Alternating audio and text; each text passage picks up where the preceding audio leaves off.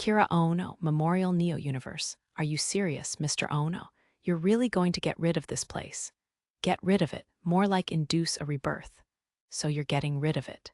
Don't play semantics. It's not semantics, it's just the next step. Type, type, type, type. The chatroom symphony. The year was 1999. The entire world was buzzing about the Great King. What about the people who enjoy it? Who enjoy this space? Naturally, they can come on over to the next one. Think about it, Mr. Ono. Sure, you made the game, but I think it's natural to move on, taking the experience and knowledge we've earned with us. Type, type, type, type. The chatroom symphony. There was no Great King, after all. The year was 2000, Neo Universe. The world had turned a new page. You're not thinking about the ones you leave behind in the dirt, though. In the dirt. Don't you think you're being a little overdramatic? Type, type, type, type. The chatroom symphony, a new millennium, chaos everywhere. The world was changing after all. I liked it here. To be honest, it pisses me off to see you're ready to move on so easily. I'll make sure you'll like the next one, too. I feel like you haven't really been listening to me. XX has joined. Cool your jets, guys. Don't spend a day like this fighting, LOL. It's the year 2000, come on, let's drink. I'm not in the mood. I'm signing off for the day. XXX has left. That sucks. I thought it'd be received better than that. It's just cuss that little one loved this place. LOL like a mother's cooking. The game's going to be so much better, I'm sure of it. You really are optimistic. Give me some of your courage so I can go find a job, LOL. Then go find one instead of drinking, LOL. Never. How could I work during this momentous 2000th year of our calendar? Type, type, type, type. A new millennium had begun. The year was 2000. Let us take the glorious first step. People come and go, don't they? Ha, LOL, you drunk? Whatever, just watch. I'll make the next game the most popular one yet. Hell yeah, I'll follow you to the ends of the earth, Captain. LOL like I got anything else to do, LOL. Get a job. Type, type, type, type. The monotonous clacking echoed. You know the worst part? The Great King never came, LOL. I was kind of hoping he'd blow up the world, LOL. Nostradamus, what a dick, LOL. You do get into that kind of voodoo. And you don't, do you, Akira? Great King, my ass. I'll show the world a real demon lord in the next game. Type, type, type, type. The world disappeared. Chapter 4. The demon lord on the move, the clown and the bandit, and voila, my arm is back on my body. Good as new, in the city-states to the east of the nations north of Hololite, a clown was performing a breathtaking trick. The clown was Carmia, who had miraculously escaped the grasp of the Empire's witch. Carmia, always an opportunist, had developed a new trick after his encounter at Artemis and toured the performance to put food on his table.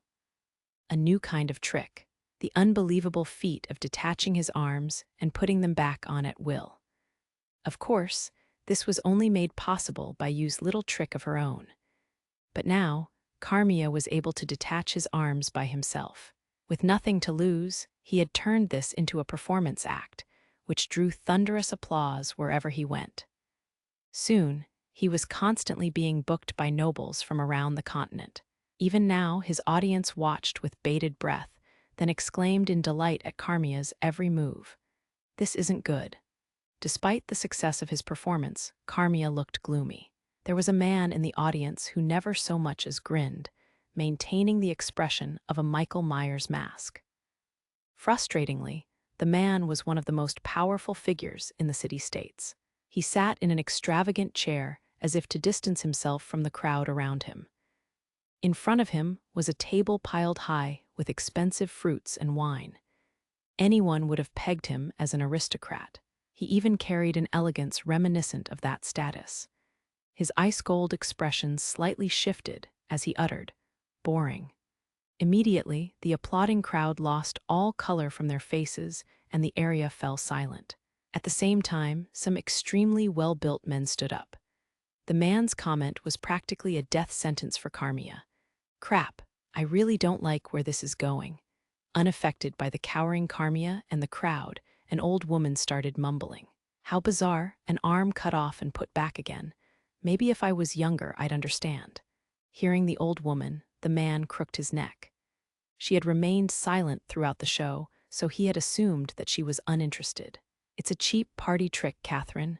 Be but, dear leader. After his arms were detached so, watching the old woman stammer, the man laughed. He wore a gentle smile he showed exclusively in her presence.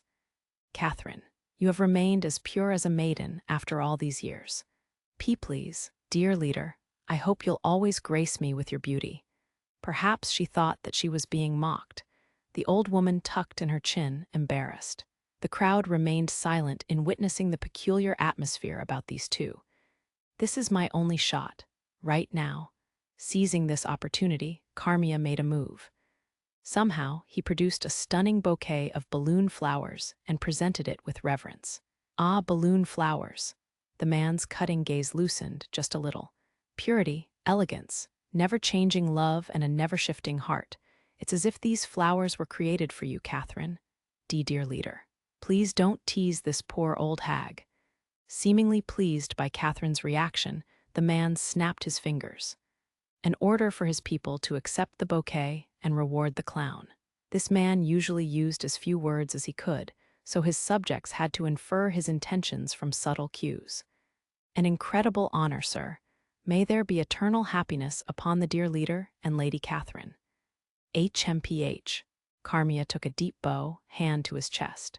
Further pleased by Carmia's show of respect for Catherine, the man snapped his fingers again. A rare sight. Carmia nearly jumped as a woman the size of a boulder appeared, but maintained face like any good clown should. A parting gift from the dear leader. Accept it with gratitude, the woman said. SSS such an exquisite, my tears of honor are turning to roses. Beat it already, Chattermouth? Og. All it took was a simple command from such an intimidating figure to send Carmia scrambling away. In addition to his gift, he was given a travel permit. Most any country in this world taxed travelers as they came and went, and even taxed their possessions. With this permit, though, Carmia could bypass all of that. Lucky. I am so lucky lately. Considering he had had the otherworldly experience of having both of his arms severed, Carmia's life was getting better and better. This clown might have been the luckiest of them all. Now, where to go next? Recalling that night at Artemis, Carmia renewed his resolve to never go anywhere near Hololite as long as he lived. I cannot run into that witch again. Carmia made a correct assessment. However, whether or not the witch's boss would stay in Hololite was another question entirely. Meanwhile, in the village of Rabbi, a certain bandit was peeking over the fence. Looks like this place has gone through some changes. What's the matter, boss? Wasn't this the village with those bunnies or something?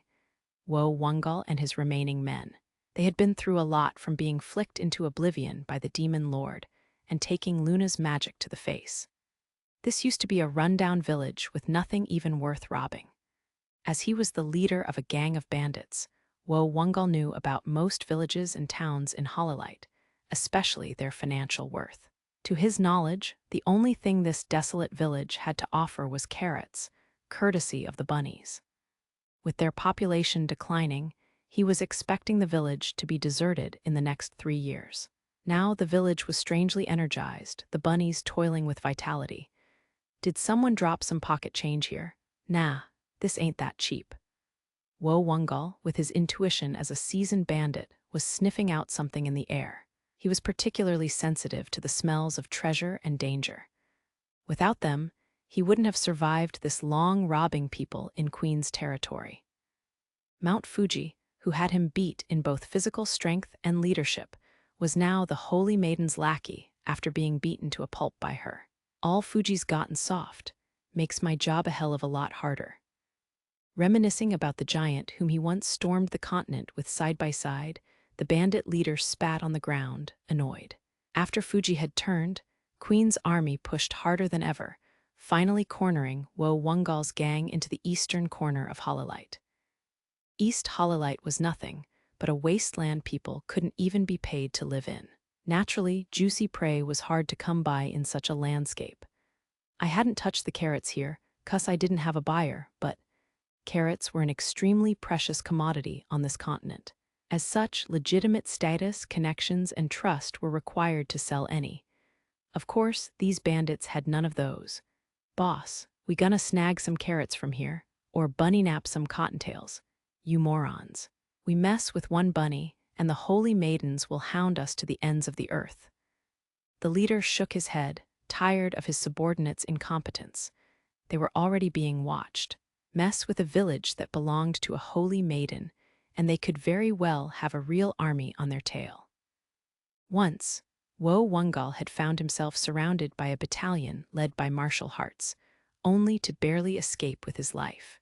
He had lost every single one of his men that day, and was forced to spend a large amount of time rebuilding his gang. "One of you stay as a messenger. The rest go back to the hideout."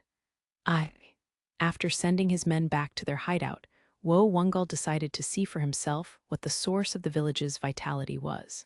The village looked the same as before: rugged land, abandoned houses, and dried-up farms that the villagers must have desperately tried to revitalize at one point. At first glance, nothing seemed different. The pair snuck into an empty house and quietly waited for something to happen. "Boss, how long are we gonna stay here? Keep your mouth shut." Carefully, Wo Wungal observed the village. Their stakeout had lasted into the dead of night when his subordinate finally threw in the towel. "There ain't nothing in this village, boss. I'm getting hungry anyhow." His boss ignored him. Finding a treasure trove required patience, concentration, and extreme attention to detail. If it came down to it, the bandit leader was willing to stake out the village for days. "Anyway, I still wonder who that dude in black was. Can it? They're on the move." In the complete dark of night, the bunnies were gathering at a particular spot in the village. Without exception, all of them held a bucket in their hand, which wasn't something that was often carried around at night. The bunnies gathered at the well and cranked the pulley to fill one bucket after another with water. Although none of the bunnies said a word, the bandits could almost feel their excitement in the air. "Water, the bandit leader grunted, finally able to put a finger on the phenomenon that revitalized the village. They had either dug a new well or their well was no longer dry. Whatever the case, water was the source of the bunnies' newfound excitement. "It's not every day you find water in the ground in these parts. Damn it, boss. We're parched over here too. Once they're out of the way, we'll go for a swig." Eventually, the bunnies retreated into their homes, leaving no one around the well. The two bandits crept up to it without a sound and silently turned the pulley. "Whoa-ho, it's water, boss, water." "Hush, keep it down." They tossed back the bucket to pour the water down their throats and didn't forget to fill up their leather canteens on their waist either. "Boss, this water's ice cold." "Like stupidly cold. You're stupidly loud." The boss clocked his henchman on the head, who let out a stupid yelp. After quenching their thirst to their heart's content, the pair sighed out loud. "I can't remember when I last had water this cold." What's wrong, boss? You don't look so cheery." This well's pretty beat up." A foreboding thought crossed the boss's mind, but his minion only stared in confusion. As long as there was water coming out of it, who cared how nice or run down the well was? Water comes out of it. Ain't that enough, boss? They didn't use this well for ages. It's barely taken care of. All right. The leader was preparing to explain that the well would soon collapse or otherwise become unusable, but seemed to consider it not worth his while. He only shook his head, and they left the village without a sound. "Boss, that was lucky we stumbled across that." At least they could get their hands on some water here for a while. Those bunnies. It's almost like they struck a gold mine." The boss added, and his minion turned back toward the village with envy in his eyes. For anyone in this country, water was literally a matter of life and death. Striking a water vein out in the eastern wasteland was much more valuable than a gold mine. "Boss, we can come back here whenever we want to get more." "Ain't too bad." They began to share a mischievous giggle until they burst out laughing. Just by drinking some water, their mood and sense of security had drastically increased. If they had approached the well under daylight, they would have realized the secret of the well. One could imagine the look of utter bewilderment on their faces. "We'll take advantage of it until it dries up." The bandit leader grinned with content, but he hadn't realized yet that this well, in particular, would produce an infinite supply of water. Meeting with the Holy Maiden in the Holy City, a large number of workers were pooled to work on restoring the city. While the worst-case scenario had been avoided, the damage to the city was significant. A good portion of the population was working out on the streets as lumber and stones were delivered to work sites. Numerous cauldrons lined the main street, and some artisans could be seen scarfing down their lunch. I saw it, all right. That was the silver dragonborn everyone's been talking about. Never mind that I saw the demon lord. That dude was out of this world. So who's stronger between the two of them? How the hell are we supposed to tell? Naturally, the typical topics of conversation around the city were those two characters, although they were one and the same. This sort of conversation was taking place in every corner of the holy city. Who could have blamed them? It would have been ridiculous for a demon lord and a dragonborn not to start rumors. Some of the more rumor-savvy northern nations had already sent capable spies to Hololite in order to gather more information. The man at the center of those rumors was now sitting face-to-face with the final Holy Maiden in a meeting room in the depths of the Holy Castle. The oldest of the three Holy Maidens, White, had invited the man who called himself the Demon Lord for a visit. After thoroughly clearing the vicinity of the room and carefully taking measures to prevent eavesdropping, the Holy Maiden and the Demon Lord were the only ones in the room. She now faced someone who had defeated 500 Satanists in an instant, as well as casually blow a medium-rank devil to smithereens. After learning the details of the attack the other day, White had realized the hard way that she wasn't being careful enough. She was now confident that this demon lord was involved in the resurrection and disappearance of the King of Devils, too. What scared her the most, though, was the fact that the demon lord could walk right into the holy castle. Even the barriers laid out by the wise angel could not keep him out. White shuddered at this realization. It's a pleasure to meet you, duh. How might I address you? Demon Lord is fine. By now, it seems like a nickname or moniker to me. Calmly, the Demon Lord sipped on the coffee-like beverage offered to him and lit a cigarette he produced from his pocket. White couldn't help but flash a frown at his attitude. Enjoying a smoke so brazenly in the holy castle, and in the presence of the leading Holy Maiden nonetheless, was unheard of. For as long as this world would exist, it was doubtful that anyone else would ever do such a thing. Even Dona Dona would not have displayed such an attitude in front of a holy maiden. As if to point out a shortcoming on her part, the demon lord produced an ashtray from his coat pocket and ceremoniously placed it on the table in full view of White. If this was a diplomatic meeting in the real world, it would have been a shortcoming. White was the one who arranged for the meeting, after all. She should have prepared for everything to make her guest comfortable. Are you truly the demon lord, as told in legends? However you want to think of me is not my concern. If that's what you'd like to believe, then I must be. White clenched her fists under the table, an unbelievable lack of manners.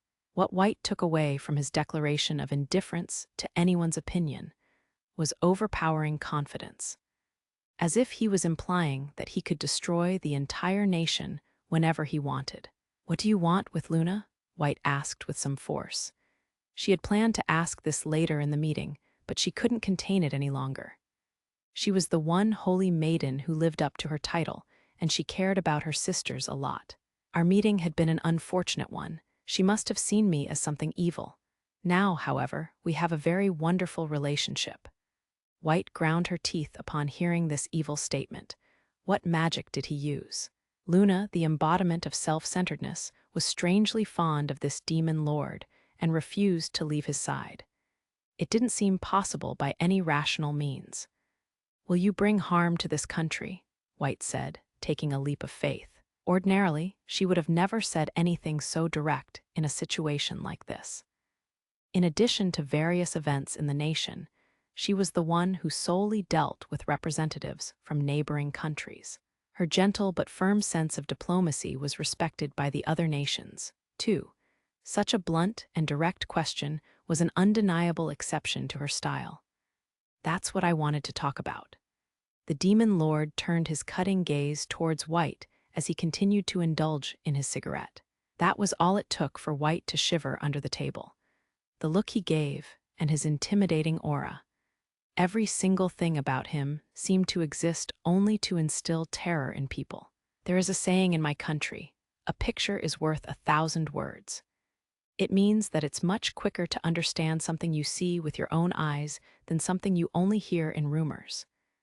The demon lord said this brimming with confidence and with somewhat of a smile. He appeared friendly on the surface, but White was far from trusting him. As far as she was concerned, one of her precious sisters had already been taken hostage. If she were to force Luna to stay in the holy castle, she thought, the demon lord could use that as an excuse for initiating an attack. In fact, she figured that the demon lord was waiting for that very situation. Moreover, keeping Luna confined was physically impossible. No construction in this world could withstand her golden magic. I only ask you to watch what I'm about to do and judge me for yourself. I have always shown who I am better than I explain it. The demon lord's burst of confidence only made White more nervous. She had no idea what he was about to do, except that it was going to be some sort of invasion against this country. While wearing a smile, he was surely working on something sinister in the shadows, she thought. White did see him as an actual demon lord. And there is one favor I would like to ask of you, he said, and White braced for impact. The demon lord had aided Hololight in quelling the terror attack the other day. She had expected him to request some form of compensation. I want to know more about the Ember Angel. If there are any libraries here, I would like to request full access to them. At this, White could feel her vision fading out. She was getting dizzy. Was he trying to kill the Ember Angel? Find a weakness? The fact that he so brazenly shared his intentions with her terrified White worse than she had ever been in her life. Help yourself to the library. However, I will not tell you anything about the Ember Angel myself. I see. That's all right. I would be hesitant to use my words to describe someone so venerated, too. The demon lord nodded in a display of sympathy. For White, this only came across as blatant sarcasm. He must have been mocking her desperate attempt to sabotage his scheme. Then, if you'll excuse me, this was a very productive meeting. Yes, same for me. Very productive, White answered as she accepted the demon lord's handshake. Letting his pitch-black coat flutter, the demon lord went to leave the room. Staring at his back, White asked her final question. You defeated the King of Devils, didn't you? The demon lord was silent for a moment. His answer was something White found terrifying. I wouldn't call that a king, just a poorly made fake. To him, even the King of Devils was a failure, something without any right to the title of king. Speaking volumes with his back, the demon lord left the room. Angel White race. Human, age. 18 weapon, the holy staff of Omega, one of the legendary weapons. On top of its powerful stats, this holy staff can store up magic and perform a particular miracle. Armor congregational robe of Omega, a venerated garment, blessed by the Ember Angel. Boasts extremely powerful defense and magic defense. Level HP. Stamina, attack, defense, plus 25, dexterity. Magic, 20, plus 20, magic defense. 20, plus 25, the oldest and most prominent holy maiden. A kind woman who puts the needs of her people above all else. The only level-headed holy maiden and the last hope for serving as the conscience of Hololight. She can perform some miracles, passed down to her by the Ember Angel. Under the table, she was gorgeous. Walking down a hallway in the holy castle, the demon lord recalled the meeting that just took place. In facing such an unbelievably beautiful woman, he had to drag on some cigarettes to calm his nerves. Considering that smoking was becoming less socially acceptable nowadays, he was glad he had brought an ashtray. Considering he made such a touching effort on his part, he didn't think she could have been too angry about it. All in all, he was worried about such trivial matters at the moment. In any case, she seemed like a pretty sane holy maiden. After their track record, the demon lord even felt some faint admiration for Angel White, the holy maiden. He had always considered names in this country to be atrocious, but he seemed to have finally found someone with a fitting name. However, the best thing to come from the meeting was that he was able to tell her to watch his actions, rather than believe the rumors.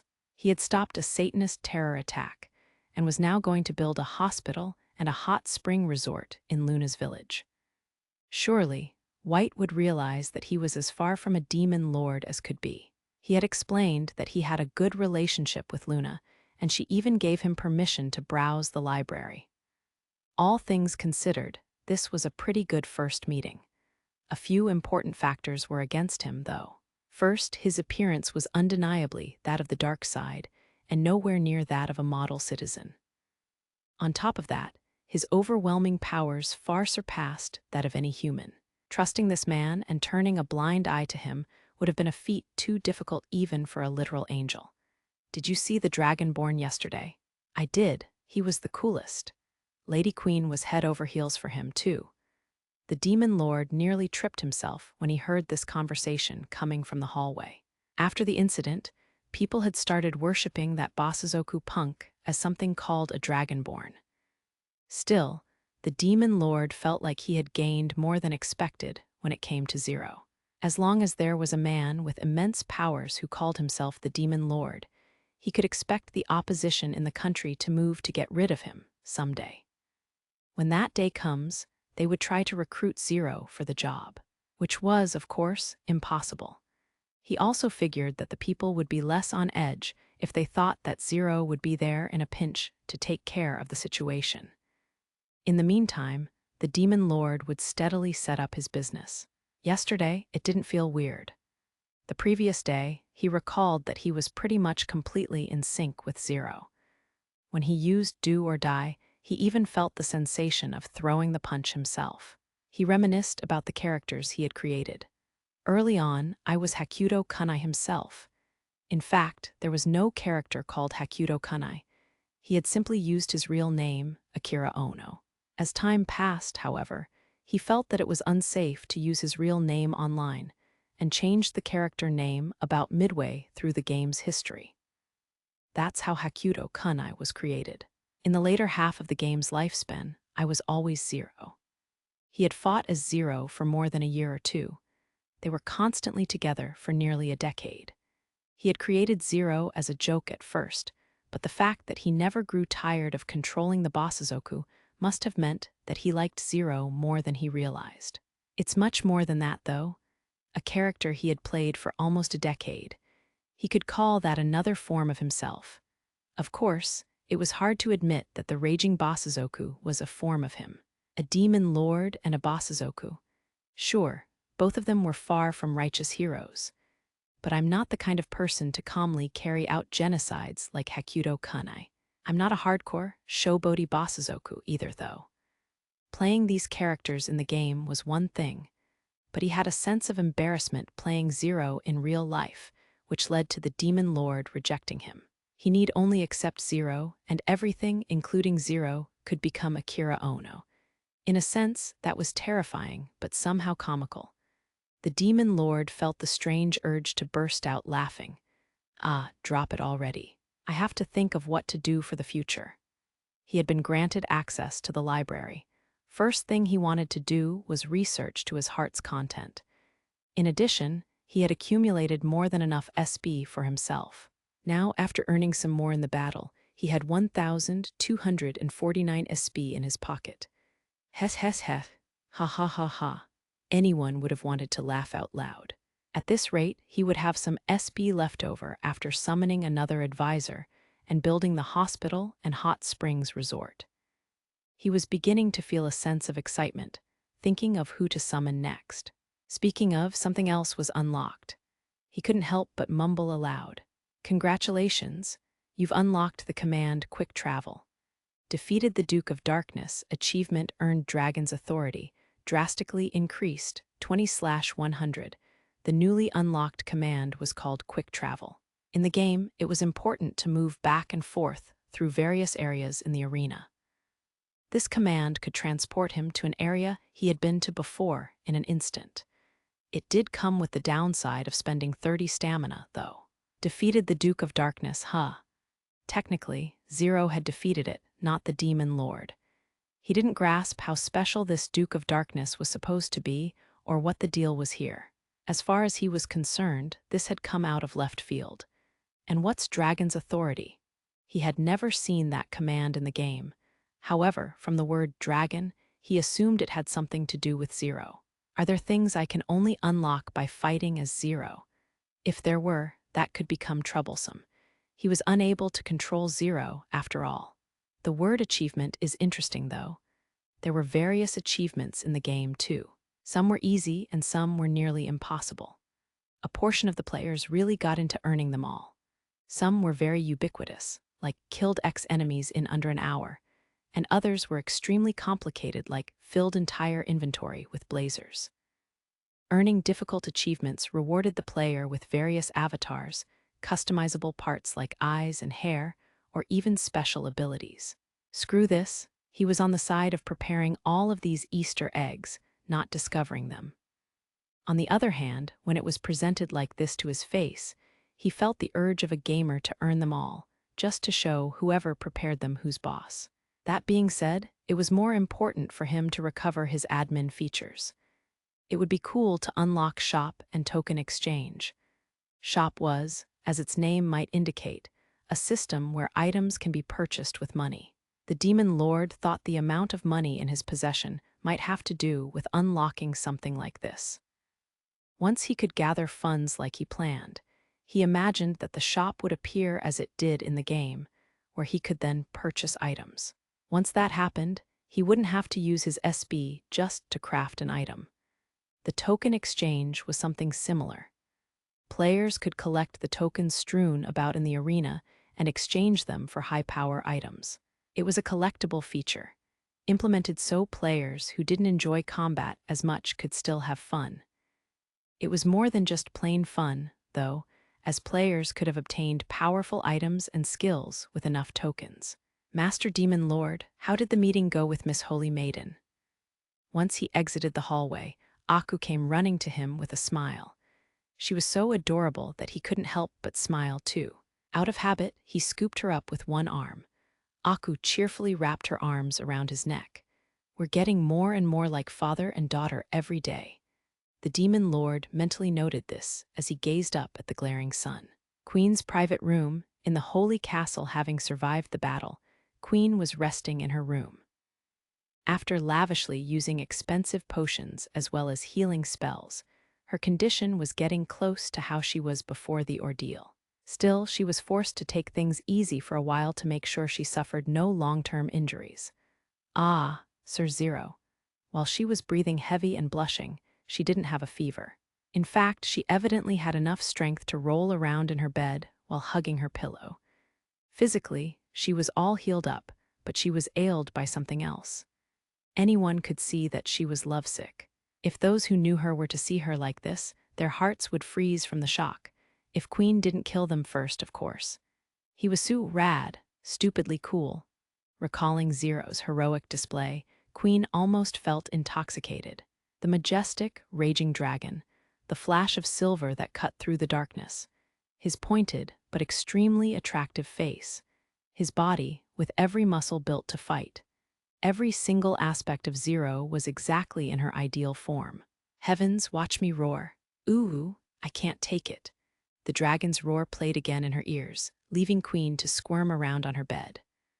Rolling around while clutching her pillow, Queen finally fell off of her bed and kept rolling into the corner of her room, slamming into the wall with force before finally stopping. Before leaving her, Zero had said that he had a task to accomplish. Queen couldn't help but wonder what that might be. Surely, it was an important matter if a dragon like him was pursuing it. Tartarus, maybe? That was Queen's first thought. Come to think of it, Zero had always appeared right after Tartarus. In both occasions, Tartarus had disappeared before she knew it, as if it had fled in fear of the dragon. Apparently, those craters were empty too. The 3 craters that were created in the Holy City were, of course, immediately investigated by a team mostly comprised of knights from the Order. If those tunnels were dug by hand, the Satanists' determination, or rather obsession, was formidable. However, upon investigation, they discovered nothing left in or on the other side of the tunnels. Of course, no sign of Tartarus either. Now they hurried to fill up the craters. Every mage who could wield earth magic had been summoned to the task. With care, they layered the craters with hard soil and rock. That fucking Tartarus.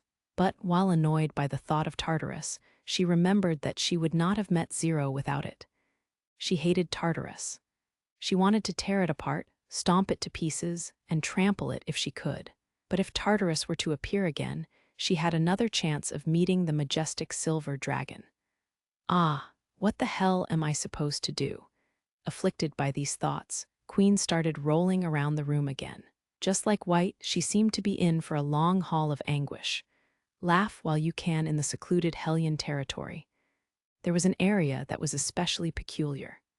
The forest where Alet, a high-rank devil with the fearsome moniker of the Duke of Darkness, held his abode. The spectral forest robbed anyone of their sense of direction, and was well known as an eerie forest where piercing screams could be heard in the dead of night. With crumbling pain in his entire body, Alet sat up in his coffin. That dragon, an entity as powerful as a high-rank devil, often imbued a piece of themselves into a conduit when descending to the human realm. This time, it turned out to be a brilliant decision. He had never expected to fight before the barriers laid out by the wise angel, much less to encounter a dragonborn. Was it all planned from the start? Alet shuddered to consider the possibility. Losing a shard of himself made him less powerful already, and he was further weakened by the wise angel's barriers before the dragonborn had shown up. It was as if a hunter was trying to trap a boar or deer. Dragon, you will pay for humiliating me like that.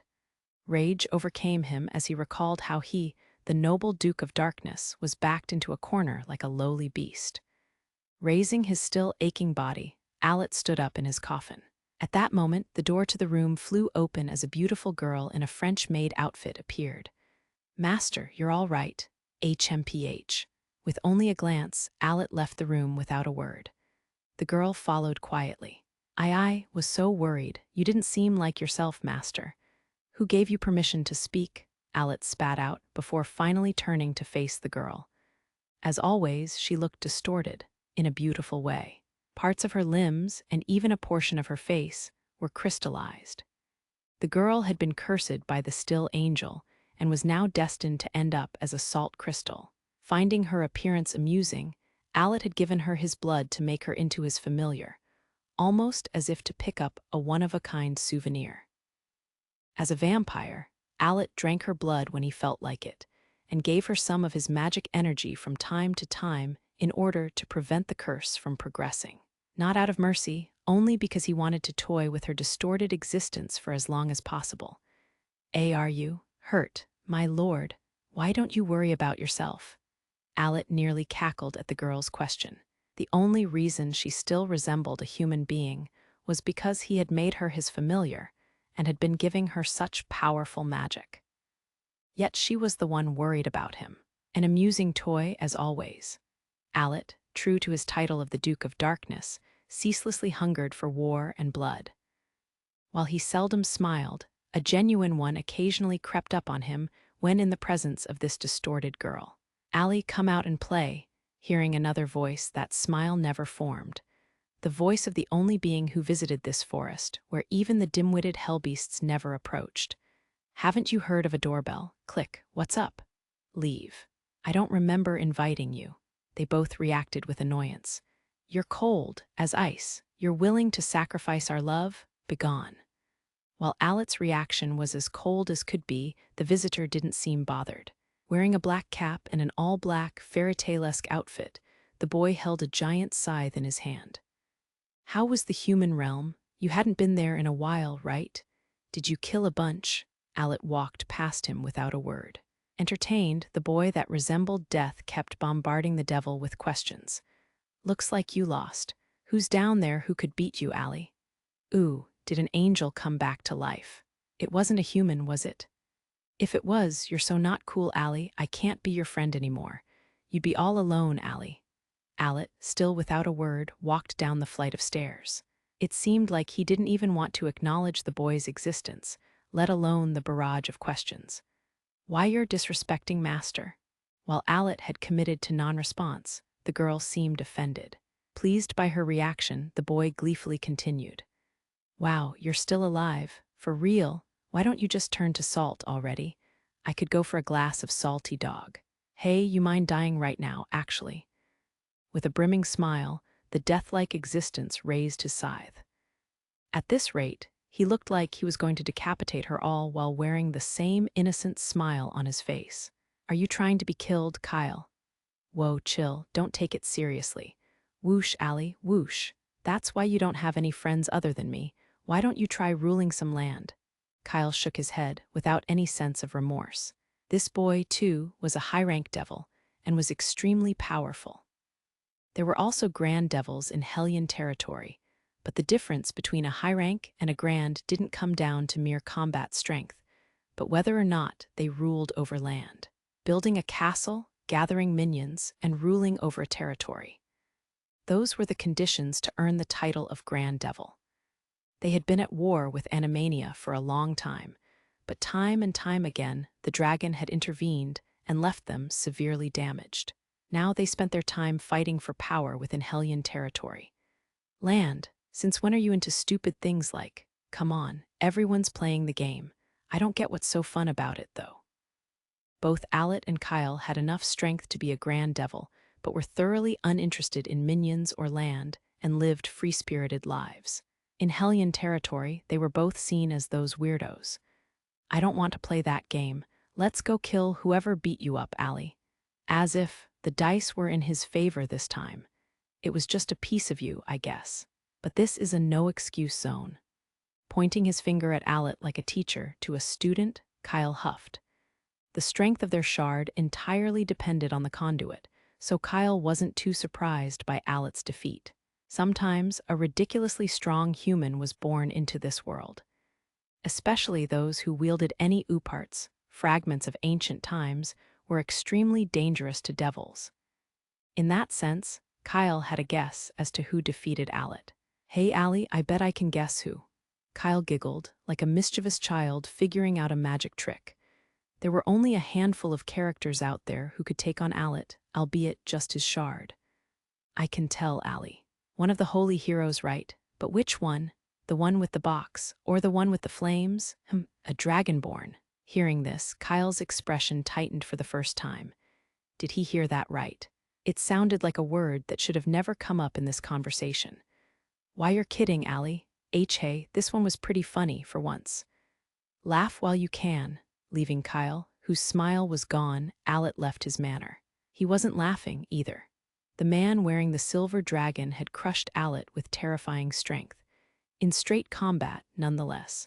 I will kill that dragonborn myself and drink every last drop of his blood, while Alit swore to avenge his defeat.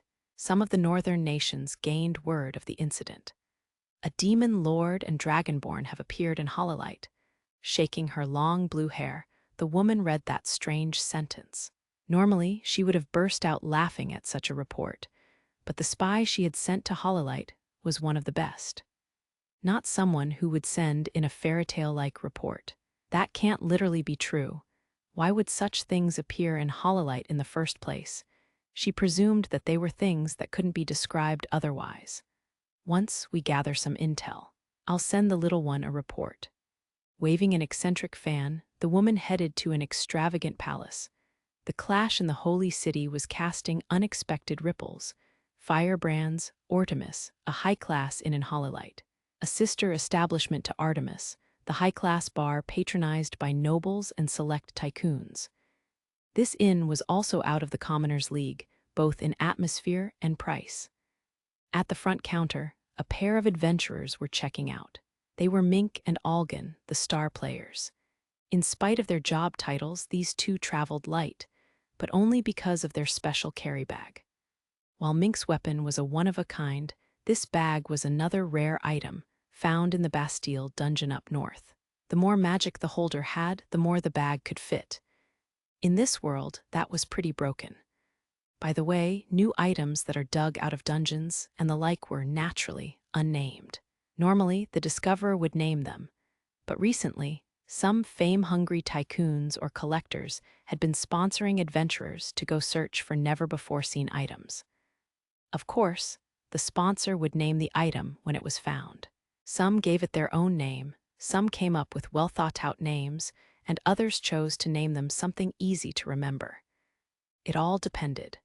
When someone from the northern nations named an item, it wasn't a problem.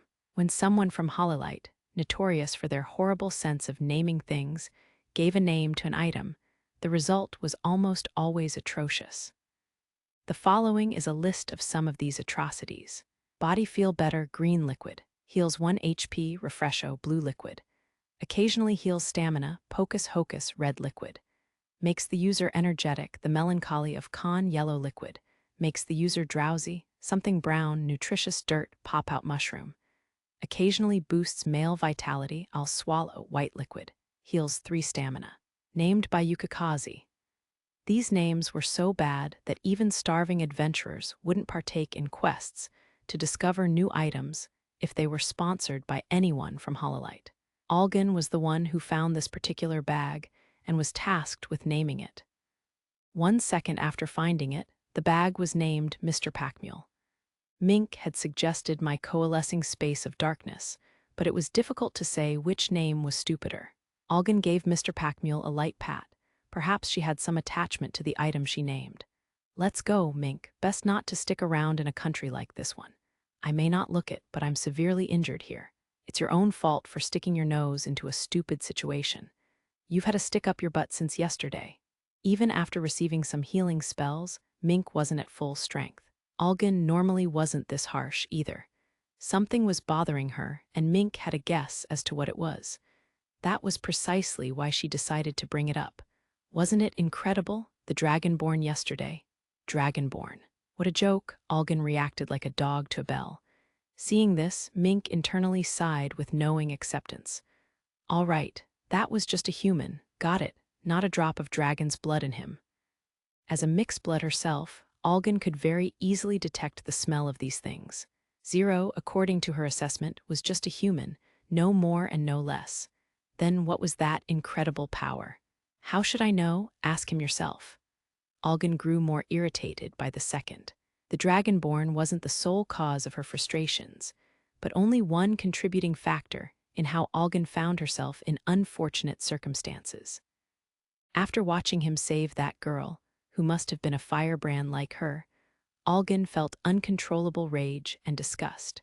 Years ago, Algan was in an even more tragic predicament than Tron was, but no one had swept in to save her. That's why she worked relentlessly hard in order to defend herself, and had finally earned the coveted title of a star player. She was irritated by someone who just waited to be rescued with a slack jaw, and irritated by the idiot who saved such a fool with a brimming smile. Everything was pissing Algan off. The next time she saw him, Algan thought, rather seriously, that she just might impulsively kill the man. Not like I jived with the guy anyway. I know it's rude to say about someone who saved my life. I'm surprised. I would have pegged you to be quite fond of him. He's just not my type. I need a man with some void or a deep darkness about him. Then marry a devil. How about Carnival? Stop it, with that bouncing off the walls sparkle boy. Not even funny. Reveling in the peculiar topic of conversation, the pair left the inn. They were headed north. The land had been at war for a long while, which in turn provided a certain kind of vitality. There were countless dungeons and ruins, too. The Holy Castle Library. Don't really get it. Definitely medieval or fantasy, I guess. The Demon Lord still had some unanswered questions as he sat in the library, which he had entered with permission. There were countless tomes there, so he had been flipping through the books that seemed to mention the angels, as picked out by the librarian. But the pictures that come up every now and again are gorgeous, which would be all I'd need if I was looking for children's books. As the Demon Lord sat on a chair, Aku was sitting on his lap, looking at some books herself. The scene looked just like a father reading his daughter a story. The thing is, were the angels always around, or were they created somehow? More importantly, why did they vanish? The devils they oppose are still kicking. I've Never thought about that. The books had mentioned the opposition between the angels and demons, how the wise angel sealed away Griol, the king of devils, and how the wise angel vanished from using up its powers right then and there. How the still angel aided in the sealing, and how the still angel had also vanished. How even deities like the grand angel and average angel vanished one after another. No mentions of the ember angel whatsoever. Maybe it went to the corner store for a pack of cigarettes and never came back. I don't think so. I believe that the ember angel is watching over us, from somewhere. While the demon lord's guess was outlandish, Aku didn't seem entirely confident in her faith. Who could have blamed her? No one alive had ever seen the ember angel. At this point, it was just a vague existence only mentioned in some literature. Everyone knows its name, but no one's ever seen it. It's basically a cryptid. Cryptid, creatures that people think exist, but have never proven that they do. It means they might as well have never existed at all. The demon lord declared this with his usual black and white attitude. This man, Akira Ono, at least, had no interest in religion and completely rejected the concept of spirits or ghosts. One of his more spiritual friends had once jokingly told him not to bother. Any ghost would stay away from him anyway. And now there's the great light, Lucifer the fallen angel and the goddess of destiny. The great light had apparently led many of the angels, and Lucifer had opposed them and ended up being banished from heaven. The goddess of destiny just sounded tacky. Akira Ono's mind automatically refused to believe in any of these. It's like a melting pot of a bunch of Western mythology. This is ridiculous. Defying the existence of gods, deities, angels, and ghosts straight away was fitting for a demon lord. For a long time now, this man only held faith in the world he had created. Well, there's no rush. Let's come back here whenever we've got some more time to kill. Okay, I'd love to read more books too. Seeing Aku's reaction, the demon lord couldn't help but pat her on the head. Aku seemed pleased. Oh, Master Demon Lord, can we read one last book? The Great Adventure of Spot the Destroyer Dog? What is this? While its title made no sense, it was also worn down, cover to cover. The librarian must have brought it in by mistake. It had nothing to do with their research. But the demon lord realized it sounded like just the story to read to a child. The book was about a dog named Spot, who couldn't help but chew on everything until it broke, being chased out of the village and becoming an adventurer, exploring a dungeon. How does a dog become an adventurer? What kind of story is this? But look how cute the doggy is. As they flipped the pages, they read through Spot going deeper and deeper into the dungeon, destroying every weapon and armor of the adventurers around him along the way. What an annoying dog, the demon lord mumbled, but Aku seemed thoroughly entertained. Spot kept himself busy in the book as he defeated monsters at the bottom of the dungeon and saved a female dog from a slime. Damn you filthy, sticky substance. Take this, woof, slilililime. The demon lord lost his grip on the book and it fell to the floor. What is this book? Who in the world is its target audience? But wasn't that kind of cute? Slilililime, do slimes in this world talk? Do they? I don't. I've never seen any. Gathering all his mental strength, the demon lord continued through the book. Spot had finally made it to the deepest part of the dungeon, where he found many weapons, armor, and magical items. He took those back to the village, where he became everyone's favorite dog. The end. What the? A children's book usually has some kind of moral to the story. The demon lord mumbled, but the part where the dog found weapons and magical items in the dungeon lingered in his mind. While it was a plot point in a children's book, he had to check. Excuse me, librarian, according to this book, there are various weapons and armor found in dungeons. Is that true to life? Why, yes, sir. I hear that sometimes items from ancient times are found in them. The demon lord was thinking about armor or some kind of item that would protect him against magic. He had gotten off scot-free so far, but there was no guarantee that he would next time. Even with his ridiculous amount of HP, he couldn't be too safe. Even the sleepless castle, the most impenetrable structure in the game, had fallen in the end. Something to protect me better from magic. That's a must-have. With that in mind, the demon lord exited the library. Streets below the holy castle in the holy city. There's much to do. The demon lord reorganized his game plan, fixing up the village of Rabbi, setting up his facilities, summoning advisors, looking for protection against magic. Each of them were important tasks. As the demon lord returned to his inn, lost in thought, there was a pair of eyes watching him intently, almost as if to burn a hole into his back. The demon lord had noticed this immediately, but walked all the way back to the inn without reacting to it. Head back to the room without me, Aku. I've got a little errand. Okay. After watching Aku go in, he leisurely walked around town and found his way into an alley. Stopping there, he lit a cigarette. He had decided to just wait for whoever was watching him to show their face.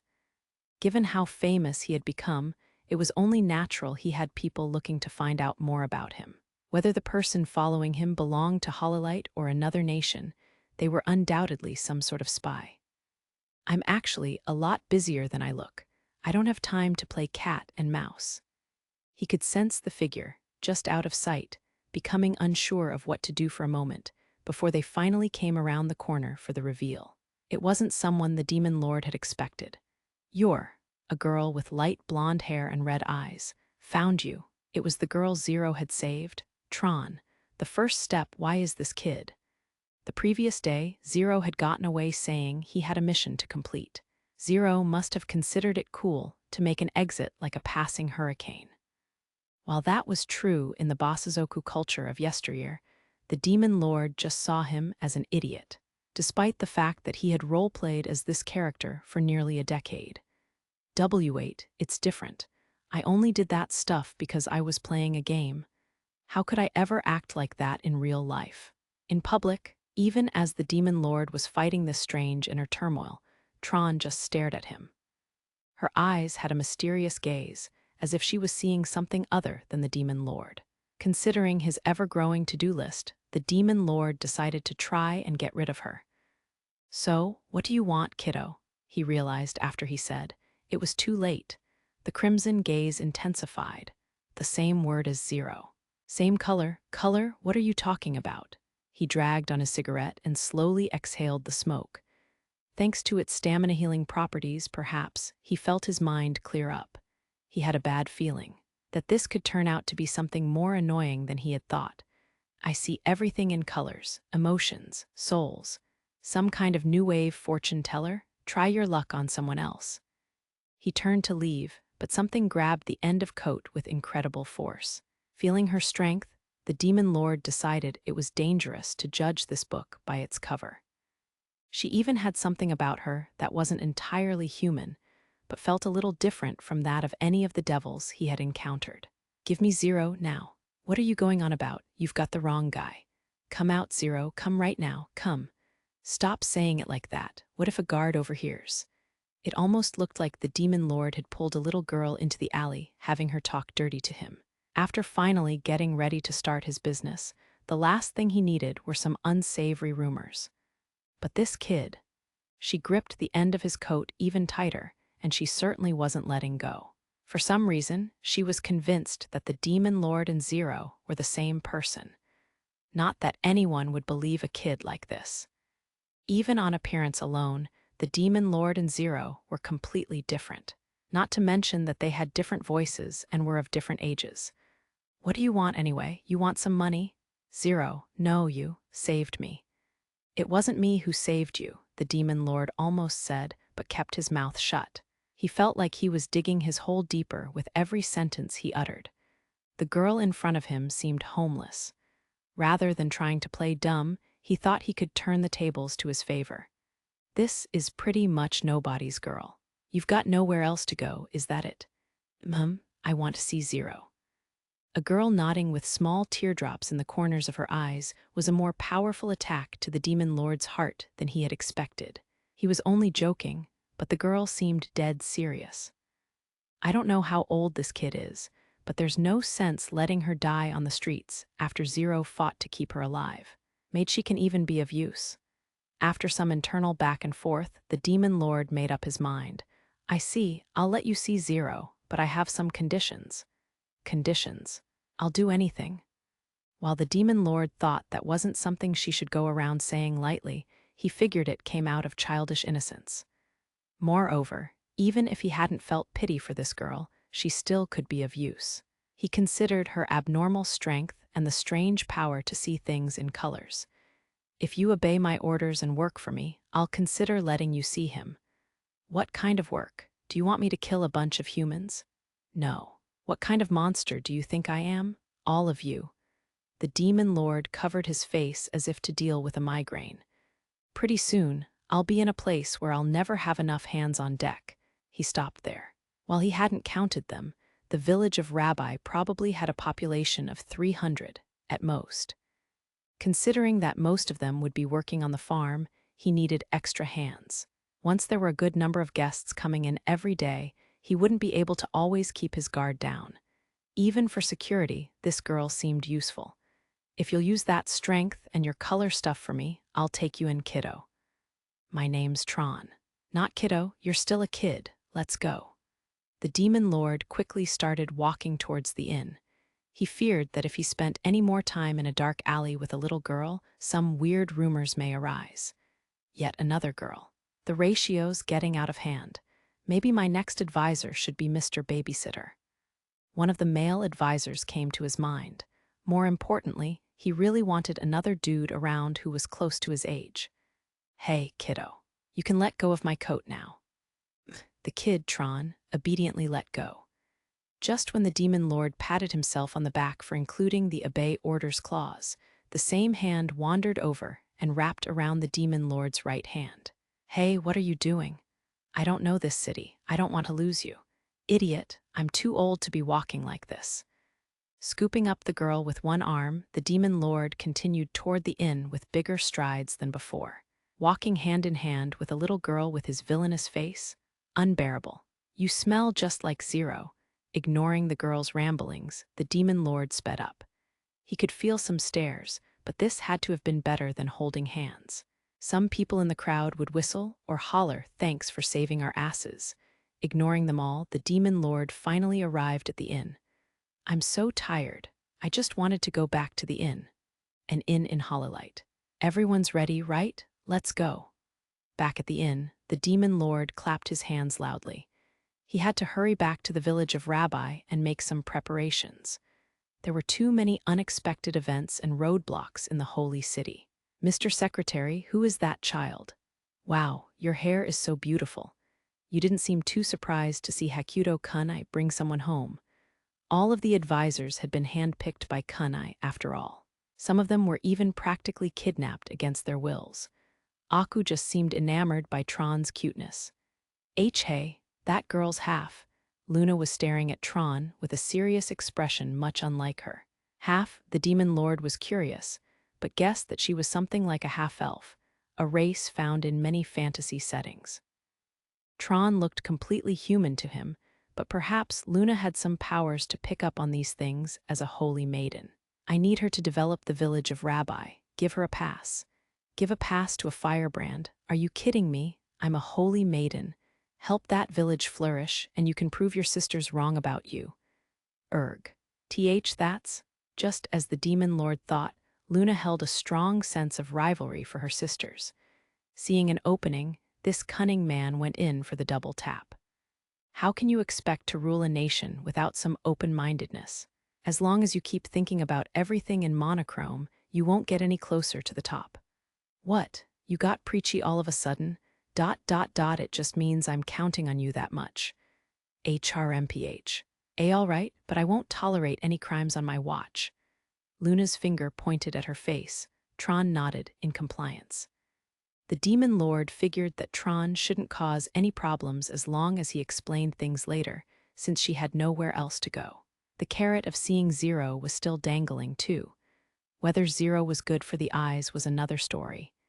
Can we use quick travel? Yes, sir. I feel that one of the restrictions was lifted. Very well. Let's head for the village of Rabbi. Quick travel was a command that any player could use, even Kunai and his advisors. With enough stamina, it could be used right off the bat. This seemed to confirm that the command was unlocked for you as well. The question is, who's the one locking and unlocking these commands? He seemed to have too little information to pursue that answer at the moment. These were the kinds of basic questions that should become apparent as he researched the Ember Angel. Then grab onto me. We'll jump to the village of Rabbi. While Aku and Luna were confused as to what he meant, they still did what he said without any objection, since the Demon Lord had displayed magic-like powers time and time again. The Demon Lord noticed you reaching out too. Strange. You can jump there yourself.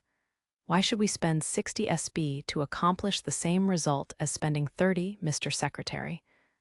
You have a point. Firmly holding his arm, you explained to the Demon Lord like a math teacher tutoring a student. Unlike the children in the party, Yu's body was fully and beautifully developed. Even the Demon Lord found himself dizzied a bit. Then let's go. Quick travel, the village of Rabbi.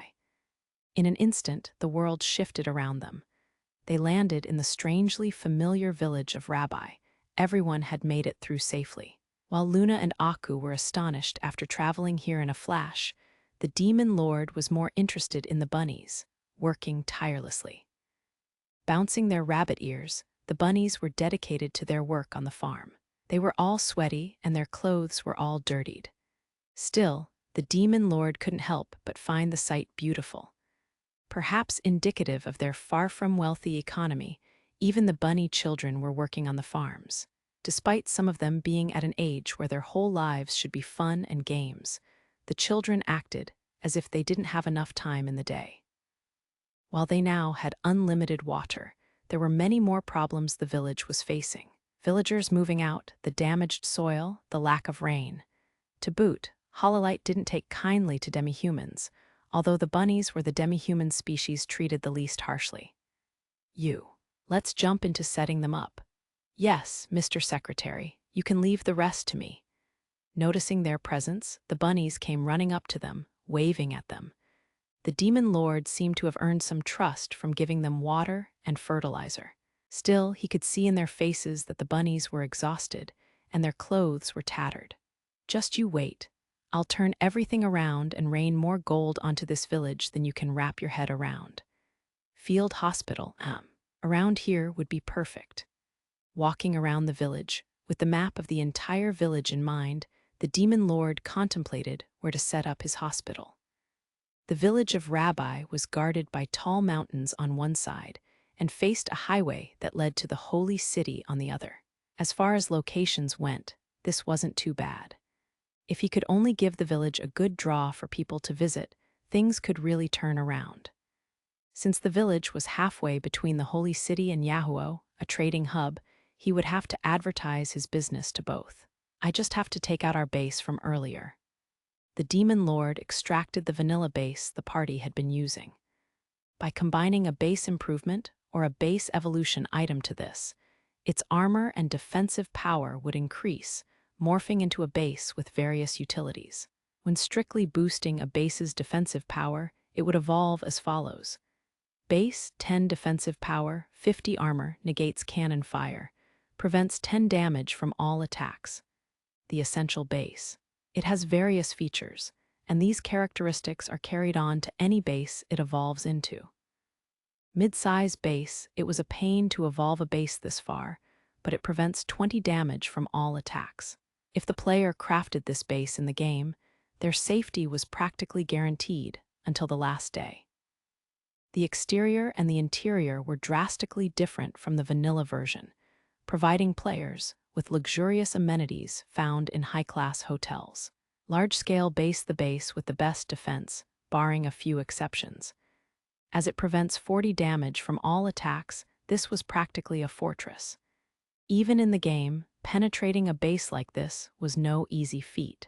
A player could evolve the base into a different line entirely by improving its armor instead. Hideout, while its basic stats were the same as a vanilla base, it drastically reduces the player's chances of encountering enemies. Plus 25 armor. Considering the massive effect of the stealth stance the Demon Lord had used earlier, he imagined that most people would struggle to even notice a base like this. In the game, this was only a stepping stone for bigger bases, but it could come in handy in this world. Natural Fortress, a counterpart to the large-scale base, this base boasts the best armor out of all iterations. While it loses the effect of decreased chances of encounters from the hideout, with an armor of 100, this base is practically indestructible. With 15 variations of traps laid around it, just approaching this fearsome base could get players in a serious predicament. Damage to the head after slipping on oil, poison from venomous snakes, damage to the legs from pitfalls, attacks from the power-up bird, stamina damage from fake treasure chests, etc. I've made some pretty heinous stuff. The Demon Lord couldn't help but think about what he'd created. These were all fine in the world of a video game, but setting these up in real life would seriously damage anyone who approached them. What's worse, these were only examples of base improvement. By evolving his base, the Demon Lord could make them even more despicable. I've got to be careful what I set up if I don't want people to label me the Demon Lord forever.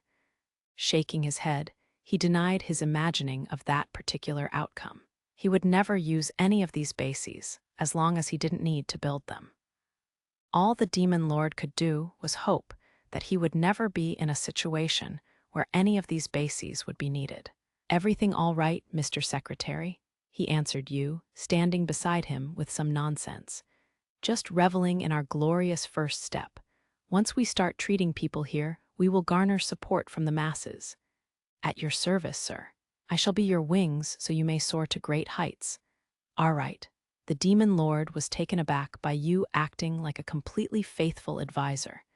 This wasn't exactly true to her character in the game. Kanai and Yu's relationship had always been only that of a boss and his subordinate. Very businesslike. In the game, she wouldn't have been caught dead saying something as selfless as this. "I guess it's better than being hated or shut out, though." Yu was one of the cruelest advisors he had.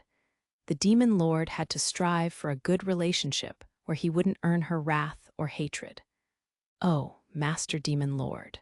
Just a second, can we grab the crackers?" Aku said, running over from the distance. The Demon Lord was about to ask why, when he realized that evolving the base would renew its contents entirely, crackers and all. "You don't need any crackers, do you? We can't waste them." If you say so."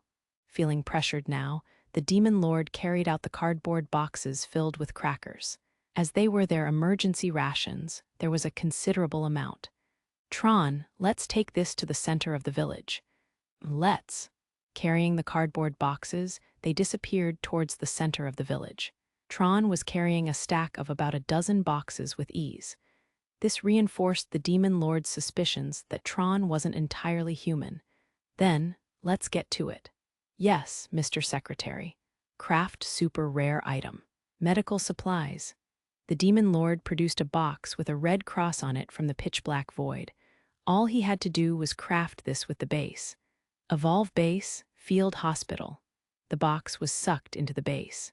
Emanating bright light, the base's exterior morphed as they watched.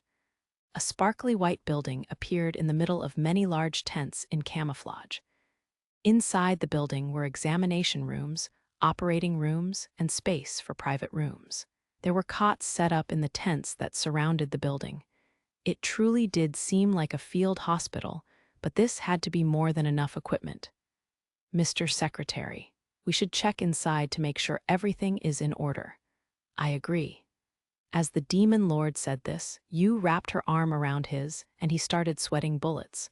Was she trying to dissect him? While she couldn't have done that if she'd tried, thanks to Assault Queller, the ability didn't protect the Demon Lord from psychological terror. When they stepped into the hospital, the Demon Lord was greeted with a familiar assortment of modern-day amenities. There was concrete structure, flooring, various medical equipment, a subtly life-saving air conditioner, the smell of disinfectant, and cabinets upon cabinets of medicine. There aren't any power lines out here, but that doesn't seem to matter. On one hand, this was only natural since the hospital was an item from the game. On the other hand, the Demon Lord just wanted to know how this was possible. He was prepared to produce a generator if need be, but it didn't seem like that was necessary. In the game, by the way, the generator was not used to produce electricity. but only to revive dead vending machines in order to steal bottles of juice from them. Since a bottle of juice healed 20 HP, a generator, which could net the player dozens of them, was an exciting find in the arena. Any problems, you? None, sir. We can start taking patients today. But what should our prices be set at? This wasn't an easy question to answer for the Demon Lord. In Hololite, the size of the economy and value of their currency varied drastically from region to region. In Aku's village, people lived off of bronze coins and medallions. She had never seen even a silver coin, after all. In rural villages, bartering seemed to be common, which made it difficult to assess the worth of currency there. This will be tentative, but let's adhere to what we're used to. If that seems off with this world, we'll adjust the price accordingly. I see. In a world with completely different values and cultures as this one, I don't think we have any option but trial and error. As he agreed with you, the Demon Lord reflected on his experiences in this world, trying to figure out a ballpark figure.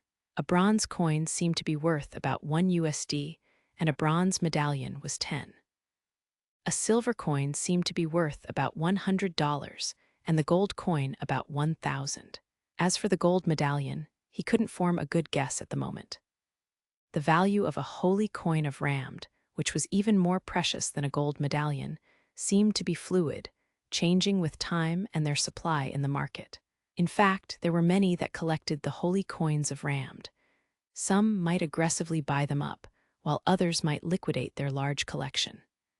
Someone unfamiliar with the market could burn themselves if they tried to make a quick buck. In short, they were like stocks. Treat the poor for little. We won't make much trying to charge them anyway. On the other hand, overcharge nobles as much as you can. Understood, sir. You really could heal any injury or illness. The Demon Lord felt no sympathy, no matter how much he ripped off the rich. You could even cure diseases deemed incurable in modern-day Japan. Even if the price was set at the equivalent of $1 million, there would be plenty of people willing to pay it. In any world, there were always the boundlessly rich growling over their bottomless hoard. Garner the support of the poor and rob the rich of their wealth. You have chosen a path directly opposite of the one you went in building the empire, Mr. Secretary. How tedious it is to walk the same path twice. That is the definition of regression. The Demon Lord countered with some nonsense again. Of course, his thoughts didn't run this deep. He only thought it best to take the money from those who actually had it. Besides, Yu was a scientist in pursuit of the potential for infinite evolution hidden within the human body. He had used the word regression precisely because it was one of the words she hated the most. His tactic seemed effective, as Yu wore a charmed smile and seemed to wholeheartedly agree. Yes, you and I, Mr. Secretary, are always bonded so tightly by the belief we share. Hum. He couldn't help but feel a little spark at Yu's smile. How is she this cute? I don't remember her character being like this. Yu Carino, as designed by the Demon Lord, was a mad scientist who dissected people to her heart's content, cackling along the way. She felt pleasure from watching her subjects in pain. Does it have to do with being in a different world? Well, we've got plenty of time. I'll keep an eye on her for a while. Leaving the hospital, the Demon Lord began preparations to build his hot springs resort. Hot springs resort, hot springs right next to the hospital. Pretty ingenious, if I do say so myself. A recuperation center, he could call it. After building a new base and taking out all of the crackers, he used waters of agaki, a super rare item, to complete the hot springs resort. A giant, dignified 3-story structure. The ground floor held the baths, a communal hall, and a dining room, while the second and third floors housed the rooms for guests to stay in. Since it also had outdoor baths attached, the entire resort was surrounded by a thick brush of bamboo trees. It was a sight reminiscent of the traditional beauties of Japan. Bamboo. It almost feels nostalgic. This epitome of a traditional Japanese inn was a calming sight for the Demon Lord, but he wondered how it would come across to the inhabitants of this world. Things of beauty and culture held something in common across the globe, but across worlds could very well be a different story. He struggled to imagine the reception. There's something amazing all of the sudden. Hoppity, I'm so confused, hippity. The bunnies started making a commotion upon seeing the resort. Seeing Kion and Momo, the demon lord concealed his slimy grin. These two bunnies had attractive faces and curvy bodies, perfect for customer service. The most impressive facility in the world was no use if its employees looked jaded. Now I could really use his help. The demon lord had no real knowledge of customer service or the service industry. He made up his mind to summon his jack-of-all-trades advisor and have him do all of the employee training instead. They didn't have enough time not to delegate responsibilities. At least, that was his excuse. You too. Once you're done with the day's work, gather all of the villagers here. What for, Hoppity? In order to show guests around and answer their questions, it's critical that you all experience it for yourselves. Bath time. Bath. If we were human nobles, maybe we could afford that luxury, hippity. The two bunnies remained confused by the concept. In this world, the best they could hope for was to wipe down with a wet towel once in a while. Washing up head to toe in the rain was always a commoner's highlight of the season. If taking a cold bath was the most luxurious activity imaginable to them, taking a hot bath would blow their minds. Even in Japan, during the olden days, baths were warmed by a wood fire, kept going by somebody blowing at it. Considering the effort it took to warm a bath, most didn't dare dream of taking a bath every day in their poor and laborious conditions. Collecting firewood took a lot of effort, and fire spell stones were expensive. I could reserve the resort for the nobles and make a public bath for the commoners. While the public bath was a strict downgrade from the hot springs resort, it could be crafted with a Kanda River, an advanced item, rather than a super rare item.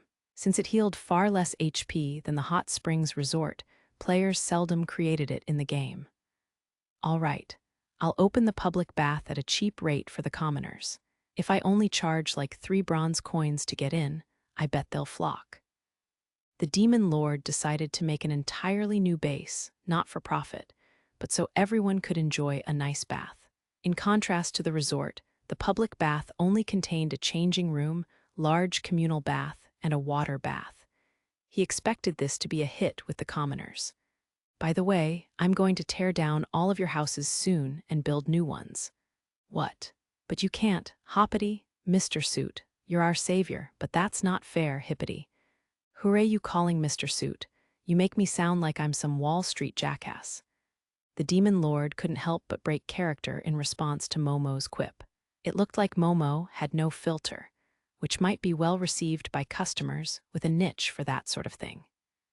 Considering that there will be a bunch of nobles coming to the village, it would be important to set up a nice view around the facility sometime down the road. Eventually, he planned to move the farms, too, and reshape the entire village. Since I'm eventually going to set up a casino as well. 2 of the evolved bases were the casino and the underground casino. In the game, players could enjoy games of poker and other card games, games of dice, and sit at slot and pachinko machines. Decent entertainment for the filthy rich, and a great side income for the demon lord. Throughout history, in any form of gambling, the house always won. The demon lord's future casino would, of course, be no exception. Heh heh heh, ha ha ha ha ha. It just keeps getting better, doesn't it? Mr. Suit is scary, hoppity. Mr. Suit's broken, hippity. And so, 3 modern-day facilities, the Field Hospital, Hot Springs Resort, and Public Bath were set to open in the village of Rabbi. A giant leap for them indeed. Later that night, please, everyone, take a can each, working hard, handing them out. Chomp chomp. Aku and Tron had cracked open the cardboard boxes and started handing out cans of crackers. One of them was evidently helping herself as she did so. The bunnies had been watching curiously at first, but as soon as they had tried one of the crackers, their rabbit ears wagged. It was actually hard to tell at first glance whether they were happy or angry. Are they serious? Feeding our future employees some dry crackers? Fearing the backlash, the demon lord skulked away and lit a cigarette at the entrance to the village. These crackers, to him, were an emergency ration, not something he would ever be proud to give his employees. Not only was this concern ungrounded, but completely misplaced. The best food the working class in this country could hope for was hard black loaves. Many of them often ate the nearly inedible variety of black loaves, which were hard as rocks. On the side, they had soup with a little bit of beans or some vegetable chunks, and that was on a good day. In wealthier farming villages, they could dine on chicken eggs or meat once in a while, but that wasn't an option at the village of Rabbi, as they hardly interacted with other villages. So sweet and soft, hoppity, this is a dessert, hippity. As it was an emergency ration, this kind of cracker was very nutritious. There was even some rock candy in the cans to help replenish glucose and encourage saliva production. In this world, where only the richest of the rich could experience sweetness, these crackers were a delicacy. Hearing the commotion of the bunnies from the entrance of the village, the demon lord shrunk his head into his shoulders. Even his cigarette hand was shaking a little. I knew they'd be pissed. I've got to come up with a plan to feed them, too. My plan's down the drain if I have a workers' strike on my hands. While the demon lord was tormented by completely misplaced fears, the bunnies at the center of the village were about to take their bath. You teach the bunnies some bathing etiquette and give them a tour of the facility. I've got to take care of something. Why, yes, sir. I'll be awaiting your return. With a hurried communication to you, the demon lord packed in a hurry. Slapping his own cheeks, he amped himself up. It all starts with money. I've got to make some money, an initial investment. While I'm at it, I've got to go figure out the food issue, too, and get some uniforms for the employees. As the time-tested paradox goes, you need to spend money to make money. As it turned out, this seemed to be an interdimensional truth. Quick Travel, the town of Yahuo. In his hand, the demon lord held a music box, a novice item he had instinctively created. Back in the game, it was a garbage item players could throw around. Its attack, a respectable one. And of course, it could only be thrown once per item. An utterly useless weapon. The demon lord's remaining SP 1084. The dancing scam artist and the gold medallions, Gonald McBonald's shop in the city of Yahuo. What sort of magical item is this? McBonald's eyes were spread wide in astonishment as soon as the demon lord ceremoniously set the music box on the table and wound it up.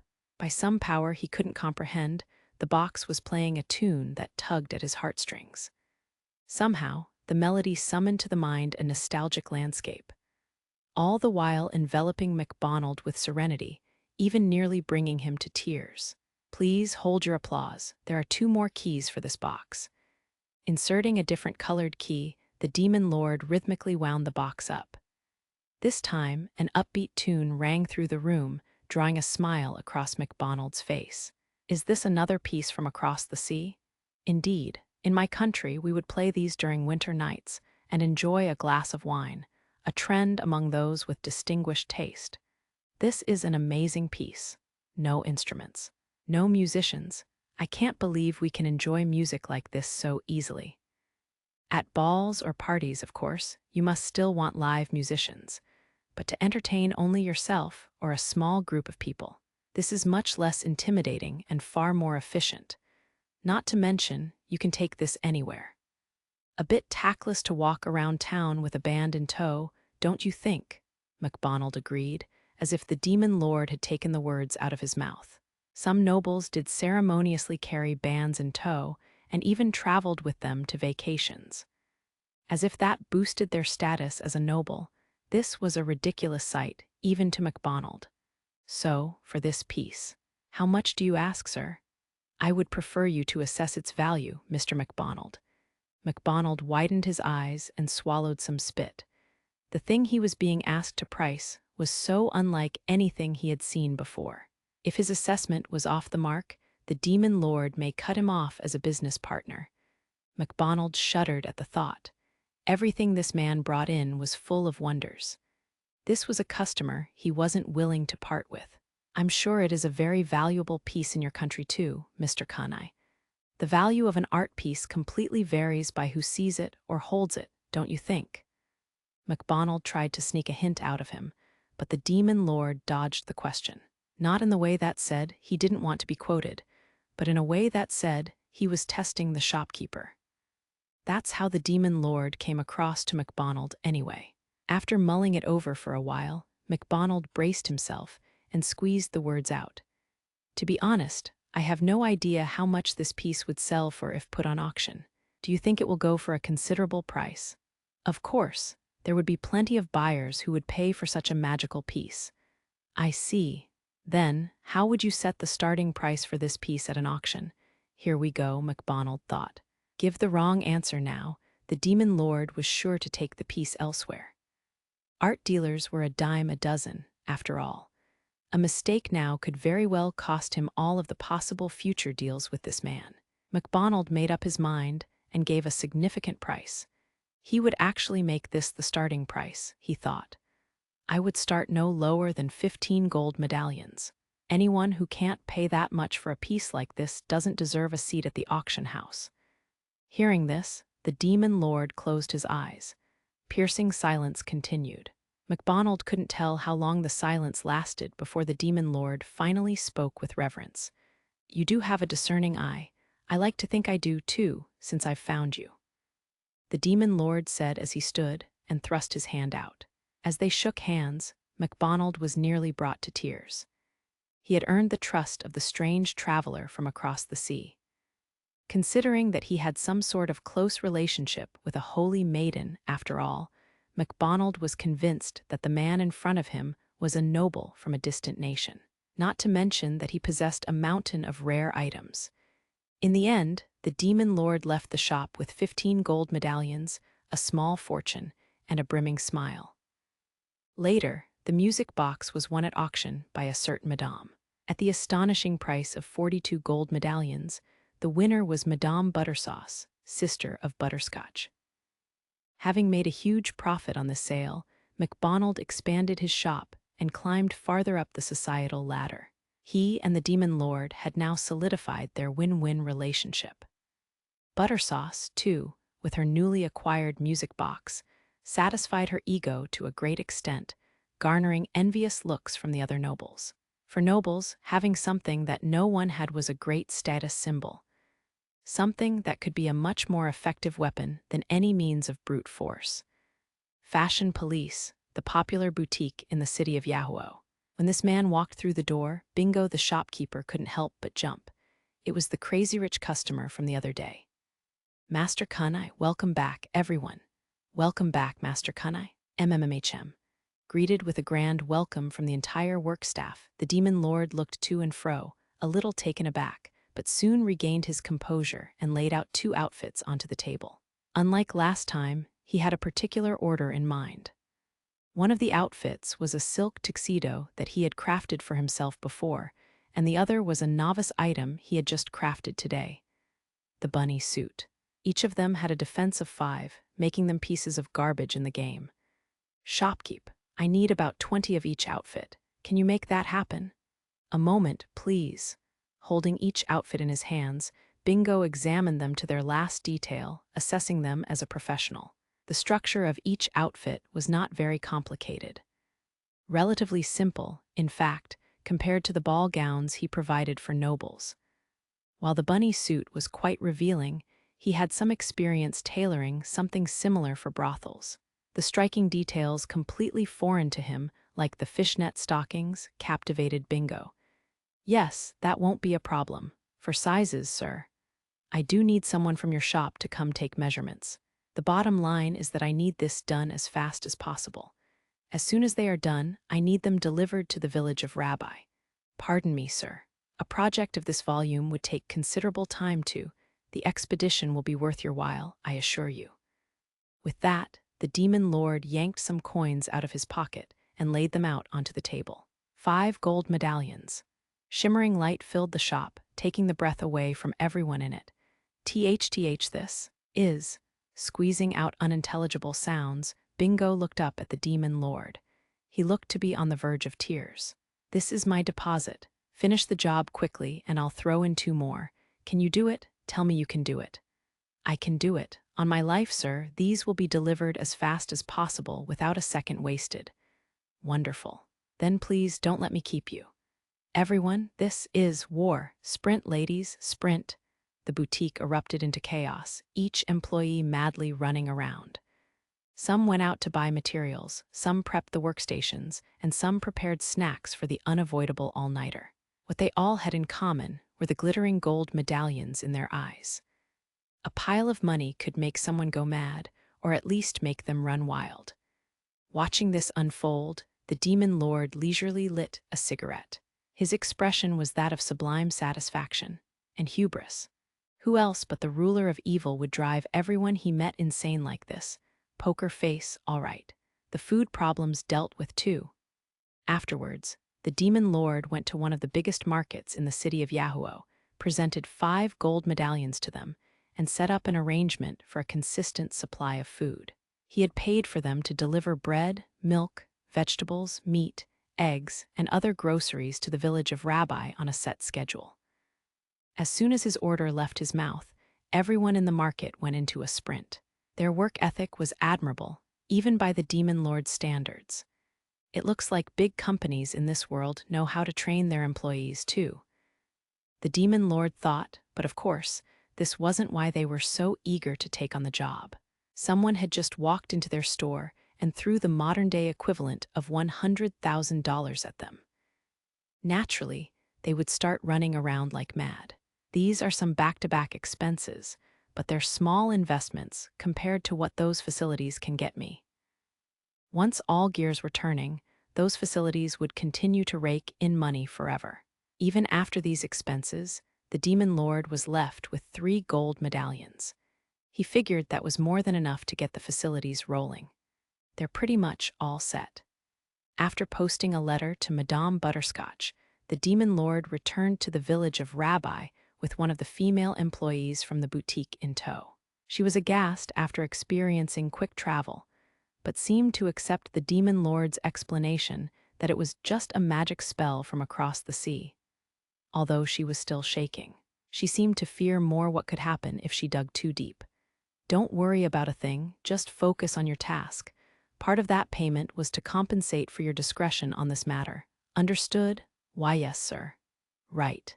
While you're here, why don't you take a dip in the hot springs? 2 birds with 1 stone. Hot springs. When the demon lord showed the employee to the hot springs resort, her jaw dropped to the floor, and her expression changed to something indescribable. He wondered how a Japanese inn appeared to the people of this world. Have you finished the tour? Yes, sir, although it took longer than expected. Oh, Luna, that's the electric bath. Ah, it stings. How could this be? The demon lord could have sworn that he heard Luna's scream, when there was no logical way for him to. Individual communications were one-on-one, and didn't pick up on what other people say around either participant. Still, the hilarious scream rang clear in his ears.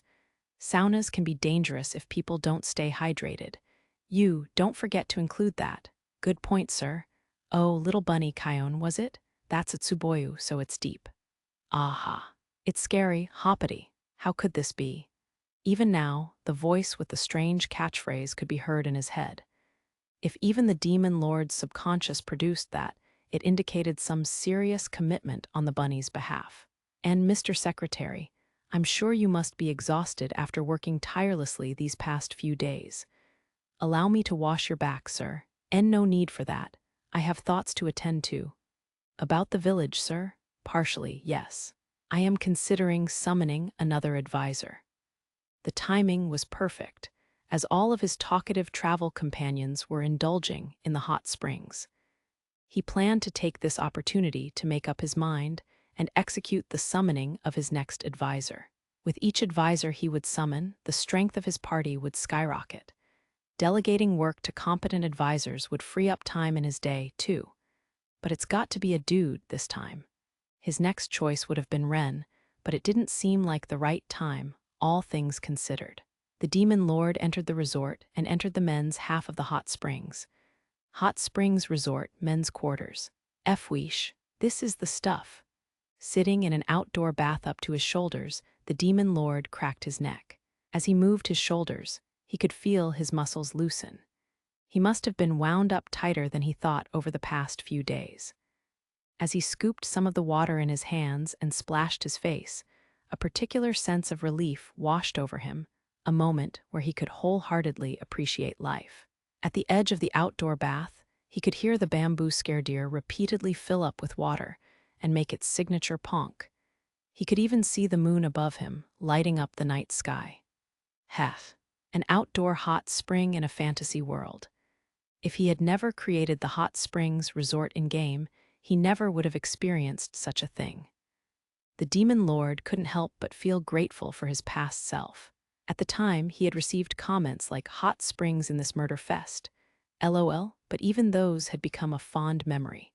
Now, let me remember his backstory again.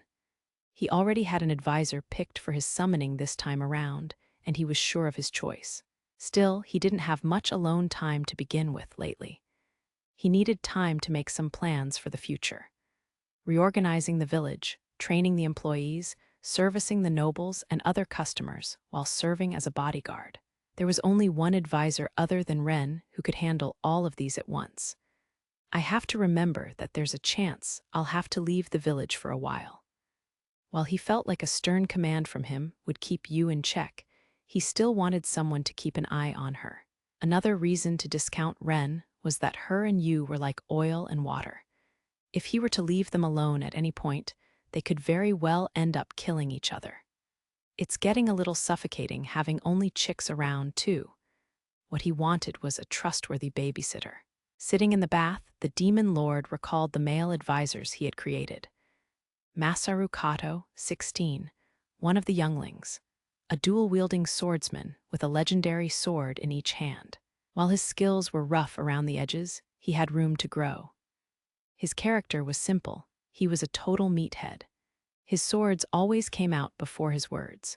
With utter disregard for rank or status, he acted prideful with everyone, leading him to more than countless painful experiences, all of which he disregarded. Every spare minute of his time was spent working out and training. He wanted no money and no women, only to become stronger. A sword-fighting obsessive who lived to fight to the death with worthy opponents. His relationship with Kunai was nothing more than a boss and his subordinate. From the eyes of the creator, though, Kato was like the troublemaking kid in the neighborhood. He had a strange fondness for this boy, perhaps because of how stupid he was. Yuya Kondo, 16. Another one of the younglings, like Kato. He had never missed a shot with his bow and possessed powerful eyes. With eyes that practically allowed him to see into the future, even maxed-out players could seldom dodge his arrows. In this world, the death of his targets would be guaranteed the moment the arrow was fired. He was a stereotypical shut-in, coward, and self-doubter. In fact, even in the sleepless castle, he never left his room. His very soul had been infected by anime, light novels, manga, and video games. He had no interest in the real world, so out of the demon lord's 8 advisors, he was the one most leaning towards harmless. Since he wouldn't run amok if left alone, that's exactly what happened during many of the countless raids on the sleepless castle.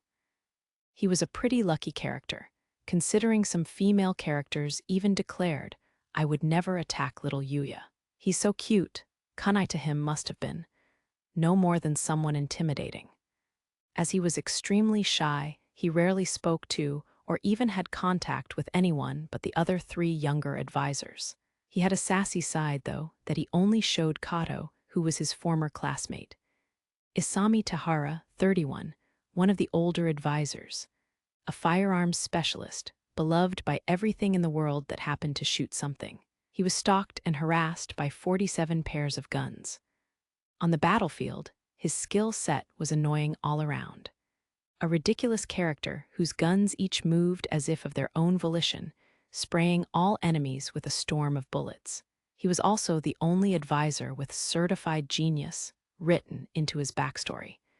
He could quickly learn anything and excel at it beyond what most others could do. On the other hand, his everyday demeanor was a smirk-wearing jokester, the epitome of laziness and disinterest, weirdly good at egging people on, too. An unaffected and poker-faced character his enemies found difficult to get a read on. Tahara had a much younger sister called Manami. According to his backstory, he started doing the dirty work of the ministry in order to put food on the table for her. He was seriously overprotective of her to the point of making it disturbing.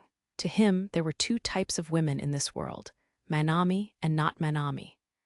No doctor had been able to cure him of this condition. While he was more on the good side overall, he had no mercy for his enemies.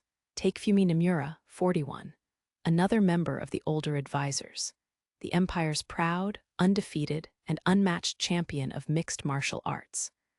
While he had earned enough fame to make him a once-in-a-generation world-class star, he fell in love with a woman from an occupied nation, rather than one of God's people, and married her despite being warned against it. No persuasion from the higher-ups could sway him. Finally, a few of them who had lost face in the matter decided to go crazy.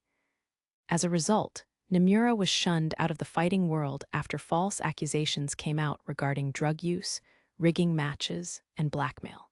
He wandered from one occupied nation to another until a group of locals with a grudge against the Empire assaulted and murdered his wife. Having lost everything, he went missing. A few years later, he was found beating opponents to death in underground fighting rings as a hero turned heel.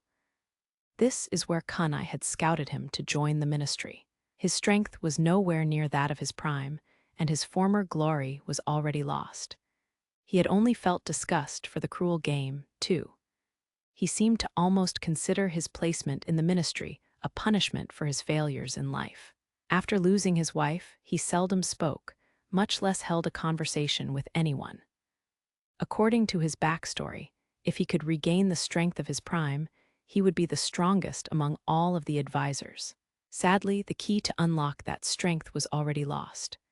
Tahara, it's a no-brainer.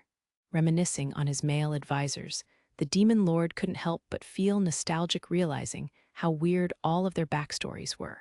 In Nomura's case, especially, it was just cruel.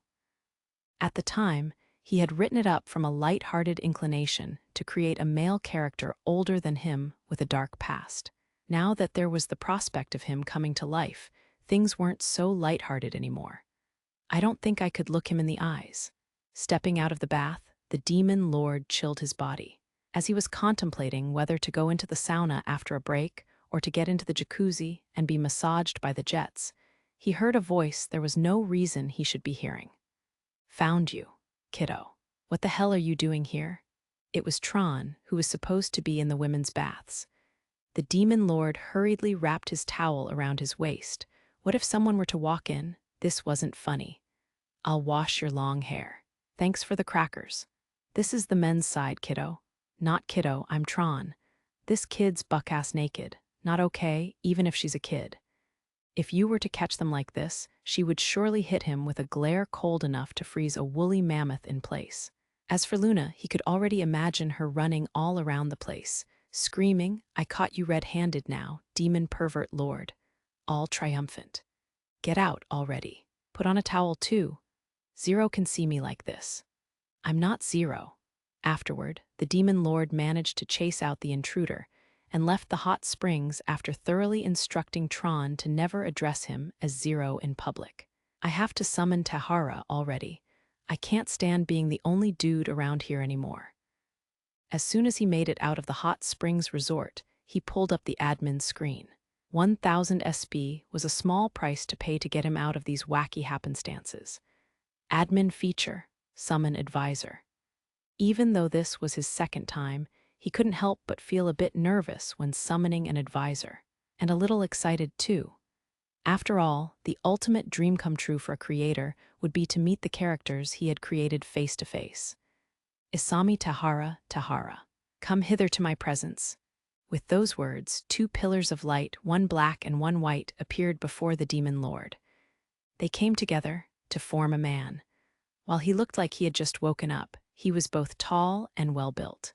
"Huh? Oh, it's you, Mr. Secretary. Whoa, where the hell am I?" "Yep, that's Tahara." The Demon Lord was moved in an indescribable way at watching a character of his own creation move and talk of his own volition. However, he didn't have the luxury of letting his guard down in front of Tahara. Just like with you, who knew what Tahara would do if he found out that the person who summoned him wasn't actually Hakuto Kunai. I'm glad you came. Follow me. Let's go somewhere we can talk. All right. Looking to and fro, Tahara scratched his head. Who could have blamed him? A hot springs resort in the middle of a near-abandoned village. It was pretty confusing. Is this the new arena? Money's still not an issue, huh? I'll explain that too, in detail. The demon lord headed to the common area of the resort and sat down on one of the couches there. It came complete with ashtrays, and the two could talk in comfort. The speakers placed in the area played an upbeat kodo performance, making it a rather relaxing atmosphere. First things first.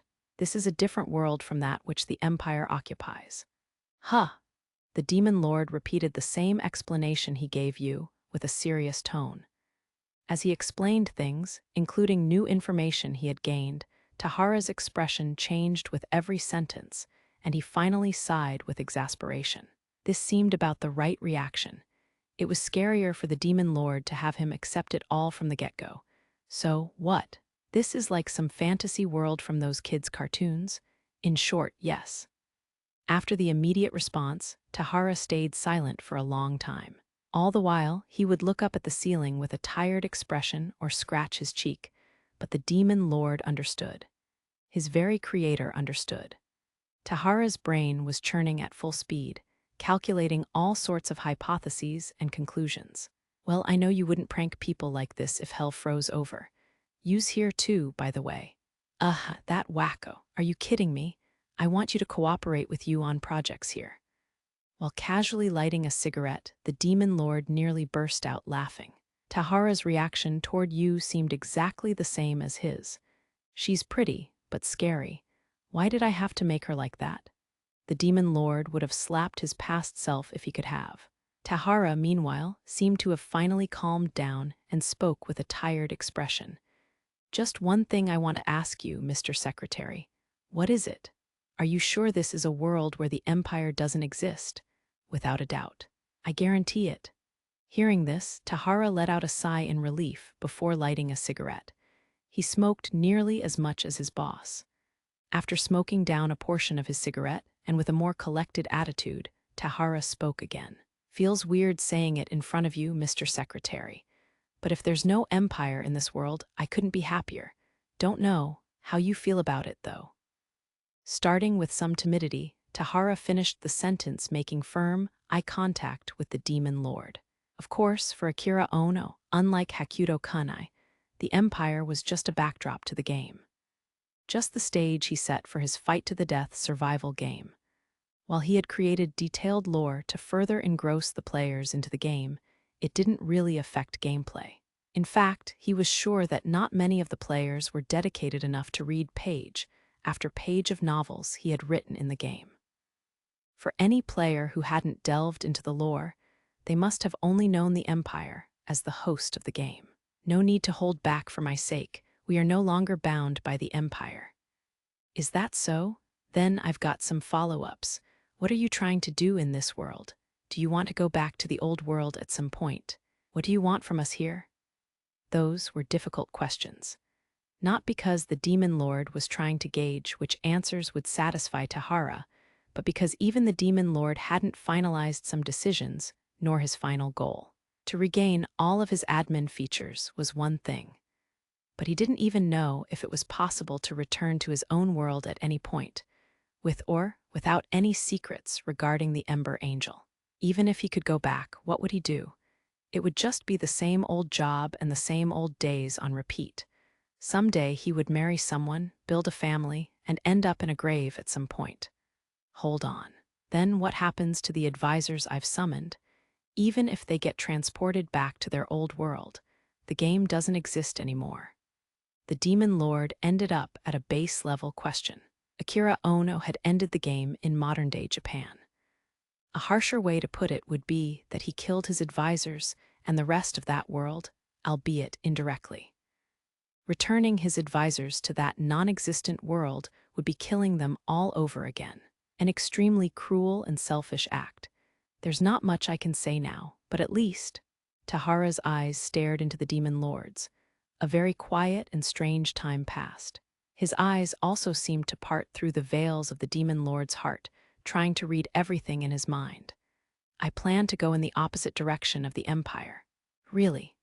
The demon lord ended his sentence with the same thing he had told you before.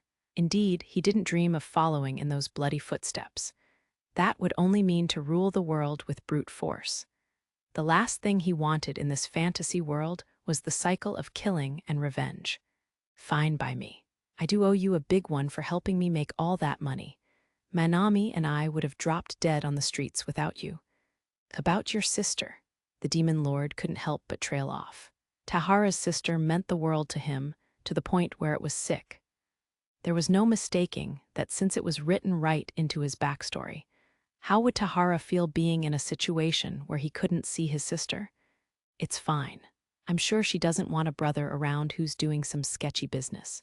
She's over at Old Man Sojin's. I'm not worried about her.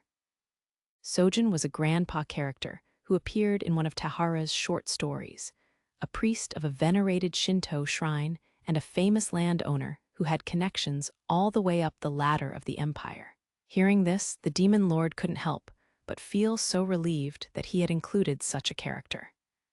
If he hadn't, there was even a chance that Tahara would have demanded to be sent back to his old world, holding a gun to the demon lord's head. So what do we do for the time being? First, we run this remote village. We have a field hospital, hot springs resort, and public bath. As the demon lord continued with explaining the work of reorganizing the entire village, training the employees, running a successful business, dealing with complaints, rubbing elbows with nobles, and babysitting, Tahara's expression twisted and turned in an almost amusing way. Who do you think I am? Some blue cat model robot. You are a certified genius. You can do it, I have no doubt in my mind. Og, Gog. Tahara jumped up, wearing a strange expression all of a sudden. This was the same reaction you had once shown. Something just shocked me. What the? Are you not feeling well? Have you take a look? Don't, give her the chance and she'll slice me up into bits. That's a little harsh, Tahara. Crazy bee, if it isn't you. Ha ha ha. They turned around to see you, wearing a yukata after her bath. While her rosy cheeks added to her beauty, her eyes instilled terror in the two men. Even the demon lord subtly looked away. Who is that, Master Demon Lord? You have a perverted face. You must work for the demon lord? Pretty color, he's nice. Aku, Luna, and Tron chimed in from behind you, setting off a commotion in the common area. The demon lord was confident that Tahara the genius would take care of everything, including the very situation they were in. I'm finally relieved of babysitting duty. I'm only delegating tasks. Now I better prepare to welcome the madame. And so, the demon lord's ridiculously powerful task force was assembling. They were nothing but incredible threats to the rest of the world, so it was only natural that this party would become the one at the center of the chaos that would take the entire world by storm. Isami Tahara race. Human, age, 31, weapon, a lot of guns selected each time from his arsenal of 47. He wields all sorts of firearms, from historical collectibles to sniper rifles. The guns adore Tahara and spray his enemies with all bullets and no mercy. They usually reside in another dimension, but emerge during combat and float midair, pointed in all directions. Infinite ammo. Armor Kevlar jacket with holsters all over his body, he can quickly draw further guns. This jacket also protects him well against blades, in case Tahara finds himself in close combat. Infinite durability. Item night vision goggles allows him to see, even in the dead of night. A powerful item that grants plus 20% to accuracy every time it's equipped. Item Lucky 7, cigarettes made by the Empire. Heals 40 stamina. He has no preference for the brand and carries a few packs from different brands. Level 1 HP, 5000/5000 stamina, 600/600 attack, 50 plus random defense, 40 plus 12 dexterity, 50 magic, 0 magic defense, 0 equipped skills. First, double tap second, bullet screen third, spray N prey combat skills. Grenade, lockdown, napalm, forerunner, big boom, lock-on, avenger, counter-strike, breakneck, strategist survival skills. Propaganda, disable traps, trap knowledge, artisan, fireworks, troll, recover, sticky fingers, phantom thief, Godspeed, academic, medicine, gambler special abilities. Certified genius, etc. The changing village, the public bath in the village of Rabbi a few days later. Ah, my heart's hippity-hippity, my skin's hoppity-hoppity. The bunnies were in the public bath after finishing their field work for the morning. This was an incredible change of scenery, considering that the entire village was struggling to find enough water for their fields just the other day. Now, the push of a button produced as much water, hot or cold, as they liked. In front of the long line of little stools, there was an unbelievably well-polished mirror for each person. From the strange faucet above the station, a shower, hot water came out with great pressure. The bunnies couldn't believe the sensation of wetting their heads with it. To boot, there was a mountain of soap, which the bunnies thought was only reserved for the nobles and the richest. While they had started to warm up to soap, they didn't yet fully understand it and stayed away from using shampoo or conditioner, but it surely wouldn't be long before they gave them a try. Hoppity hop. Clean up in the cold bath. Several kids were playing in the cold bath, which was a common sight for public baths. The public bath was open to the bunnies for free and open 24 hours a day. As a result, most of them used the facility in the morning or at night. While the floor and the chairs needed to be washed, the bath water was automatically circulated to keep it constantly clean. While the public bath had relatively few things to clean, the hot springs resort was a different story. Even now, Tahara was training the bunnies on how to clean the place in great detail. Listen up. Clean the bathing area with a deck brush or scrub brush like this one. Don't skimp on cleaners either. Leading the pack with an example, Tahara started scrubbing the floor and walls. Some surfaces were tiles and others were stonework. Each surface had a different method of cleaning and a different brush to use. Since everyone walked around the hot springs barefoot, grime was quick to accumulate. As Tahara instructed them on how to clean each area, the bunnies studiously followed his instructions. After having these incredible facilities built in their village, and now that bread and vegetables were being delivered to them daily, the naturally honest bunnies were giving it their all to somehow repay the favors done for them. After a series of cleaning demonstrations, Tahara headed to the common area without so much as a break. Waiting, there were Kion and Momo, wearing their bunny suits. Bunny suits at a hot springs resort, huh? I had my doubts at first, but it's looking pretty good. Real rabbit people after all. This outfits, embarrassing, hoppity. You are all perverted hippity. Covering their breasts, they gave Tahara a begrudging look, but he was unaffected. To him, the only real woman in existence was his sister. You just gotta get used to it already. Shake your ass while you're at it. Give them a show. No way, hoppity. Hurl. I mean hippity. What's important's how you greet customers. Let's go over it again. Take nice, deep bows and keep your head down for at least 3 whole seconds. Don't forget to smile and enunciate. While Tahara slaved away, the demon lord was somehow topless in an examination room in the hospital being examined by you. Awkwardly sitting on the chair, the demon lord had his steel-wrought back turned to you, onto which she placed her stethoscope and donned an elated expression. I think I'm as healthy as a bull. No, sir, you must be examined regularly. You can't be too careful. If something were to happen to you, Mr. Secretary, you have a point. The demon lord couldn't see Yu's expression behind his back. It didn't help that what she was saying sounded completely normal. Moving the stethoscope away, Yu touched his back with her alabaster fingers. Her breathing sped up and her face grew red, as opposed to the demon lord, who began to lose his color. A beautiful contrast. That's enough, don't you think? I'll come to you if I'm ever not feeling well. No, Mr. Secretary, I haven't finished your examination yet. Yu's hands reached around to the front of his body. While pressing her bosom against his back, she grasped his pectorals with her fingers. This was straying further and further from any form of medical examination. It's so thick and hard and manly. I have some matters I need to attend to. I'll see you next time. Ooh, Mr. Secretary, You wore an unsatisfied look, but the demon lord rushed out of the examination room, grabbing his shirt and coat. Even with the beads of cold sweat on his brow, should one be envious or sympathetic of this man? Dona Dona's manor in the mining region to the west. Buttersauce, that conniving knave. How dare she insult me in such a manner?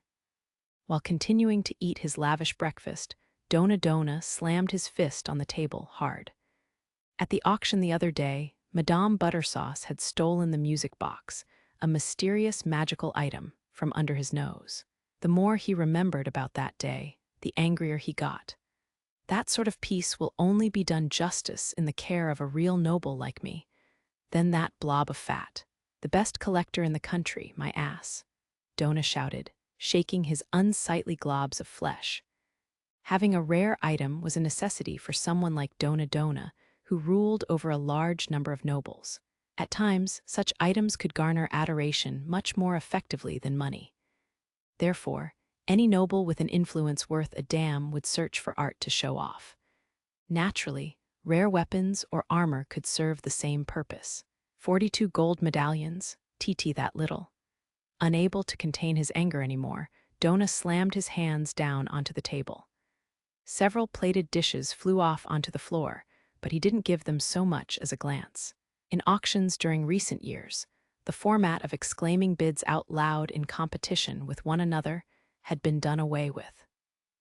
This method resulted in the final bidder often paying much more than they had expected, so the rules were changed with the unwritten understanding to keep things reasonable in mind. The solution was for everyone to write their bids on a piece of paper after seeing the auction piece and place them in a box. This way, no one paid above their maximum. Previously, people had won auctions in the heat of the moment, only to realize afterward that their final bid was a terrifying amount and canceled the transaction. That was a situation they could avoid by adopting the new system. That's what everyone thought at first anyway. However, this method came with its own set of brutal mind games. Everyone had only one shot, after all. If they wanted the piece badly, they had to put the money down for it. At the same time, no one knew how much everyone else was bidding for it. There were definitely times when a single bidder went overboard and paid much more than he should have. "I believe your bid was adequate, sir." From behind Dona, a man standing with great posture finally spoke up. His name was Azul, a man Dona had hired from the northern nations. He was famous as an assassin in those parts. His appearance was almost too perfect for a man, and his skin as white as porcelain. Dona had initially hired him for his trade, but since he turned out to have a decent brain and looks, he served as a day-to-day butler. "To think that your bid of 40 gold medallions would be outbid, sir."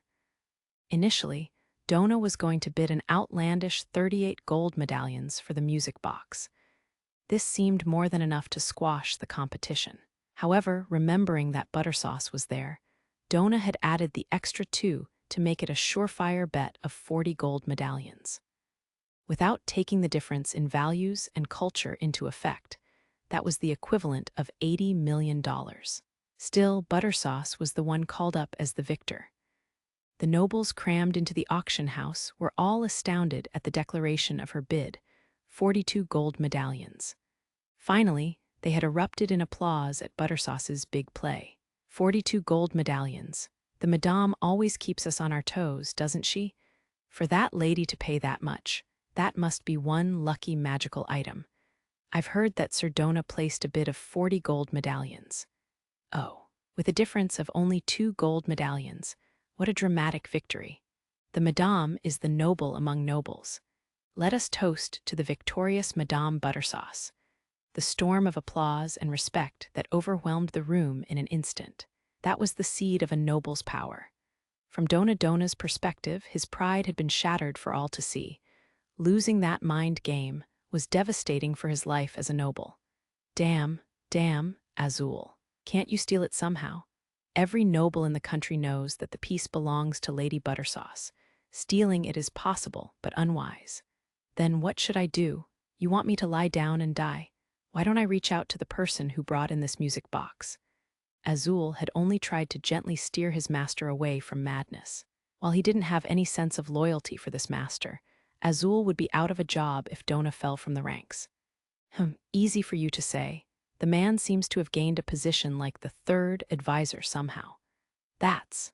Naturally, even Azul had heard rumors about this man, but didn't expect that he was the one to have brought in the music box. As far as he could tell from rumors in the city, the man was a terrifying being known as the Demon Lord. Someone very far off from the kindness he saw in the music box. Frustratingly, my wife, White, has told me I am strictly forbidden from making any contact with him. Hearts was just nodding along, of course. That idiot. Is that so, sir? Azul frowned for a moment as Dona brazenly called White his wife.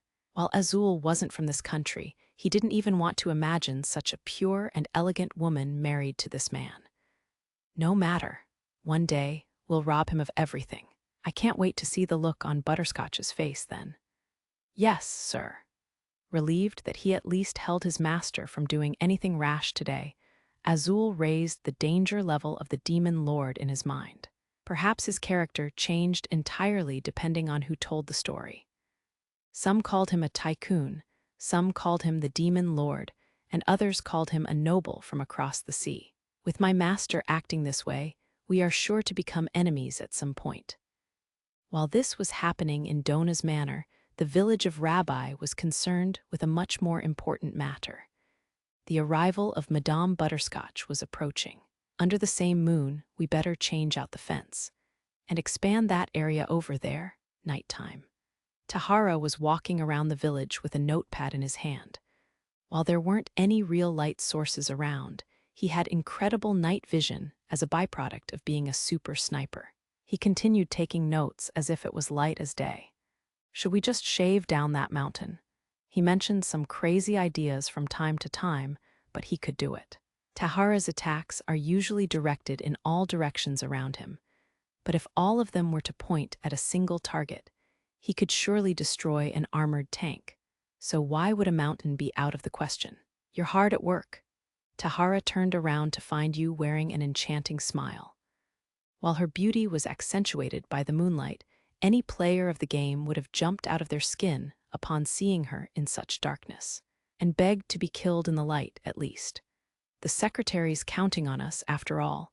Tahara responded with a can't-be-bothered expression, as if he was bothered by something. He was a man who loved laziness and doing nothing, after all. He was definitely not the type to take initiative on anything. You're behaving well yourself. I was waiting for the population to decline around here, thanks to you. How mean. I have always acted how Mr. Secretary wants me to. That's the thing. Tahara thought, up until this point, that you was the one who had the best chance of understanding what their leader wanted. Unlike Shizuka, you was extremely smart, albeit crazy. She didn't do short-sighted things like fight for no reason, act or lie when she could easily be found out, or kill as many people as she could indiscriminately. She was the type to infiltrate deep. By the time everyone on the surface realized it, their world would be an irreversible hellscape. The worst type of serial killer. So, what does the secretary want? I bet you've got a few good guesses, at least. They never skimped on prep work or money when it was necessary. They schemed many steps ahead until they achieved the inevitable result they wanted, no matter how much blood, lamentation, and infamy they would reap along the way. In that sense, Tahara considered Hakuto Kunai and you to be very similar. Still, Tahara had no malice nor distaste for them. If they didn't operate that way, they wouldn't have survived in that world. There must have been times when trapping and even killing someone was the only option to survive. Tahara, too, had a similar life. To be honest, I don't get the whole picture yet either. Didn't expect that. Lighting a cigarette, Tahara subtly gauged Yu's expression. She wasn't lying, he determined. He didn't have any reason to believe so other than his own intuition, which he trusted wholeheartedly. He did say that he wanted to go in a different direction than the Empire. He did. Also that going down the same path twice would be boring. And you're okay with that, Yu? Tahara suspected that a path like this would become boring for her. The you he knew would have much preferred to trample all over a world filled with potential lab rats, making them surrender everything along the way. Tahara, I touched the end of the world. Here we go again with your nonsense. Tahara blew out some smoke while ruffling the hair on his head. You would often say some cryptic things out of the blue. She spoke of philosophical concepts in a weird phrasing you might expect from scientists on the brink of insanity. Besides, I feel the presence of God within the secretary. Ha ha ha ha, what the? This again, the mystery of the human body, evolution, something like that again. No, it's much different. I sense it stronger and stronger with time. Don't you feel it a little too? With that, Yu walked away towards the hospital without another sound. Her lab coat could be seen dancing in the tar of night that obscured one's vision even a few steps away. Tahara watched her leave in silence before eventually putting out the cigarette he was smoking in his portable ashtray. He began walking through the village again. I feel the presence of God within the secretary, all the while considering the meaning of those words that repeated in his head. Meanwhile, the demon lord who had just been called God. Well, I knew live TV was too much to ask for. Was settled in the most expensive room of the resort, twiddling with the TV remote while lying on the down comforter of his futon. Right now, he looked just like a Japanese working Joe on a business trip, not a god by any stretch of the imagination. No sweet dumplings in the room, either. Food's a no-go too, I guess. According to its original setting, there were supposed to be all sorts of Japanese desserts placed in each room and, of course, the dining hall. The demon lord couldn't find them anywhere. He concluded that the crackers in the base must have been an exception. But some stuff gets restocked on its own. Not too bad. The demon lord had performed various experiments to see if items like soap and shampoo were replenished and renewed, just like the water. Now he didn't have to worry about those resources when running the business. If he would have had to craft them one by one, he seriously could never have had enough SB. Master Demon Lord, these hot springs really are amazing. The water. The steam calmed down Aku. The Japanese-style sliding paper door opened as Aku, wearing a yellow yukata, came sliding into the futon with force. She apparently expected to sleep in the same futon as him, as if it was natural. I took what's called an herb bath today. Yeah, I can smell the herbs on you, it's nice. Really? He. You're sleeping next to me again. Still, the demon lord didn't chase her out of the room. At the end of the day, he was easy on Aku. As he went to turn off the lights with the remote to go to bed, stomping could be heard from the hallway. Aku, I told you to be my cuddle pillow today. Luna was wearing a yukata in her signature color, pink. You must have put it on her. Aku's in my bed right now. PP pervert, what are you going to do to Aku?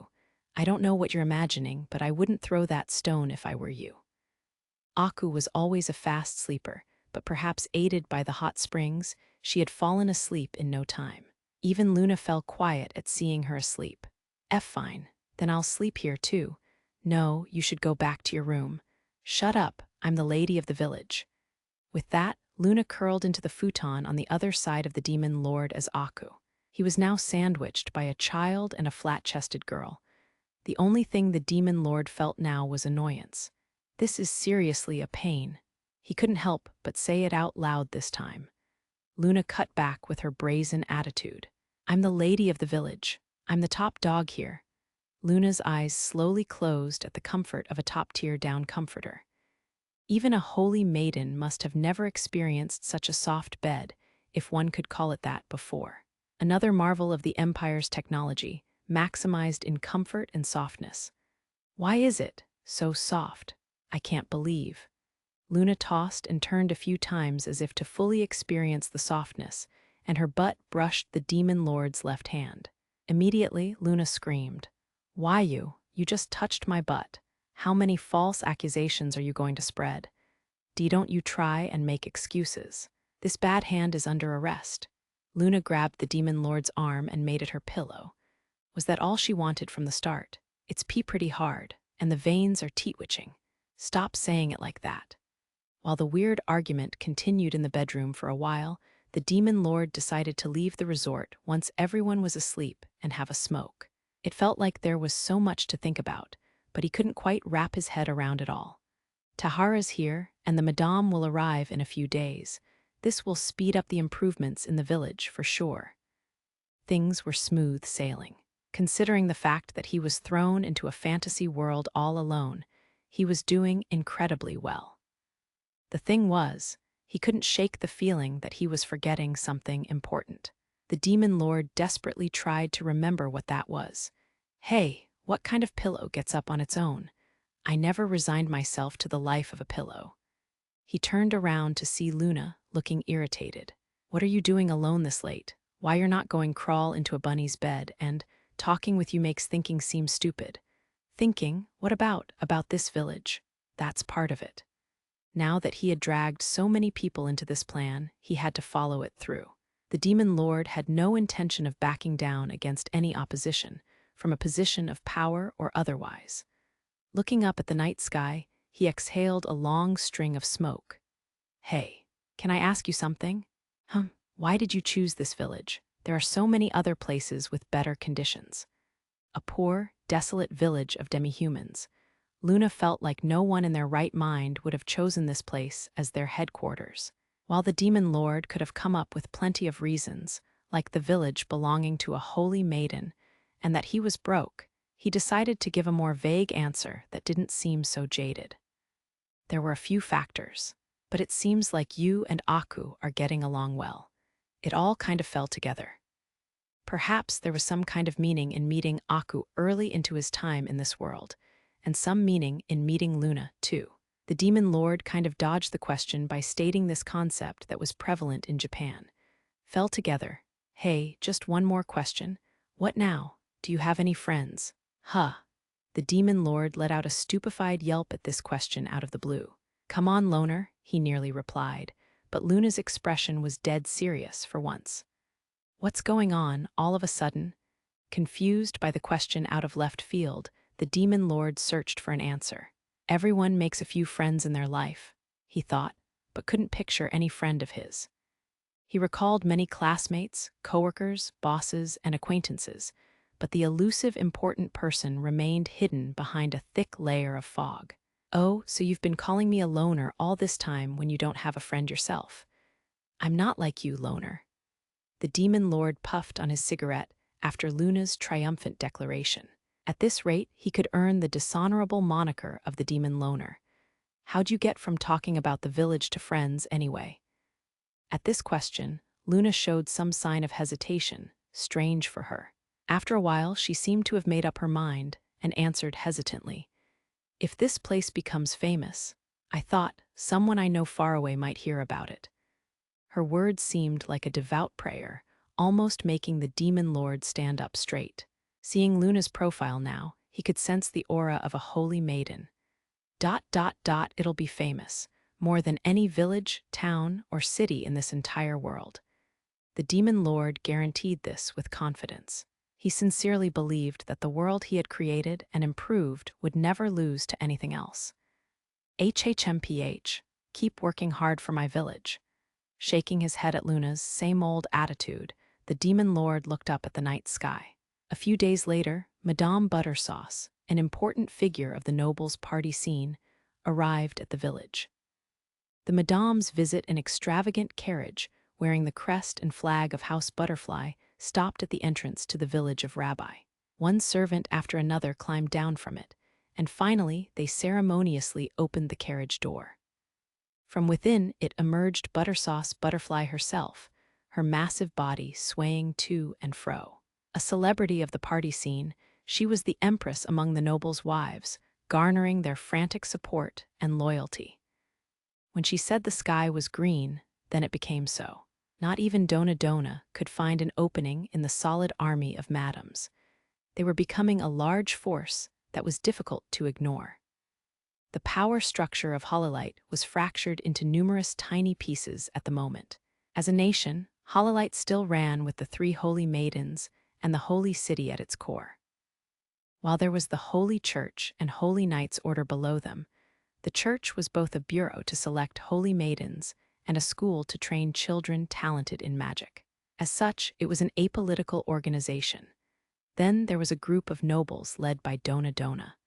They ruled the vast mining region in West Hololite. Aided by some of their mines producing spell stones fit for the water element, their financial strength was head and shoulders above the rest. With donations to specific members of the Holy Knights Order, Dona Dona and his men continued to grow their forces.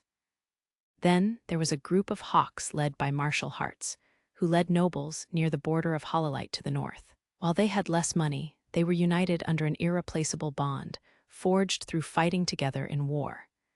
Many of the Knights' Order followed this group too. When it came to combat strength, no group came near Hearts. While smaller in numbers, the patrons of the arts, led by Buttersauce and Butterscotch, could not be ignored. They held numerous rare items desired by nobles, and many of them were artists themselves. They garnered the respect and reverence of the masses. Often described as nobles among nobles, almost no one in this group would be caught fighting on the streets, as such would be to advertise their savagery.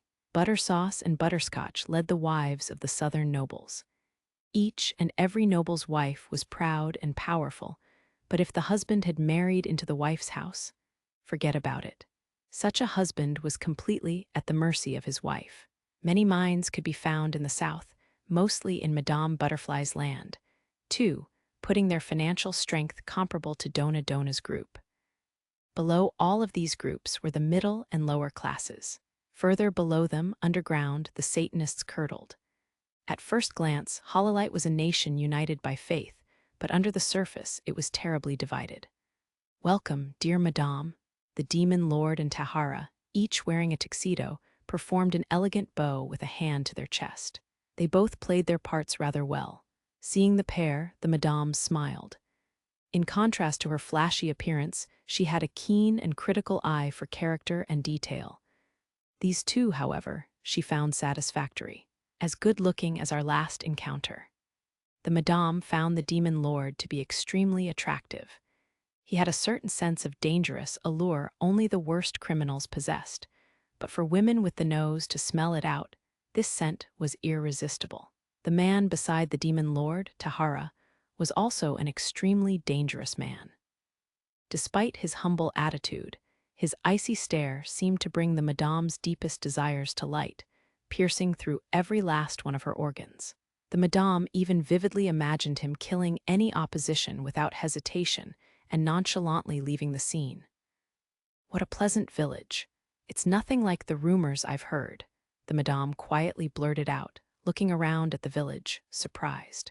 The fence that surrounded the village had been completely redone, and the farms and houses had been relocated to preserve the scenery. The village appeared to have an open design with plenty of space, rather than just being deserted. For the Madame, who was accustomed to the bustling streets of the Holy City, the village was a welcome change in atmosphere. I appreciate your kind words, Madame, but we've only just begun. In a month or so, the village should be somewhat presentable. This place will become a heaven for all of the ladies. I can see it. You're not like the loads of other men who do nothing but talk a big game. The words you say and the things you show me all have weight. The soap did the trick. The demon lord smirked internally. In fact, the simple bar of soap did wonders to clean and refresh the Madame. In this country, where sand dust filled the air, just spending the day outdoors got one covered in dust. Such an honor, but I guarantee that the facilities I'm about to show you will bring even more surprises and happiness to your life, Madame. Ooh, how exciting. Despite the smiles on their faces, there was tension in the air. At this time, an old man wobbled out of the carriage, following the Madame. This is the village you've spoken of, Madame. I told you to wait until I called you old man. Half, half, half. Patience wears thin with age. He was an elderly noble, a heavy sword hanging from his waist. A blue wrap covered his eyes, and he carried a strange aura about him. Seeing the old man, the demon lord raised his guard a little. Madame, who may this gentleman be? I apologize for my last-minute guest. This geezer with one foot in his grave is Commando Sambo. As you can see, his eyes aren't working. I thought he could use a nice little vacation before he kicks the bucket. Harsh words as always, Madame. Respect your elders. Can it, old man? The Madame introduced Sambo with a familiar sense of playful adversary. According to the Madame, he was a courageous man who used to serve as the right-hand man of martial arts. A few years back, when he fought a hellbeast that appeared in his land, he suffered an injury that cost him most of his vision. Hearing this, the demon lord and Tahara each wore a sympathetic expression. Making glancing eye contact, they sprung to action in order to conquer this unexpected obstacle. I am so sorry to hear that. However, I do have an extremely competent doctor in my employ here. She can heal your injury, sir, with no issue. Who said that? Is that true? Sambo walked over in the demon lord's direction, his arms outstretched. Gently holding one of his hands, Tahara spoke to him with sincerity. Sir, if you like, I will show you to her first thing. Why, yes, please, please, if there's even the slightest chance, I will. That old man. I'm sorry to bring you more trouble. No trouble at all. So, Tahara, escort our guests, please, the demon lord said with a smile, and Tahara led the Madame's party to the field hospital. Watching them leave, the demon lord sent a communication. To keep a certain someone under control, no doubt. The field hospital in the village of Rabbi. This is, please come in. The Madame, whose jaw had hit the floor upon seeing the field hospital, continued inside, led by Tahara. The first thing she felt upon walking into the building was a perfectly controlled coolness. It was usually hot in Hololight, and while the Madame had the privilege of spending ice and wind spell stones to keep cool, spell stones could only affect a small area at a time. Cooling an entire building, like centralized AC, would cost an exorbitant amount of money in this world. The Madame, partially due to her physique, disliked the heat more than most. Oh, the countless hours she had spent devising a solution for her sweating. Now, to her amazement, she could feel her sweat subsiding as soon as she took a step into the building. It's very cool in here. How many spell stones do you use? Master Kunai is an ingenious man. The Madame had asked Tahara, but the answer he gave was vaguer than she had hoped. This kind of response might have irritated others, but the Madame remained unaffected. In fact, it only added to the demon lord's mysterious charm. There were only a few things in this world someone with as much power as the Madame didn't understand, after all. I have never heard of or seen a building like this. The Madame walked, containing her excited cries from time to time.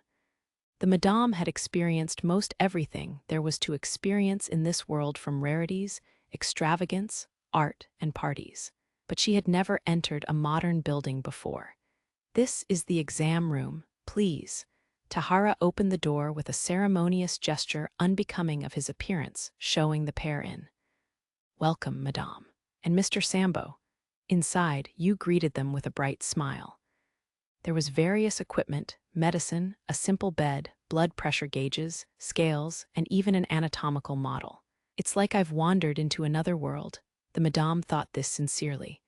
At this point, it was bordering on becoming comical. With a hearty slap on his back, the Madame sat Sambo down on the chair. Here, old man. Let's get it over with. You are one pushy chick. No wonder men never stick around. Shut your trap, old man. You've lost your mind. After watching their back and forth with a smile, you stripped the wrap off of Sambo's eyes with an "excuse me." There was a pair of clouded pupils and what resembled a red burned scar around his eyes. I apologize, young lady. It mustn't be nice to look at. I took the venom of a red keelback. I see. Now I can't make out much more than silhouettes. It would be wonderful if it could be improved, even a little. There's nothing to worry about. In our country, we have already developed a medicine for this. You answered with comforting confidence. Sambo, still with some doubt, let out a giddy chuckle. Every doctor he had seen before had nothing they could do about it. A powerful venom, such as that of a red keelback, was difficult for even magic to heal, and repairing a complex piece of anatomy like the eyes was impossible. Lie down here, please. Laying Sambo down on the cot, you produced a small vial from the medicine cabinet. It was only eye drops, which gave a refreshing sensation. Uncapping the vial, you recalled her orders from earlier. Treat him as if you've done so with medicine alone. I think your hand of God might be too shocking for the madame. As soon as you administered the eye drops, Sambo let out a peculiar voice. Who could blame him? Such an effective eye drop didn't exist in this world. You placed her thumb on Sambo's eyes and gently rubbed them as if to rub in the medicine. In a flash, her thumb morphed into a scalpel, and you shoved it deep into Sambo's eyes. He let out a groan, but as soon as Yu's hand left his face, Sambo's vision drastically changed. Oh, oh, oh. Sambo looked left to right, up at the ceiling, then left and right again. His knotted, distorted vision was healed. I can see my eyes are back. Really, old man, you're not playing. Oh, madame, you've put on even more weight. What do you eat to keep bloating your physique? Shut your mouth, you walking corpse. The madame smacked Sambo's head with all of her might, knocking him off of the bed. Sambo kept laughing as he lay on the floor. Holding his gut, he rolled with laughter until it seemed difficult to breathe. After a while, his laughter shifted into sobs. I can see. I can see again. Seeing him this way, the madame didn't know what to say. While they had a long roller coaster of a relationship, she had never seen him in tears before. Eventually, Sambo wiped his tears, stood up straight, and unlatched his sword from his belt. Young lady, I owe you a great debt. Please accept this sword. The sword Sambo had offered had no frivolous decorations and was made only to be used as a weapon. He had survived years on the battlefield with this sword at his side, a piece of his soul. Seeing this, the madame yelled in frustration. Idiot! What beautiful young lady would want a hunk of metal like that? And you call yourself a noble? Hunk of metal? This sword is an heirloom of the Sambo family. Can it, you there, please go throw this geezer back in the carriage? Tahara hesitated for a moment at the madame's command. Go see Hearts already. That old man will be happy to see you like this. That's right, Sir Hearts. Sambo will return. Sambo sprinted outside, and Tahara ran after him. After the two exited, the madame let out a long sigh in the quiet exam room. I apologize for all of the commotion. I'll pay you in his stead. Are you sure? What the madame had produced from her pocket was a small box, containing a holy coin of Ramd. Its value depended on the market, but it was worth at least 100 gold medallions. Even though Yu had never seen a holy coin before, she felt something mystical about it. This payment was ridiculously generous for a medical treatment. I'm sure. Thanks to you, 2 headstrong geezers are going to owe me, big time, and that's worth a dozen holy coins of Ram to me. The madame laughed with a sense of undertone. In fact, she would not have paid it if she thought the treatment wasn't worth the small fortune. She was bound to have some non-monetary gains to look forward to. Then, I will accept. I feel like we'll have a very good relationship, madame. What luck. As do I, their eyes met and they exchanged smiles. Frighteningly, these women seemed to have a few things in common. The madame, aka Buttersauce Butterfly, race. Human age, skills. The butterfly curse, a fattening curse cast upon her ancestor by a certain devil. Natural-born leader talent for leading a group. Boosts charisma. Charismatic gives nationwide fame. Largely boosts charisma and charm, human. Empress garners fear from men and endless support from women. Maximum modifier. Judge of character, this skill improves with age. Evaluates an opponent's character. Defy destiny. The empress that rules the party scene in the capital. She garnered overwhelming support from the noble wives, forming a powerful association. In Hololite, she sets the trends. As her land contains numerous mines that produce spell stones suited for the earth element, her wealth is bottomless. The madame at the Hot Springs Resort. This is another building I've never seen before. After Sambo had left the village in a hurry, the madame was led to the Hot Springs Resort by a male bunny. It was a strange building she couldn't figure out how to describe. Thickets of an unfamiliar plant lined the edges of the building. It was a space where the madame felt a sense of reverence she had never felt before. Harmony and relaxation, I suppose. Unlike her sister, the madame had almost no interest in the arts. However, her eye for beauty was as keen as her sister's. With one look at the Hot Springs Resort, she understood the essence of the place. The madame's interest, in contrast to her sister, was in health and self-beautification. There's a sense of wonder just from looking at it. She felt time pass in a magical way in this simple village, far from the hustle and bustle of the city. When she listened closely, she could even hear bells chime in the wind. How strange. It's like I'm a kid again. She wondered why. The madame recalled her childhood for the first time in years. Back when she knew nothing, just walking a little farther down the road, through streets she didn't know, was a grand adventure. Most people would surely have a similar memory. Amidst the quiet chiming of bells, the madame fell deeper into her distant memories. When they were kids, the madame and her sister got along well. They explored their manor and would even sneak out into town from time to time and be scolded together. Once they had cracked open a watermelon in a field without anyone's permission and shared the fruit. What a wonderful melody. How did these chimes evoke in her the fragments of days long gone? The madame couldn't help but wonder. These are what we call wind chimes in our country. Wind, chimes. The demon lord had appeared as if to answer the madame's call.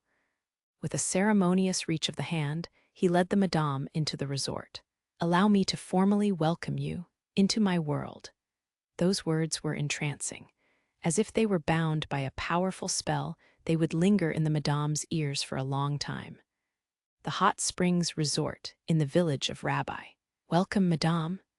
The madame and the demon lord proudly walked down an aisle of 2 lines of male bunnies in tuxedos, all greeting the madame. When they stood in front of the building, the clear glass door opened on its own, causing the madame to jolt. She looked around to see that no one was manning the door. Inside the building were 2 bunnies dressed in scandalously revealing outfits, Kion and Momo in their bunny suits. After intensive training by Tahara, he had given the green light that these 2 could maintain the expected level of customer service, albeit for a short amount of time. The outfit was so scandalous, in fact, that the madame nearly blushed for them. What is with the dissonance between the quiet reverence of the building and these outfits? The madame couldn't help but ponder. She was sure that the demon lord wouldn't dress women like this without a good reason. Eventually, she reached a conclusion, recalling the themes of beauty and happiness that the demon lord had repeatedly mentioned to her. These 2 fruits of, no, the epitome of your quest. Both male and female bunnies were genetically blessed when it came to physical attractiveness. Their allure would naturally grow with such a revealing outfit. Their entire bodies were weaponized, in a way. The madame saw these 2 bunnies as a representation that anyone who frequented the establishment could become as beautiful as them. A living advertisement, in other words. Any woman who would visit the establishment would be greeted by the bunnies, who would remind them to keep working on their appearance. This must have been why the demon lord went through the trouble of dressing them in this way and standing them at the entrance. The demon lord remained silent for a considerable length of time before answering the madame. Eventually, he spoke as if he had given up on something. "Guilty as charged. I can't keep any secrets from you, it seems." The demon lord made a goofy shrug. This wasn't an attitude he showed often. Seeing this reaction, the madame seemed immensely satisfied. She had finally bested him in some way.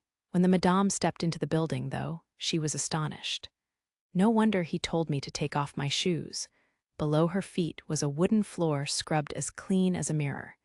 In fact, the madame could see her own reflection in it. The most astonishing thing, however, were the paper doors. How do you come up with such outlandish things? What thought processes had led him to create such things? Some of the doors were even adorned with paintings so intricate that anyone would hesitate to touch them. The paintings ranged from cranes, turtles, or brightly colored butterflies. All of these paintings were in vibrant colors. The madame saw it as a fine art piece more than a door, a masterwork with an exotic air and incredible charm. Turning such a masterpiece into a door, you really are. This is called a fusuma. They simply satisfy my taste. Tea taste.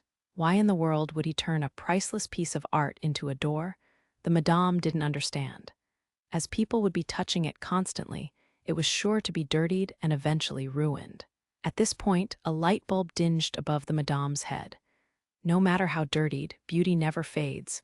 That's your message, isn't it? This was a sentiment the madame could wholeheartedly agree with. A woman's process of self-beautification was filled with incredible efforts, and some of them were not always as clean as they seem under other circumstances. A woman's beauty was unachievable without those less presentable efforts. The madame could even consider this to be her personal motto. To prepare such a thing instead of stating it outright. Is this your idea of kindness, or are you taunting women who haven't realized it? The demon lord remained silent for a considerable time before finally speaking as if he had given up. For now, I'll say it's both. You sly dog. The madame couldn't help but smile. She was seeing a subtle and sensitive side of this grandiose and mystical man. The madame saw this as the demon lord testing the wits of women, all the while feeling a glimpse of the man's humility.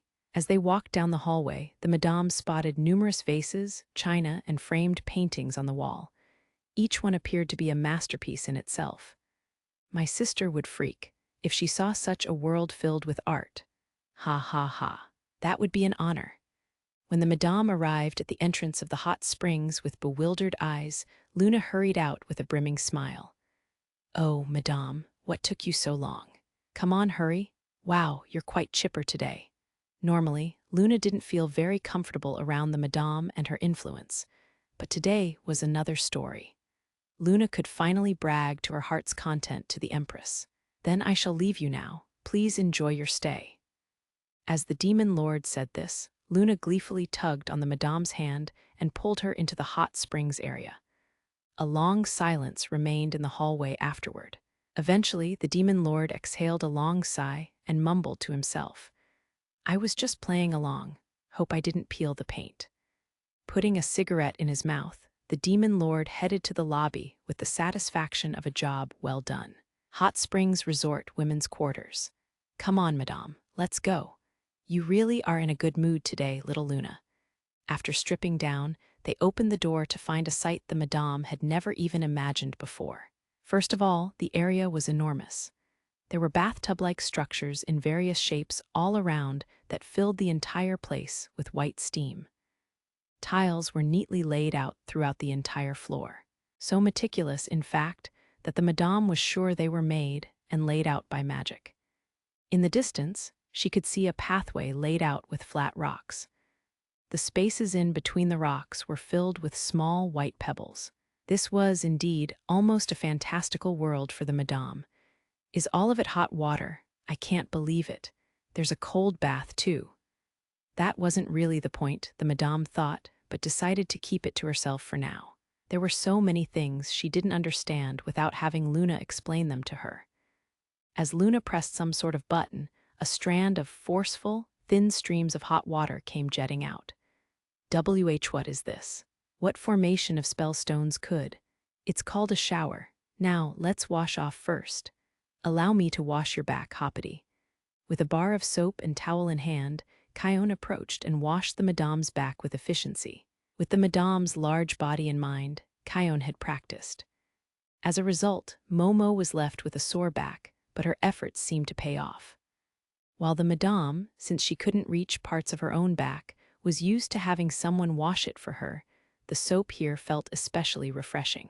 This was only natural, as the one-shot bar of soap made to be thrown in the arena, and the top-shelf bar of soap kept at the Hot Springs Resort simply had different stats. I can feel every last speckle of dirt leave my skin. Right, I can't live without this anymore. Luna fervently washed herself, too. The more she scrubbed, the cleaner her skin became. In the end, Kion rinsed the soap off of the madame with the shower. The madame felt like she had stripped an entire layer of skin. Now, Momo stood behind the madame with a bottle of shampoo and conditioner, washing her hair while massaging her scalp. Her practice against Kion paid off, too. Through the rigorous training, every last strand of Kion's fur, down to her ears, became silky smooth. Momo moved her fingers without saying a word, as Tahara had instructed her not to speak. Her fingers danced, as if to massage each strand of hair on the madame's head. Feeling the dust from her hair and the dirt from her scalp wash away, she couldn't help but let out a moan. Ah, the sun of Hololight shone harshly on the women here. The madame could feel that damage heal by the second. True to an extent, the shampoo did cleanse her hair, and the conditioner did restore some damage. After another shower to rinse her scalp, the madame mumbled in ecstasy. I feel so satisfied already. The madame felt like this experience alone was worth paying several gold coins for. Hearing this, Luna jumped to object. Madame, what are you talking about? I'm just braggy. I mean, showing you the good stuff. You're headstrong and honest as always, little Luna. The madame couldn't help but chuckle, but it was refreshing in a way. Compared to her usual world of people wearing layers upon layers of masks, never speaking their mind or giving a straightforward answer. A world where hollow shells danced around each other, someone like Luna was practically an endangered species. Madame, come on, let's go. Yes, little Luna. The madame roars, go in here first, madame. It's called a carbonic spring. This is a strange bath. Watching the tiny bubbles bunch together on the surface of the water, the madame showed a slight frown.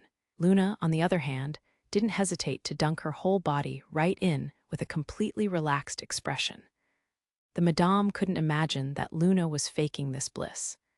The madame gingerly stepped into the spring before taking the plunge. The water wasn't too hot, rather it was just warm enough that she felt like she could stay in it for a long time. With her eyes closed in satisfaction, Luna called to the madame beside her. Don't move, madame. The bubbles will cling to you. The madame didn't understand what she meant at first until she saw it happen. Bubbles actually began to cling onto her skin. This is the most notable benefit of a carbonic spring is improving circulation. It helps prevent high blood pressure, diabetes, and blood clots, as well as mitigate the symptoms of these ailments. Better circulation relieved sensitivity to cold, as well as shoulder, back, and joint pains. For someone of the madame's size, this was the perfect remedy. Wonderful. I feel like my body is being set free. Since the madame had spent most of her life dedicated to self-beautification, she immediately felt the effects of the hot spring. She had spent an incredible amount of money and time on her body. One could say she had a sense of super-awareness about her physicality. She had never gained this much weight by choice in the first place. A family gene was the culprit of that, and her sister, along with her departed parents, all had mountainous statures. When she was still a child, the madame was ridiculed and insulted by other nobles, and lived through miserable experiences on the party scene. Those harsh times drove the madame to the way of self-beautification and her sister to find beauty in art. Oh, madame, this water works wonders on your skin, too. With that, Luna gently splashed her face with water. She wasn't lying. Carbonic spring water worked as a sort of gentle cleanser and prevented damage to the skin. Hearing this, the madame hurried to splash water onto her face, too. The damage on my skin. Of course, these effects weren't exactly immediate, save for a very subtle effect. Still, the madame could sense the spring water improving her skin. All right, madame, let's go to the next one. Wah. Hold on, little Luna. Come on. Pulling the madame out of the tub with no mercy, Luna dragged her to the next spring. In fact, if only to the madame, Luna served as the perfect tour guide of the facility. If left alone, the madame would have spent hours in the carbonic spring. Luna was just about the only person in this world who could act so brazenly around her. The herbal bath is next. It smells so good. Herbal, you say? She was taken to a series of 5 tubs, each big enough to fit the madame easily. Some of them looked cute and cuddly, while others were more seductive. This is my favorite. Luna jumped in the tub labeled pink and gold. The others were labeled yellow beam, night fever, green forest, and deep blue. The madame decided to take a bath in the emerald water, as it had a color she often liked to wear. This was the green forest, a bath that evoked the image of a crisp morning in the woods. There were 35 of these herbal, if you can call it that, baths in total, and the selection of 5 types changed every day. These baths were selected completely at random, making it impossible for even the demon lord to predict which baths would be implemented on a particular day. A forest. The scent is so refreshing. To boot, these tubs were designed to be enjoyed lying down.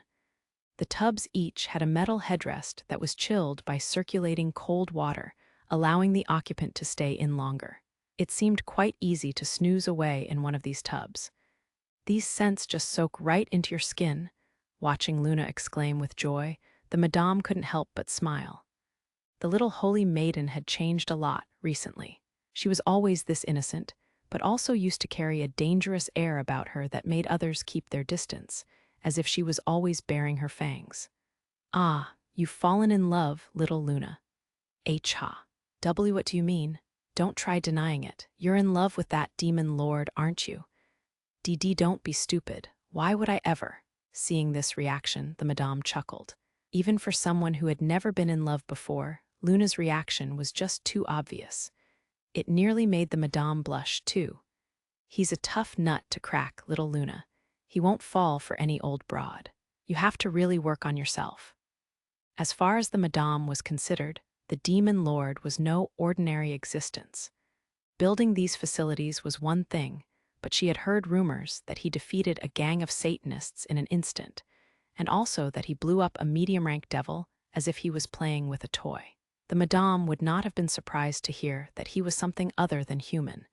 Even if he was, though, the madame wouldn't mind it a bit. "That demon lord sees significant value in me.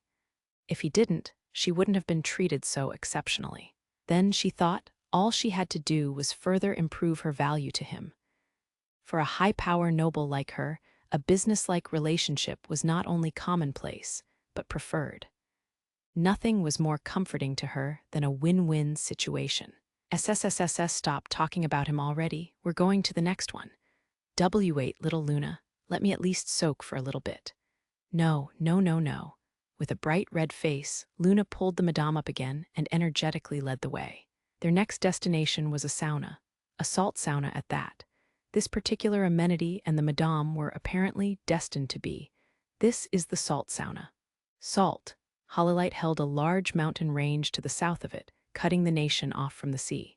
Therefore, salt was an imported good here and was far from cheap. As Luna opened the door, a comfortable amount of steam flowed out. The contents of the room astonished the madame. With a few chairs and benches here and there was a huge pile of salt in the middle of the room. More surprisingly, the floor was covered with enough salt to bury her ankles. The room was covered in a blanket of white. It's like snow. I've seen it in the city-states, a long time ago. While the madame recalled a particular memory, that blanket of white literally fell from the sky at no cost. The white room in front of her now held a much different significance. "Come, madame, sit down. I'll show you the ropes." All right," Luna instructed proudly, as if she were a professor on the subject. Despite only learning all of this from you the other day, Luna acted as if she was a seasoned expert. Besides, using a salt sauna wasn't particularly difficult. All she had to do was wait inside it until she started to sweat, then melt some salt on her skin before rubbing it in. After some time, she would rinse it off and repeat the process. The effects of the sauna, however, were everything a woman could want. Performing this on the face would get rid of oils and grime, renewing her skin. While it could be dangerous to go too far, a moderate scrub was said to remove any hardened skin cells, brightening the skin overall. "I tried this yesterday, and it worked wonders." "Really?"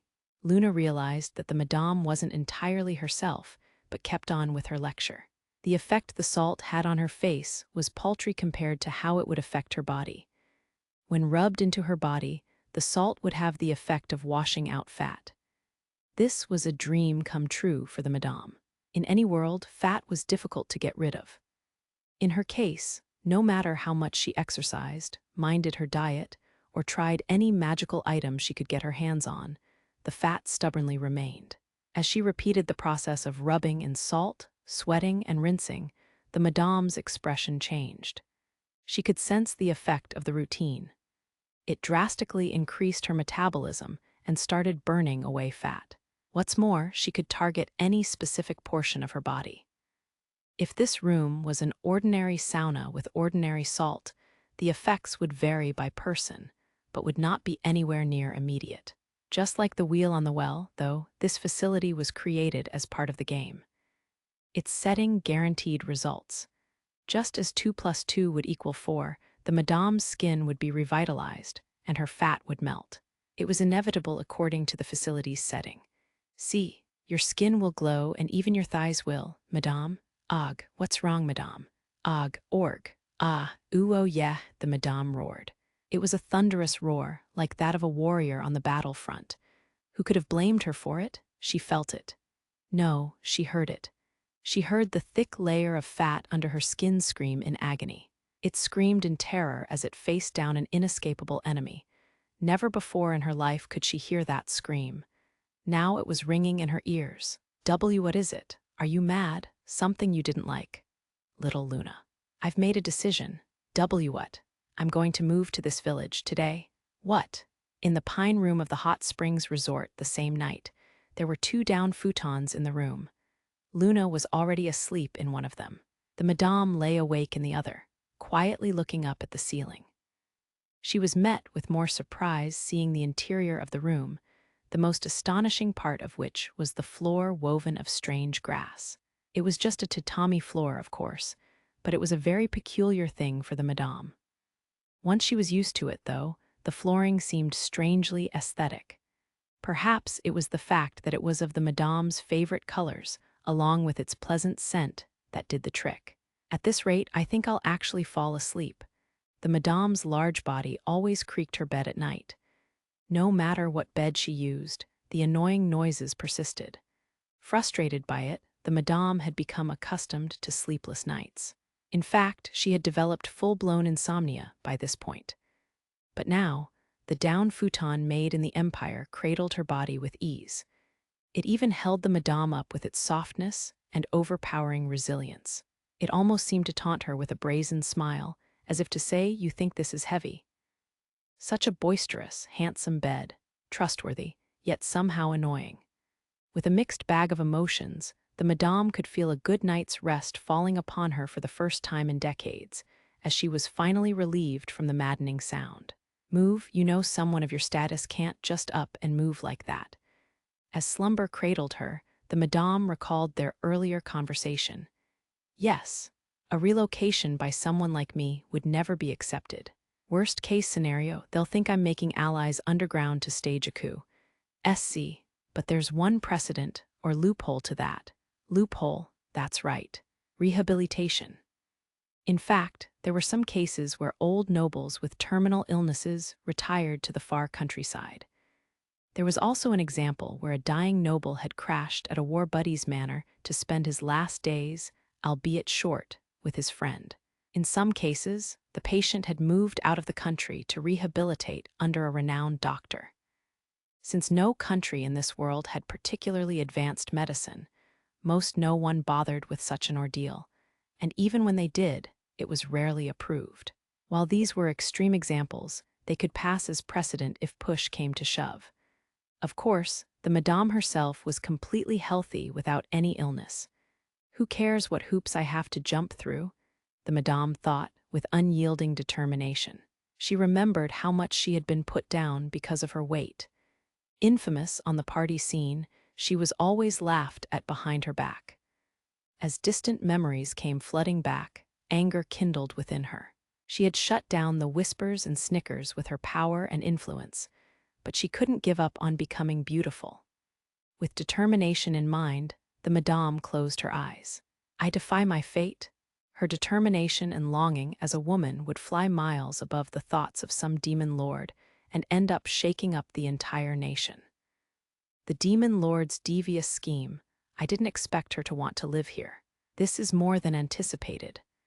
The demon lord and the Madame were enjoying a leisurely breakfast in the lobby. A koto, a traditional Japanese harp, played on the speakers, adding to the atmosphere. While each of them had completely different intentions, they both shared a smile.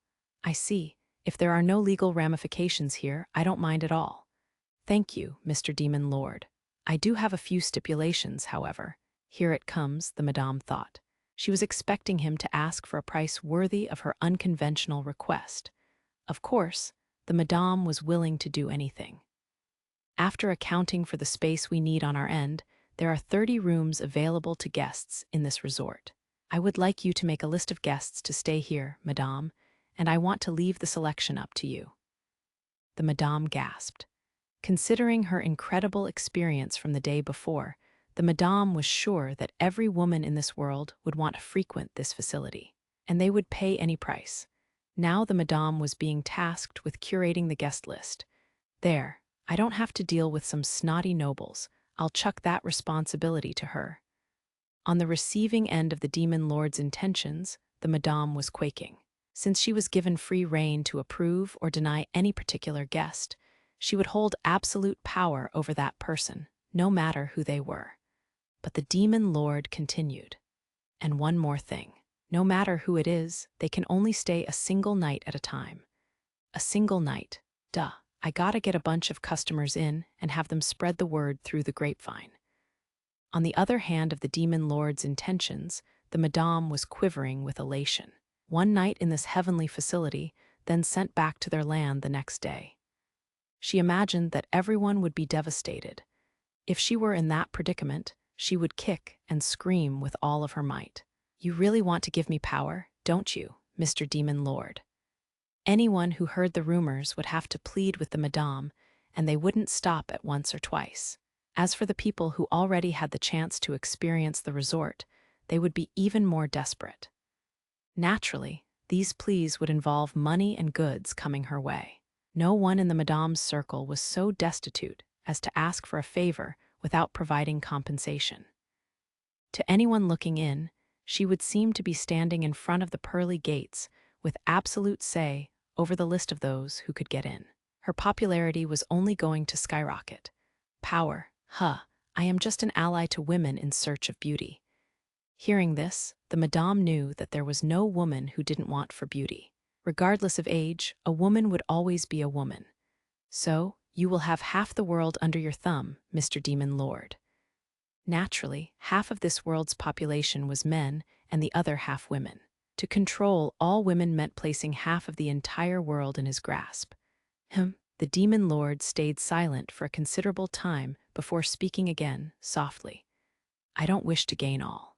Half usually does the trick. The demon lord's honest response would have been, I'm talking about hot springs. What planet is she on? But he kept that to himself and managed to whip up something mysteriously vague. He carried on his attitude that things would work out as long as he played along. From the outside, he was the embodiment of gravitas. In fact, one could say that the madame was jumping to conclusions, while the demon lord was too naive. The madame had spent most of her life in a power struggle, while the demon lord only wanted to earn money and clear his name. You are right. The women of this nation are strong, as you've observed, Mr. Demon Lord. Ha ha ha. How comforting. Despite their intentions missing each other by a mile, their strange win-win situation was secured. Win-win was truly the best way to describe it. It involved beauty, power, popularity, money, and fame for both parties. All of these were the nitty-gritty of any world, and very valuable. For anyone looking to oppose the Demon Lord and the Madame, their tag team was nightmarish. And this cunning Demon Lord didn't forget to say the right thing here. Oddly enough, it wasn't even empty flattery, but came from an honest observation. You look even more glowing than yesterday, Madame. Oh, a master of flattery, as always. In fact, the Madame was used to being fed these lines. She had heard them all, and each time she had been unaffected, in one ear and out the other. But this time it was different. When the man in front of her, when the Demon Lord said it, it carried a different weight. If you remember, Madame, I only speak the truth. The Demon Lord's eyes pierced the Madame. His overwhelming presence froze even her. That's right, and you also said that everything I say becomes reality. They finished the sentence in unison. Cheerfully, the Madame laughed. The Demon Lord placed a hand on his chest, gesturing as if he had performed a magic trick. A very peaceful breakfast, indeed. The holy castle in Hololite. How could this, reading the delivered document, White felt a shiver go down her spine. To her surprise, Madame Buttersauce notified White that she wanted to rehabilitate in the village of Rabbi. How was this possible? You just hosted an extravagant party the other day. White's vision was failing. That Madame, always the center of the party and a connoisseur of everything flashy, recovering at the village of Rabbi of all places. It wasn't even funny. As far as White was aware, there was absolutely nothing in that village. She felt insulted, even mocked. Moving to such a desolate village, oh. At this point, something sparked in her mind. The village of Rabbi was where Luna, the lady of the land, had recently volunteered to take full reins. Ordinarily, White would have been happy for her sister maturing, but this time it was different. Behind her sister, White could see the terrible shadow of the demon lord looming. First my sister, and now the Madame of the holy city. White's nightmare was only worsening. The empress of the party scene had incredible influence among the noble wives. What she said became the trend, which meant that she even had power over the economy. Any food she praised cleared off of shelves, and any restaurant she criticized practically went out of business. To some, the Madame was a walking time bomb, while she was the goddess of wealth to others. This is why she was one of the most difficult figures to handle in the country. For example, Marshal Hartz kept himself at a great distance from her, while Dona Dona, when he wasn't busy acting disgusted by her, occasionally took to brown-nosing the Madame. They both knew the dangers of making an enemy out of a group of powerful women. How did he manage to? More importantly, what is he trying to? Oh, I only ask you to watch what I'm about to do and judge me for yourself. I have always shown who I am better than I explain it. White recalled what the demon lord had said. Remembering it now, his declaration was astonishing. He really did show what he was capable of rather than tell it. I see. That was a declaration of war. White couldn't help but clench her fists. In the holy castle, facing her, the eldest of the holy maidens, the demon lord had made such a brazen declaration of war. White remembered how cocky and devious the demon lord appeared while he did so. A declaration in the dead center of the enemy's headquarters, right to the face of the enemy's leader. It was unheard of. With this realization, White had no other words to describe that man, but the demon lord. Queen, read this. Uncharacteristically, White shoved the document at Queen, who had been lounging with her feet up on the round table. She took the document and read it silently. Her legs seductively peered out of the slit in her skirt. She looked nothing like a government official reading an important document. Rehabilitation, huh? Why not? Hey, it's not that simple. What does it matter who's moving where? Think about it, Queen. This means that the Madame has been broken in by the demon lord. Queen looked up at the ceiling, completely uninterested. Her lack of interest was so thorough that it was almost impressive to watch. Demon lord, demon lord, demon lord. Luna has the hots for him, that's it. Hots for? How are you satisfied with simplifying things like that? Yeah, you haven't seen her yet. I saw Luna's dumbass at Yahoo. That dumb shit looked like a real woman. What in the world are you talking about? While White's anger grew hotter, Queen was still unaffected, her feet thrown up on the table and her hands behind her head. The embodiment of a rebellious teen. That dumbass is in love, just let her be. In love, this is a national crisis. Seeing White scream her head off, Queen scoffed. For some reason, she looked upon White with pity. Unbelievably, Queen took her feet off of the table and brought her hands in front of her chest. I guess you wouldn't get it, sis. You're such a square. I hope you find someone too. I'll throw up a holy maiden prayer for you. I don't need your pity. I'm trying to have a serious conversation. Holding in a laugh, Queen gave a prayer. As soon as she closed her eyes and clasped her hands, Queen became a perfectly angelic girl. A picture-perfect holy maiden. Any man would have stopped and stared. Oh great, who was it again? Up there. Make sure my sis doesn't end up an all-maid, will you? And Sir Zero, I love you. You're the love of my life. You just wanted to get the last part out, didn't you? Sir Zero, you're not done. Another day at the holy castle filled with commotion. 20% match? Oh, it's just you, Tahara. Just me, huh? I'm hard at work here. In a room in the Hot Springs Resort, You open the door to find Tahara standing over a furled-out blueprint, writing down some notes. With a red pencil tucked behind his ear, he always looked like he was making racetrack predictions in a newspaper. Is that a map of the village? The placement of the facilities look different. Mom, do you have a problem with the secretary's placement of them? The best places for things change when the situation changes. For your information, I already have the secretary's permission. Oh, then carry on. You use breakneck change in attitude left Tahara with a bitter expression, an award-worthy shift in tone. It's funny how you're worshipping the secretary now. Didn't see that coming. So what, you just had a change of fetish or something? You had a type, and it was young, beautiful boys. She found pleasure in torturing and humiliating them, watching their faces distort in pain. She was a natural-born sadist. A man like Kunai didn't fit into that category by any stretch of the imagination. Bunch of bunny boys hopping around here, too, Tahara mumbled as he ran the pencil along the blueprint. Most of the bunnies were attractive, and there were, of course, children in the village, too.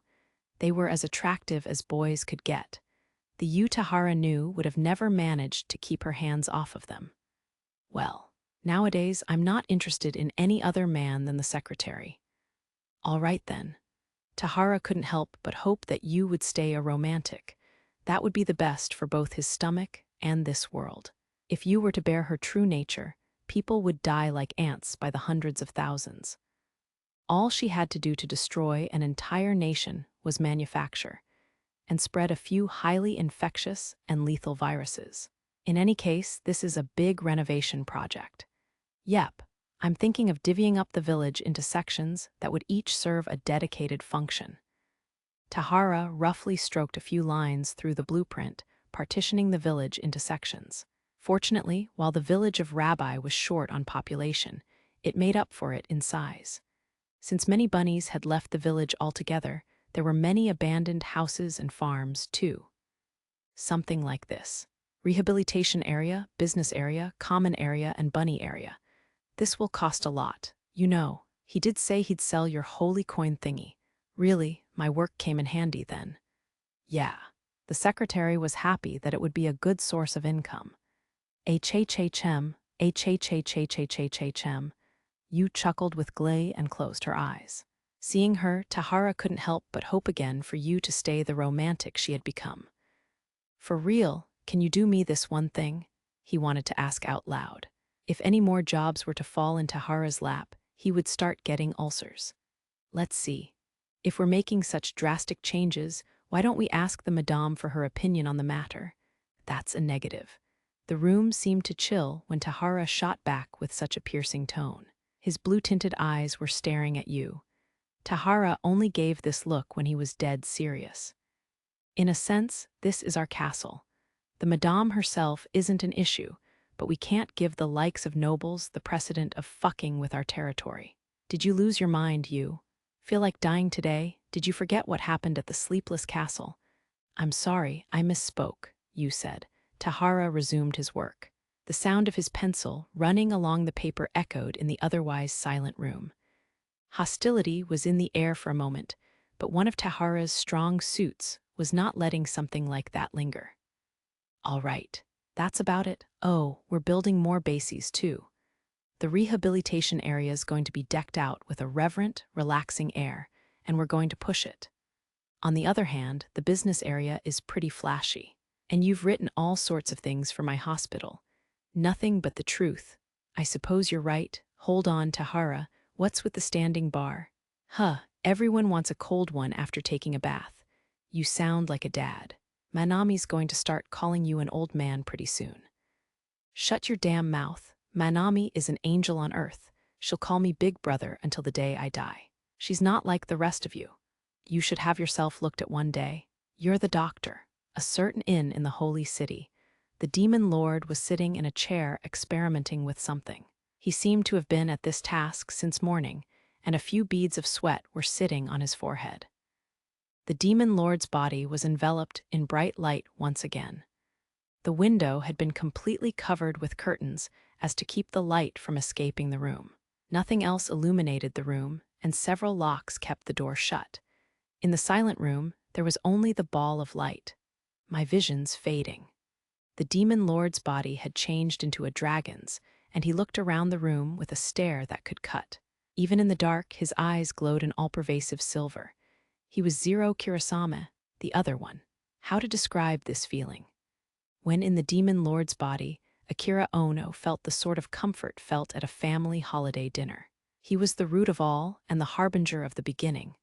When it all started, that character had worn his own name. On the other hand, this is like eating junk food in my apartment. A vague image like that came to Akira's mind.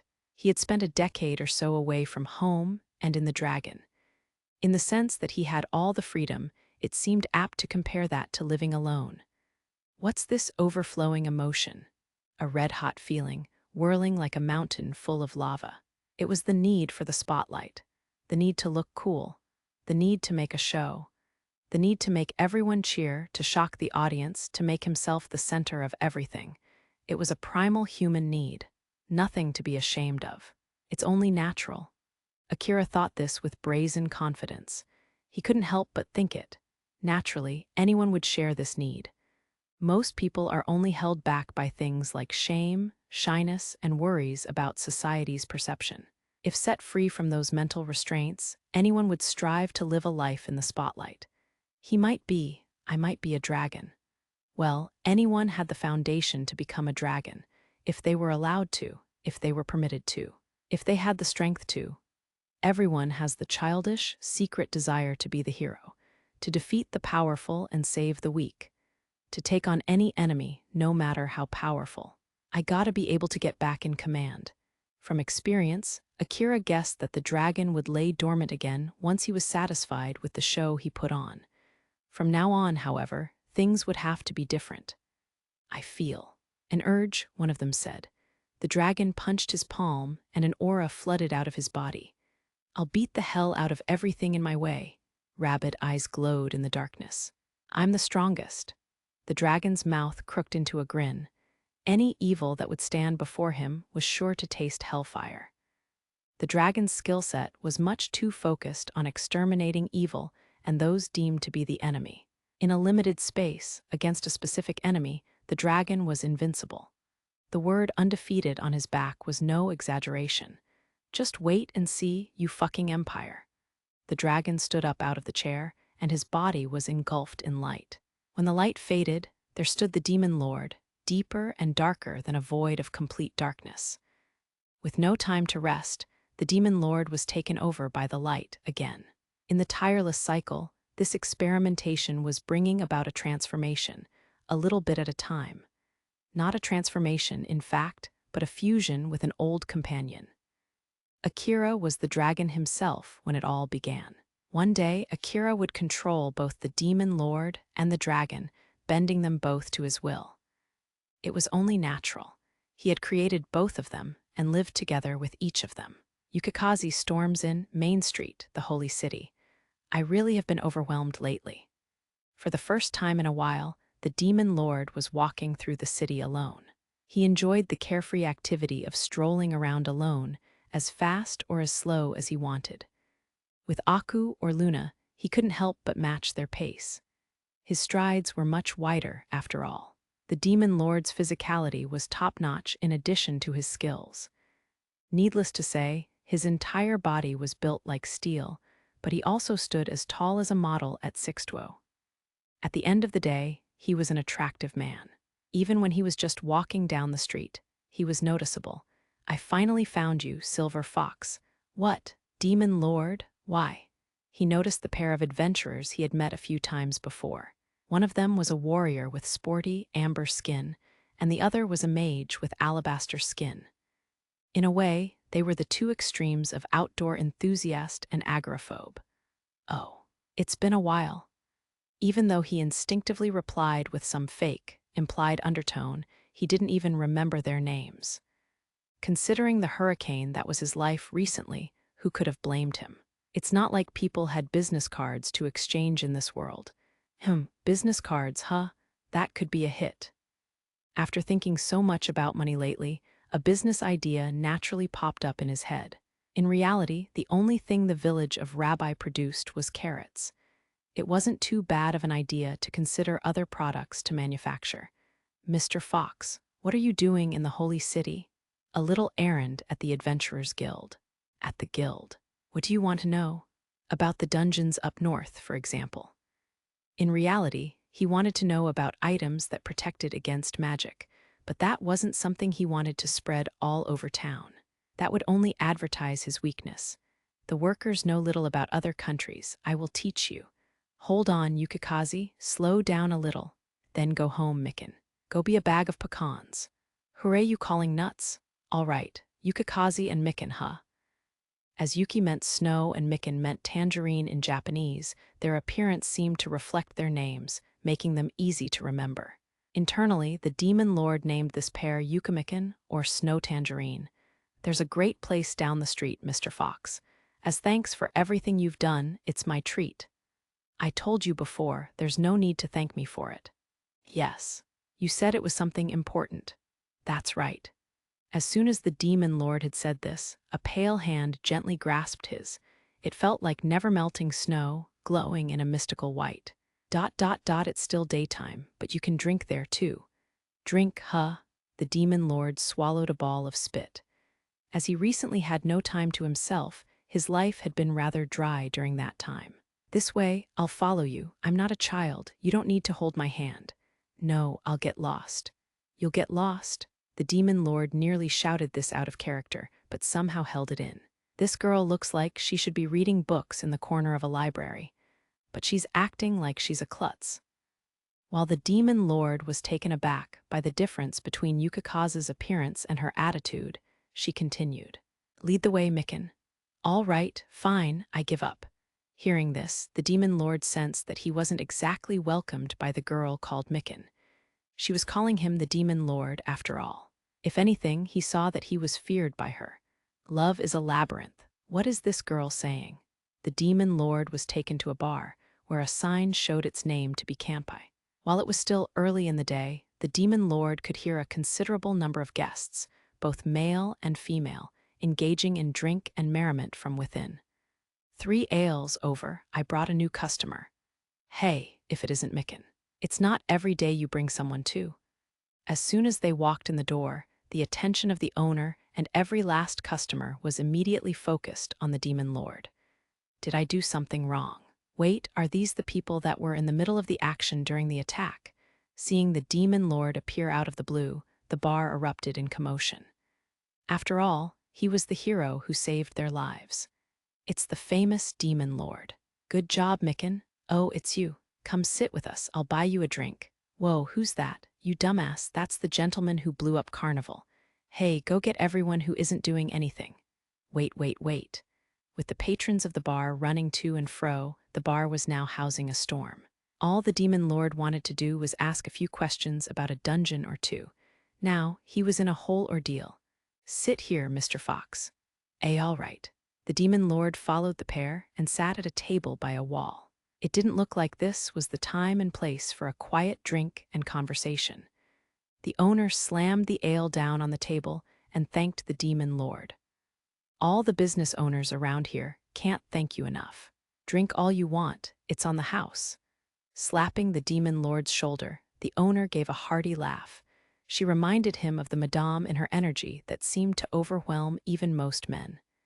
In any case, I need a drink. Then we'll talk. He reached for the pint, but Yukikaze nabbed it from him before curling up on his lap. What are you doing? I'll help you drink it, Mr. Fox. Sorry, I can drink it on my own. Where am I, in some sort of sleazy dive? It looked ridiculous to have a girl on his lap in a bar in broad daylight. Yukikaze was a boy anyway. In the first place, drinking has to be an uninterrupted, solitary act in freedom. He conjured up some craft beer nerd nonsense before finally taking a sip of the ale. That's good, so good, that the demon lord could feel like his troubles over the past few days were only there to let him truly enjoy this pint. As the demon lord was relishing his first ale in a long time, Yukikaze suddenly robbed him of his pint and drank the whole thing. It's sticky in my throat, Mr. Fox. Don't say it like that. The demon lord was getting worn out by everyone's dangerous use of syntax. One of these days, he thought, he would be thrown into the slammer for some crime he didn't commit. Your lips touched it, and it touched my lips. It's publicious. Please start speaking a real language. You don't change, do you, Yukikaze? Here, brought you some things to snack on. Oh, these are boiled beans that resembled edamame, egg dishes, skewered meat wrapped in leaves, and stir-fried vegetables were placed on the table. All of them looked and smelled pretty good. However, remembering that the food in Yahuo was far from exquisite, the demon lord mentally braced himself before popping the end of a skewer in his mouth. It's actually delicious. You don't have to act so surprised, the owner remarked. My apologies, I didn't mean anything by it. I had something similar in Yahuo, and it wasn't nearly this good. Ah, I get it. But don't you come to my bar and expect some street food crap from Yahuo. The owner laughed boisterously and returned behind the bar. Even for the man raised in the foodie nation of Japan, these dishes were completely acceptable. When the demon lord was enjoying the first good food he had had in a while, Yukikaze stole the skewer right out of his hand. It's thick and slimy, Mr. Fox. Stop. Talking like that? The demon lord finished the second round of their routine. She's not a klutz, she's just a floozy. But of course, Yukikaze was more of a man-whore than either of those things. Let's get to business, if you don't mind. I don't know much about the customs around here, or anything about how adventurers function. I would appreciate a detailed explanation. In truth, he wanted to ask about anti-magic as soon as he could, but the demon lord carefully cornered the conversation by starting with the occupation of the adventurer, along with their system and the purpose of their guild. What Yukikaze described was mostly the same as what the demon lord had imagined adventurers to be. They even fell into the clichés of defeating monsters to earn rewards and uncover treasures from dungeons and ruins.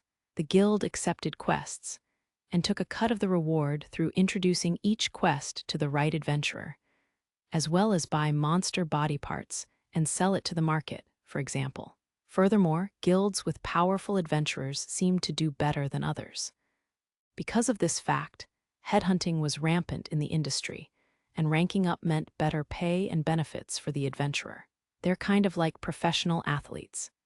The demon lord imagined them as professional baseball or soccer players.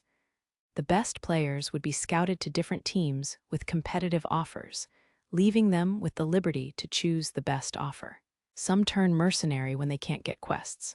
Mercenary, huh?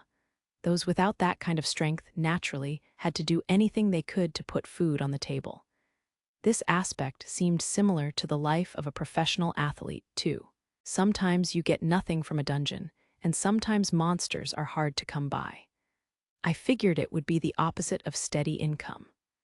Unlike those with a 9-5 and a set salary, the adventurers were self-employed and literally risked their lives doing their job.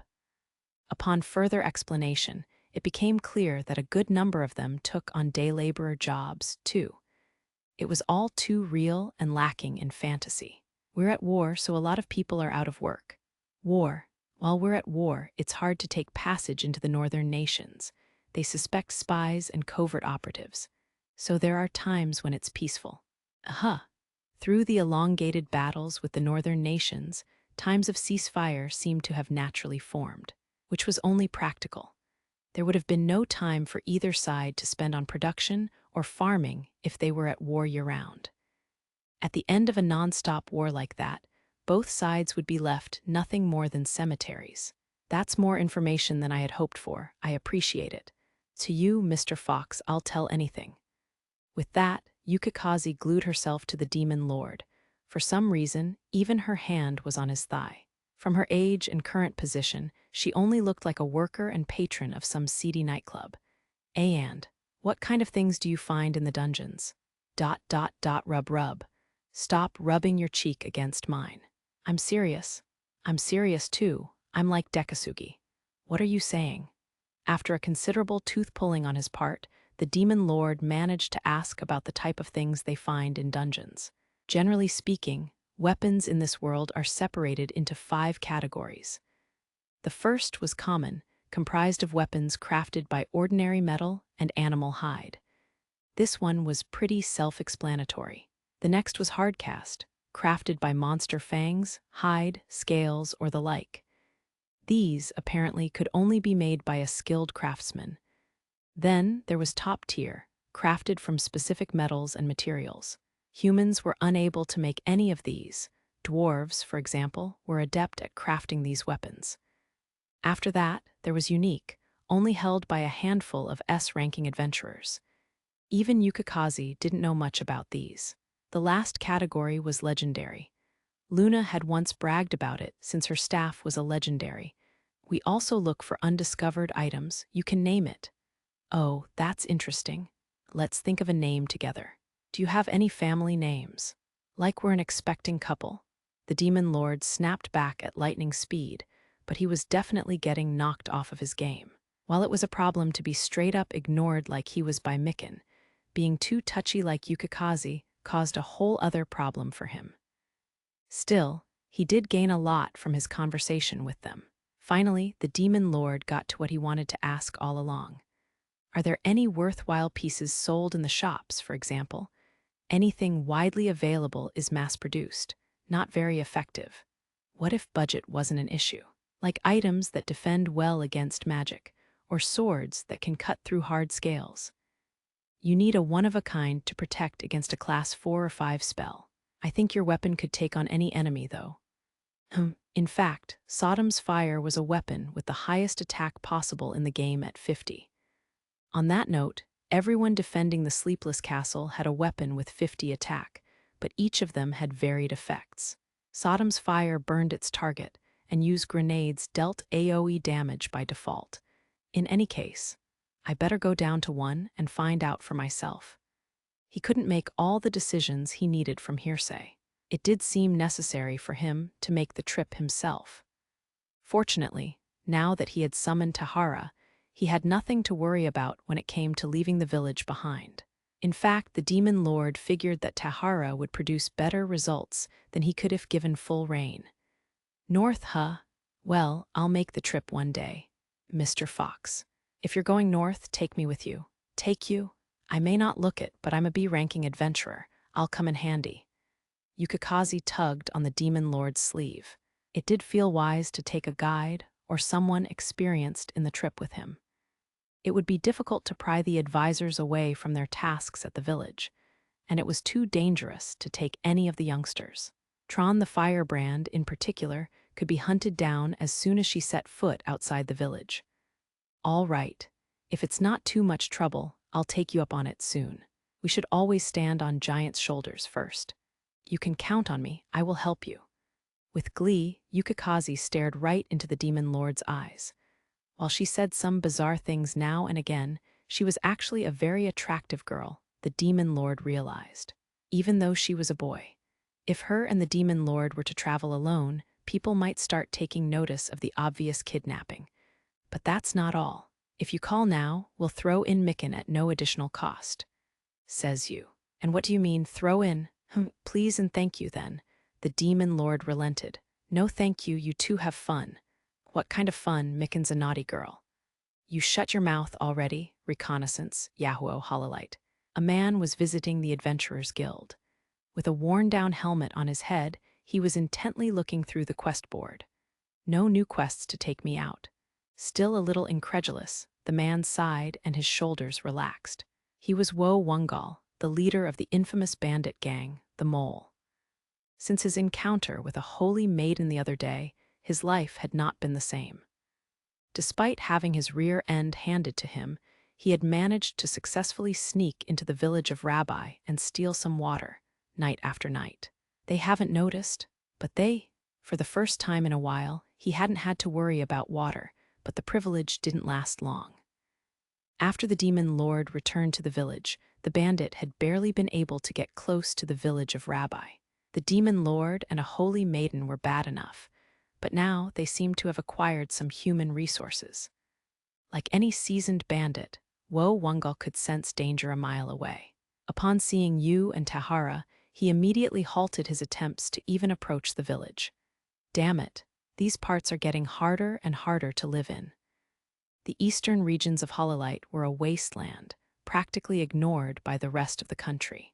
This was precisely why a man like Wo Wungal could survive for so long out here. However, now that the demon lord and his people had moved in, things were changing. Drawing up the map of Hololite in his mind, the bandit considered where to run off to. While conditions were almost as destitute up north, there were militant forces everywhere, making it extremely dangerous. There wasn't much reward to be had, either. The center of the country was just as dangerous for him, considering it was under Queen's watch. So I'm left with west or south. That's not good. The western and southern parts of the country were bountiful land ruled by the nobles and the madame, which meant there were plenty of rewards to reap. While there were a good number of private militias, none of them had had much experience in real battle, so they weren't a match for this bandit gang. The problem was that the people who ruled those parts had the money to buy brute force, chiefly mercenaries and adventurers. Like hungry beasts, they were always sniffing around for a pot of gold. If Wo Wungal were to start working in the south or west, he would soon become prey to one of them. I'm really running out of options here.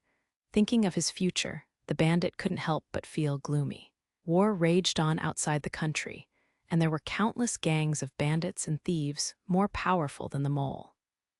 He would either be hunted down by the government, go on the run from the adventurers chasing his bounty, or be consumed by a bigger bandit outfit than his. Wo Wungal's future seemed bleak no matter how you thought about it. Should I just become a mercenary then? The northern nations had been at war for a long time. It was a place where groups of mercenaries were used as convenient pawns, most being discarded entirely after the job was done. However, making a name out on the battlefield could lead to many offers from surrounding nations. Another option was to become part of a famous group, like the Fearless Heavens Ward or 5 Stars, which were as organized as military forces, or join under a well-known bandit like Redbeard, who led numerous pirate ships. Tusk, with the team I've got right now, it'd be different if I at least had Fuji. Reminiscing about his old comrade, the bandit grit his teeth. The fierce warrior who tore up Hololite by his side had since become a holy maiden's lapdog. As Wo Wungal grunted and stared at the board, a nonchalant voice was heard from the entrance. "What's up, miss? How's the quest coming along?" "Crap, that guy." Seeing Tahara waltz in, the bandit shrunk his neck into his shoulders and tugged his helmet down. He was the man who popped up in the village of Rabbi out of nowhere, and an extremely dangerous man at that. "I'm sorry, sir. No one has accepted it yet." Didn't think it'd be this hard to find an artisan for it. It is a long-forgotten trade, after all. I could just dig it, but that defeats the purpose. The bandit picked up on that particular word. Digging in this world usually meant for spell stones, but he didn't seem to be talking about that. You won't get any water by digging a well anywhere in this country. I'm telling you, it doesn't matter if we get water from it or not. I just need someone to build some sturdy wells. Thinking of the future, Tahara planned to build wells in various locations. Naturally, he wasn't looking for a water vein to come with it. As long as the demon lord could make more buckets, the wells would produce water regardless of how dry the land was. Still, anyone would think of losing their pay or having failure deducted from it if there's no water after digging the well. It was only natural that the receptionist would feel this way. Who would want to accept a sketchy quest asking for a well without water? Anyone could easily picture the customer complaining about this until they refused to pay. Og, everyone in this country's got to broaden their minds. Everyone's so cautious, I guess. Tahara had not been in this world for long. He had no way of knowing an adventurer's perspective on quests nor the lifestyle of artisans. Still in the dark, he had much to learn. Years later, Tahara would learn to master the systems of the trade like deposits and daily payouts, as he earned the moniker of the Tycoon of Hololite. But that's another story. I heard putting up quests was the mainstream here. What the hell am I supposed to do? It was the golden rule of an adventurer to be skeptical of sketchy jobs, and artisans did the same. After listening in on the conversation, the bandit couldn't help but jump in, disregarding the risk he was putting himself in. Bro, you're seriously looking for folks to dig a well? Huh, I don't have time to put out a quest like this for the laughs. Are you on a job right now? Want to dig some wells? You're making me laugh. There's no guarantee you'll pay. Guarantee, huh? Would a contract do the trick? Tahara said. The bandit responded with booming laughter. He just doesn't get it.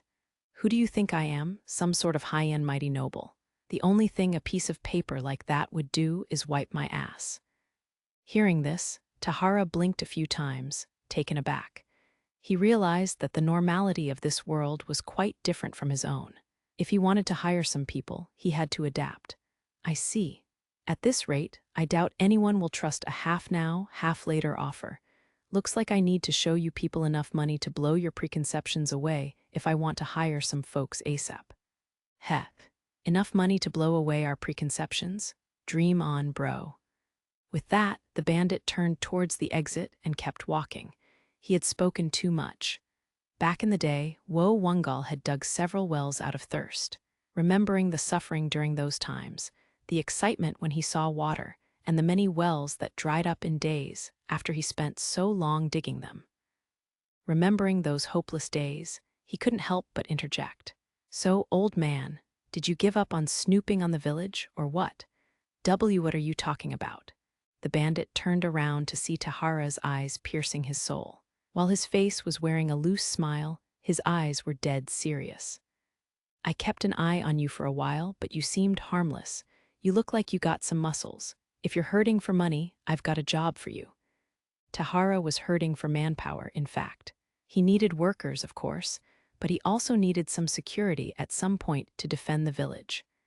What a joke, the bandit spat out and rushed out of the door. Tahara watched him leave with the same smile. Those who carry the weight, gatekeeper, a fortress in North Hololite, a fortress facing the northern nations. This was the central hub of the militant nobles. The man in charge of the fortress was their leader, Marshal Hartz himself. He wasn't the kind of man to smile easily. On this day, however, he was wearing a quiet smile. Welcome back, Sambo. Standing up, Hartz approached Sambo and clapped his shoulders several times with force before embracing him. Tears fell from Sambo's eyes at the warm welcome from his leader, whom he gave all of his adoration to. Hartz wasn't Sambo's master, though. He was only the leader of the nobles who faced the northern nations. Still, their bond was akin to that of a knight and his squire, built over generations. The nobles felt nothing but trust in Hartz. That was the intangible treasure that the rugged Hartz had earned by always jumping into battles near the border to protect their land without a thought for self-preservation. Everyone here had fought back-to-back with one another, even sharing food in times of need. Their bond was unyielding and could not be so much as scratched by any amount of money. In fact, many of them were sick of the corruption in the capital and considered Hartz the nation's leader. The nobles on the border had all fought off the relentlessly invading northern nations, making them more militant than aristocratic. While nobles in the capital concerned themselves with parties and art, these ones fought on the front lines. They scoffed at the trifles the central nobles were concerned with. There was only one person these battle-prone warriors trusted in their time of need, and Hartz had the strength to not betray that trust. Now that he had such strength, regardless of his own feelings on the matter, he was in a very dangerous position. Lord Hartz, I apologize that it took me so long to return here. No matter. Just having you here gives me courage. Lord Hartz, Hartz made a loud clap, and numerous barrels were brought into the room. After breaking the lid with a chop, he shoved a goblet inside to scoop up some alcohol. Anyone would have pegged him for a warrior, but not a noble. Today, we celebrate the return of my friend.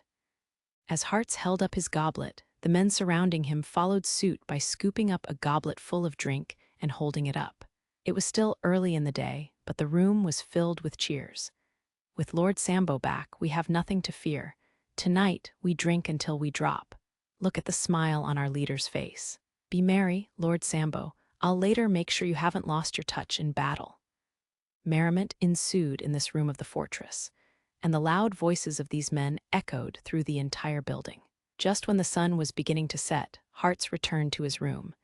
The Madame, in his simply decorated room, Hartz drank from his glass. One wasn't enough, so he continued pouring drinks down his throat. He was conflicted by the joy of having his old friend back and the bitter taste of knowing that he owed a favor to someone he didn't necessarily want to. The Empress of the capital. Her and her sister are hard to deal with. Hartz only considered the Madame the leader of the party scene, and her sister someone foolishly wasting her life on art. They were the embodiment of nobility. While Hartz himself was also a noble, he had both the body and mind of a warrior. Recently, he even felt that anyone with the title of nobility should be brought down. If the holy maidens represent the nation at the top, and warriors supported them by defending them from internal and external enemies, all Hololight needed was the people below them. Nobles were no longer necessary. These past few years, Hartz couldn't help but keep thinking about this conclusion. Still, Sambo's return is huge. Sambo was sort of an emotional leader to the warriors. His presence would bring a huge boost in morale. To prove this point, the entire militia partied the night away at his return. This wasn't a debt that could be settled with a simple letter. How should I thank her? No matter how much money Hartz could scramble up, it would be pocket change to the Madame. On the other hand, he didn't have any pieces of art that she would find valuable. Hartz couldn't deny it. He knew the answer to his question all along. We are to defend her in her time of need. A request far more valuable than money. It was a matter of life and death, after all. What those sisters lack is military strength. Hartz was correct in his assessment. The Butterfly Sisters did not possess their own militia. Sure, they could gather up as many mercenaries as they wanted, but mercenaries were only toy swords. In the face of a militia hardened by war, they might as well be trees waiting to be cut down. The other thing the sisters are lacking is male support. Again, he was correct. On the flip side, the warring nobles also lacked female support. Some even publicly denounced them as nobles, calling them the savages of the north. Could she be planning a coup? Hololight was engulfed in utter turmoil. Hartz couldn't help but consider the grim possibility. Who could have blamed him? With money and strength and male and female support combined, he couldn't help but imagine that they would meet the requirements for some happening. A room deep within the holy castle. In the altar of prayer deep within the holy castle, White was determined to rescue her sister. It cannot wait another moment. She held in her hand the holy staff of Omega, a legendary weapon. While its stats were powerful on its own, this holy staff stored magic within itself to perform a particular miracle: teleportation within Hololight. Only by expending all the magic stored in the staff, while also utilizing the magic circle at this altar to drastically boost her own magic, could White perform this miracle. She, of course, pictured the village of Rabbi in her mind. The demon lord had finally bared his teeth and ensnared the Empress for his cause. As far as White was concerned, the time for idle observation was far behind her. Ember Angel, please lend me your strength. Her action had to be the rescue of her sister and fellow holy maiden, Luna. Whether she would decide to fight against or negotiate with the demon lord, her hands were tied as long as Luna was a hostage under his thumb. As White prayed, light emanated from the magic circle. Ordinarily, a holy maiden would only leave the castle while heavily guarded, but White was acting alone today. She was facing the demon lord who took down the king of devils, after all. If she took guards with her, it would only be to have them killed. Demon lord, you won't get away with this any longer. Leap of the Ember Angel. White's body was engulfed in light and disappeared. When she opened her eyes, she was greeted by a village of Rabbi much different from the one she remembered. She remembered it being a rundown, nearly empty village. In front of her, though, many people were hard at work dragging lumber and rock to and fro. Some carried hammers and pickaxes, while others carried sandbags. What's happening? She couldn't count how many people were at work, but she noticed many mages in the mix, as well as specialists paving roads. It was a construction project of an enormous scale that could change the layout of the entire area. At the edges of the village, There were at least 20 mages wielding the earth element to apparently build moats or stone walls and surround the village. I didn't make a mistake, did I? White wandered into the village, dumbfounded by the sight around her. Suddenly, a shout was heard from someone sitting on a lookout tower. It was Tahara, who ordered this team with a blueprint in his hand.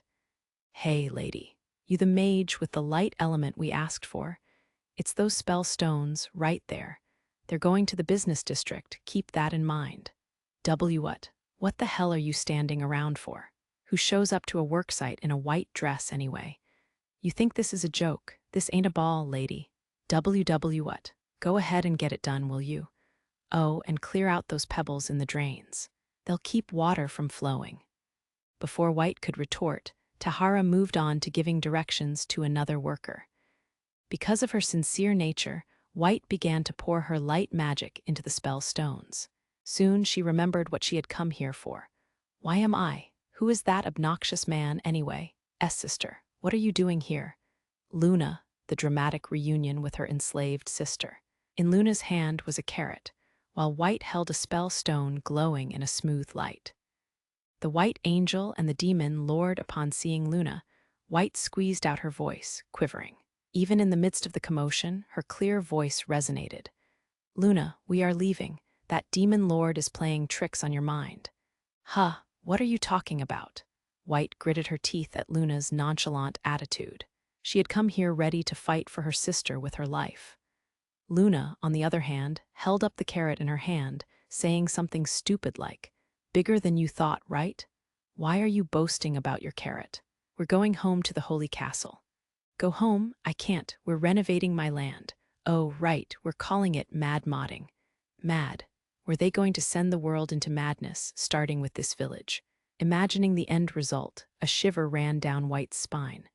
Besides, how is he paying for such a large-scale construction? Something about selling a holy coin, I don't really know. He sold a holy coin. Whether or not they were talking about the same thing, the sisterly conversation went on as smooth as butter, and White was boiling. She respected tradition and considered the holy coins to be revered relics. As a basic moral, she was opposed to trading such relics. But this wasn't all. White was in for far worse of a surprise. "Luna, they're all looking for you over there."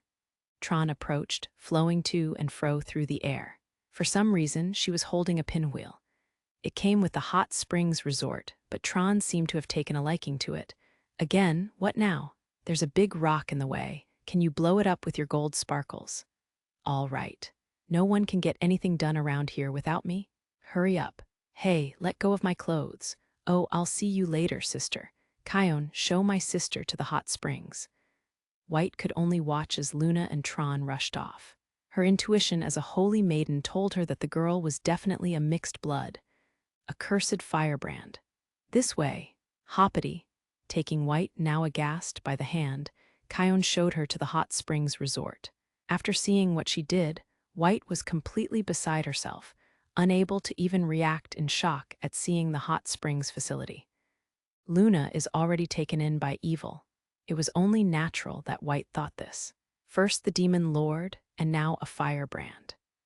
No matter how leniently White assessed the situation, she couldn't deny that Luna had lost her sense of obligation as a holy maiden and fell for the dominion of evil.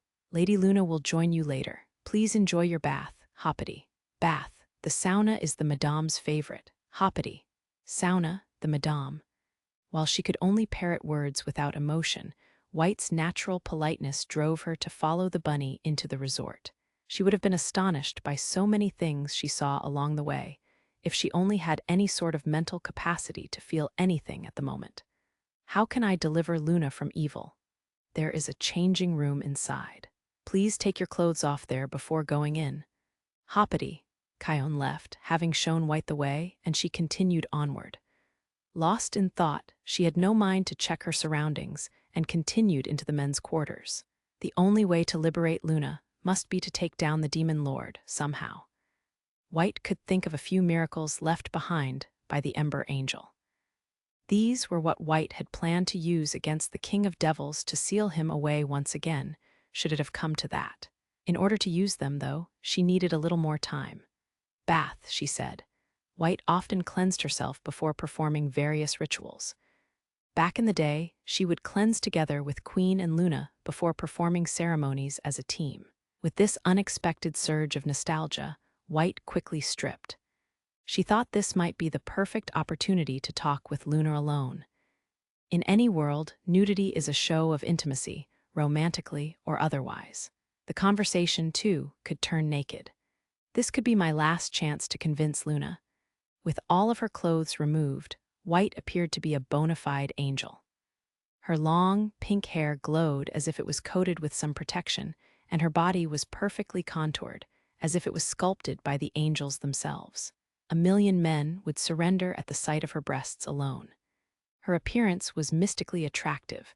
One could even spend hours staring at her shapely lips alone. White opened the door that led to the hot springs without so much as a thread on her body.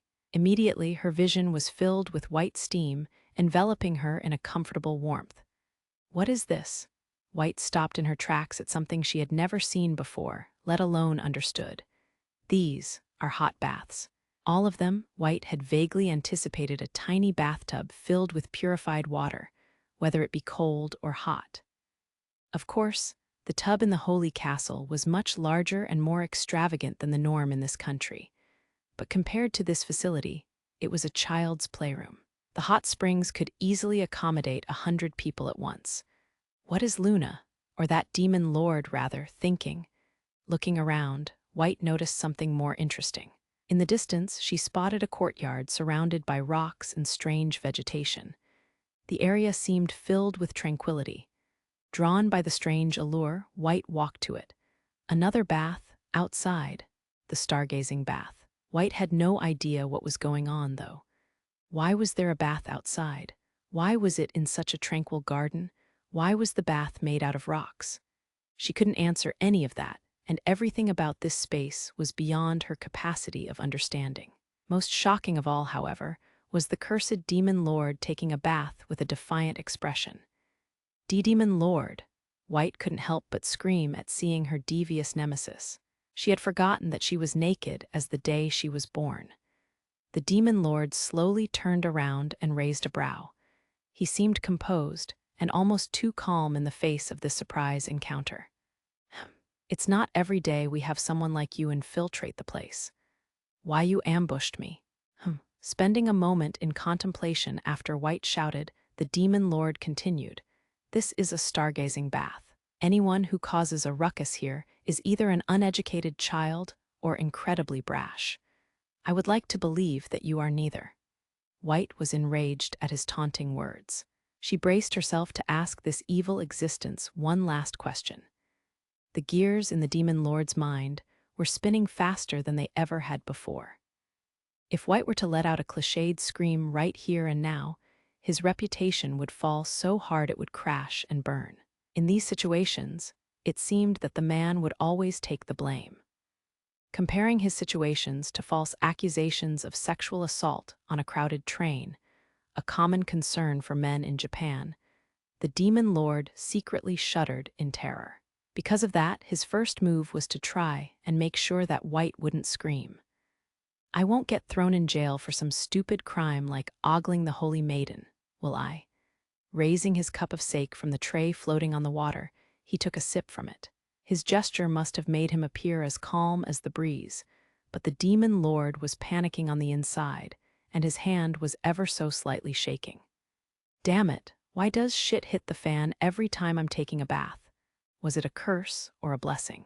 Despite the crowd of people working outside, he had decided to start drinking in the stargazing bath midday. And now, he was burning White's naked body into his memory.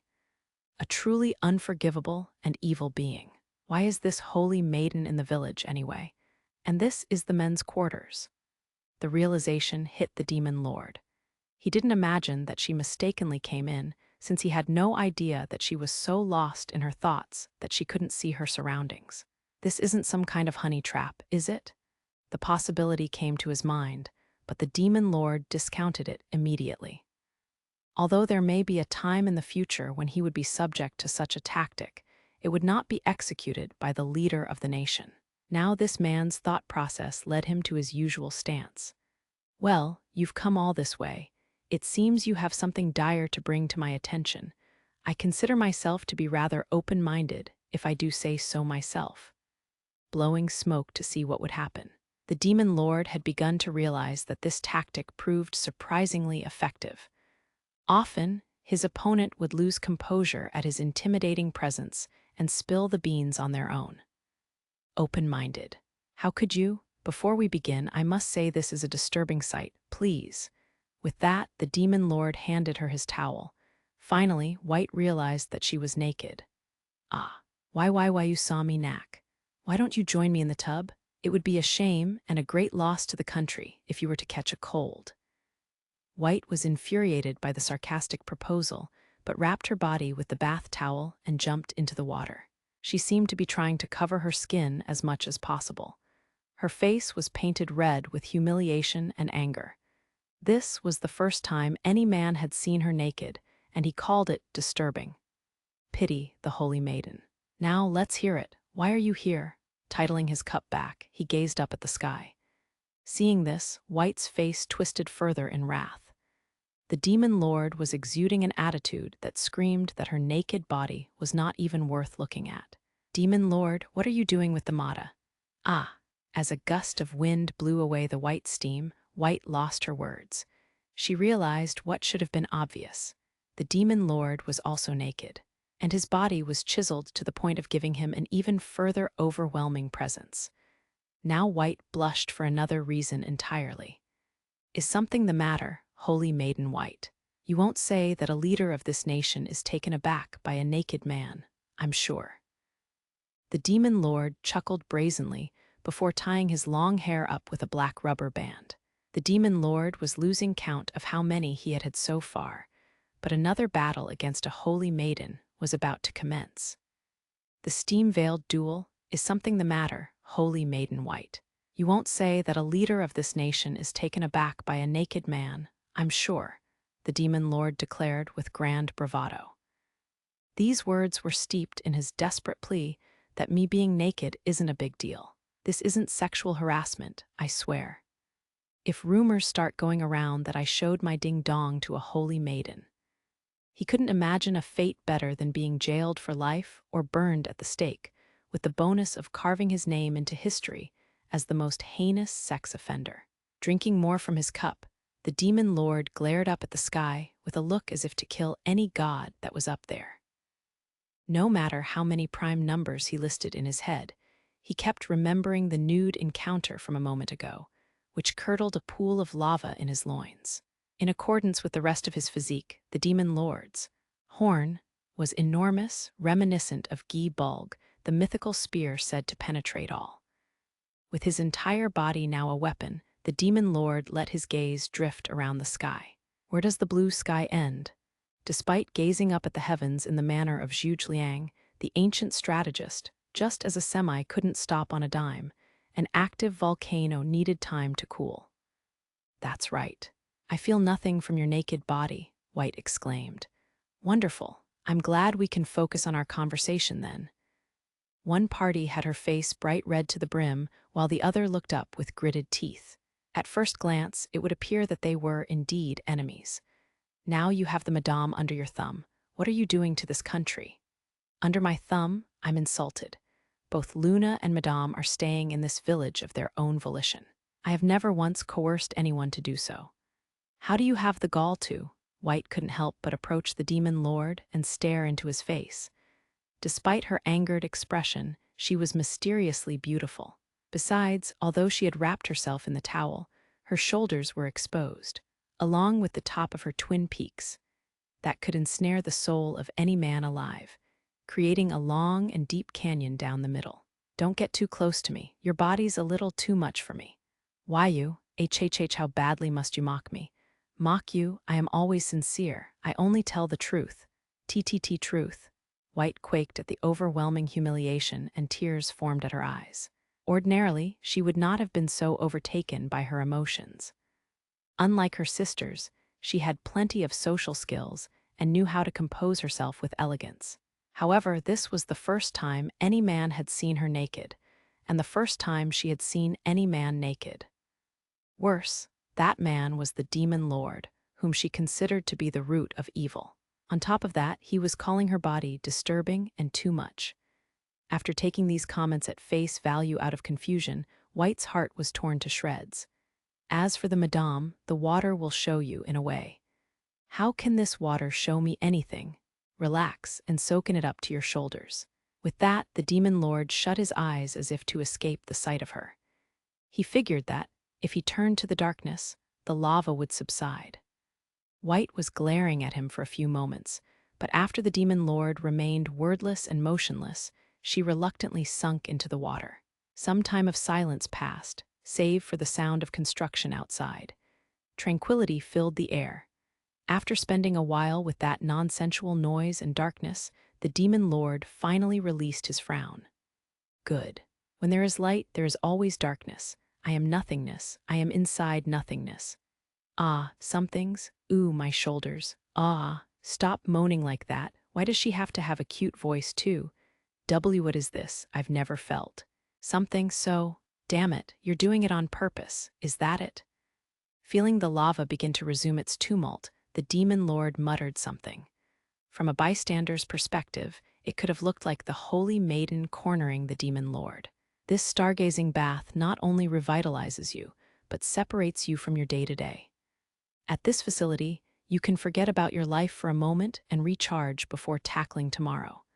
Forget. My life, there are other baths that help with dry skin and keep it moisturized, for example.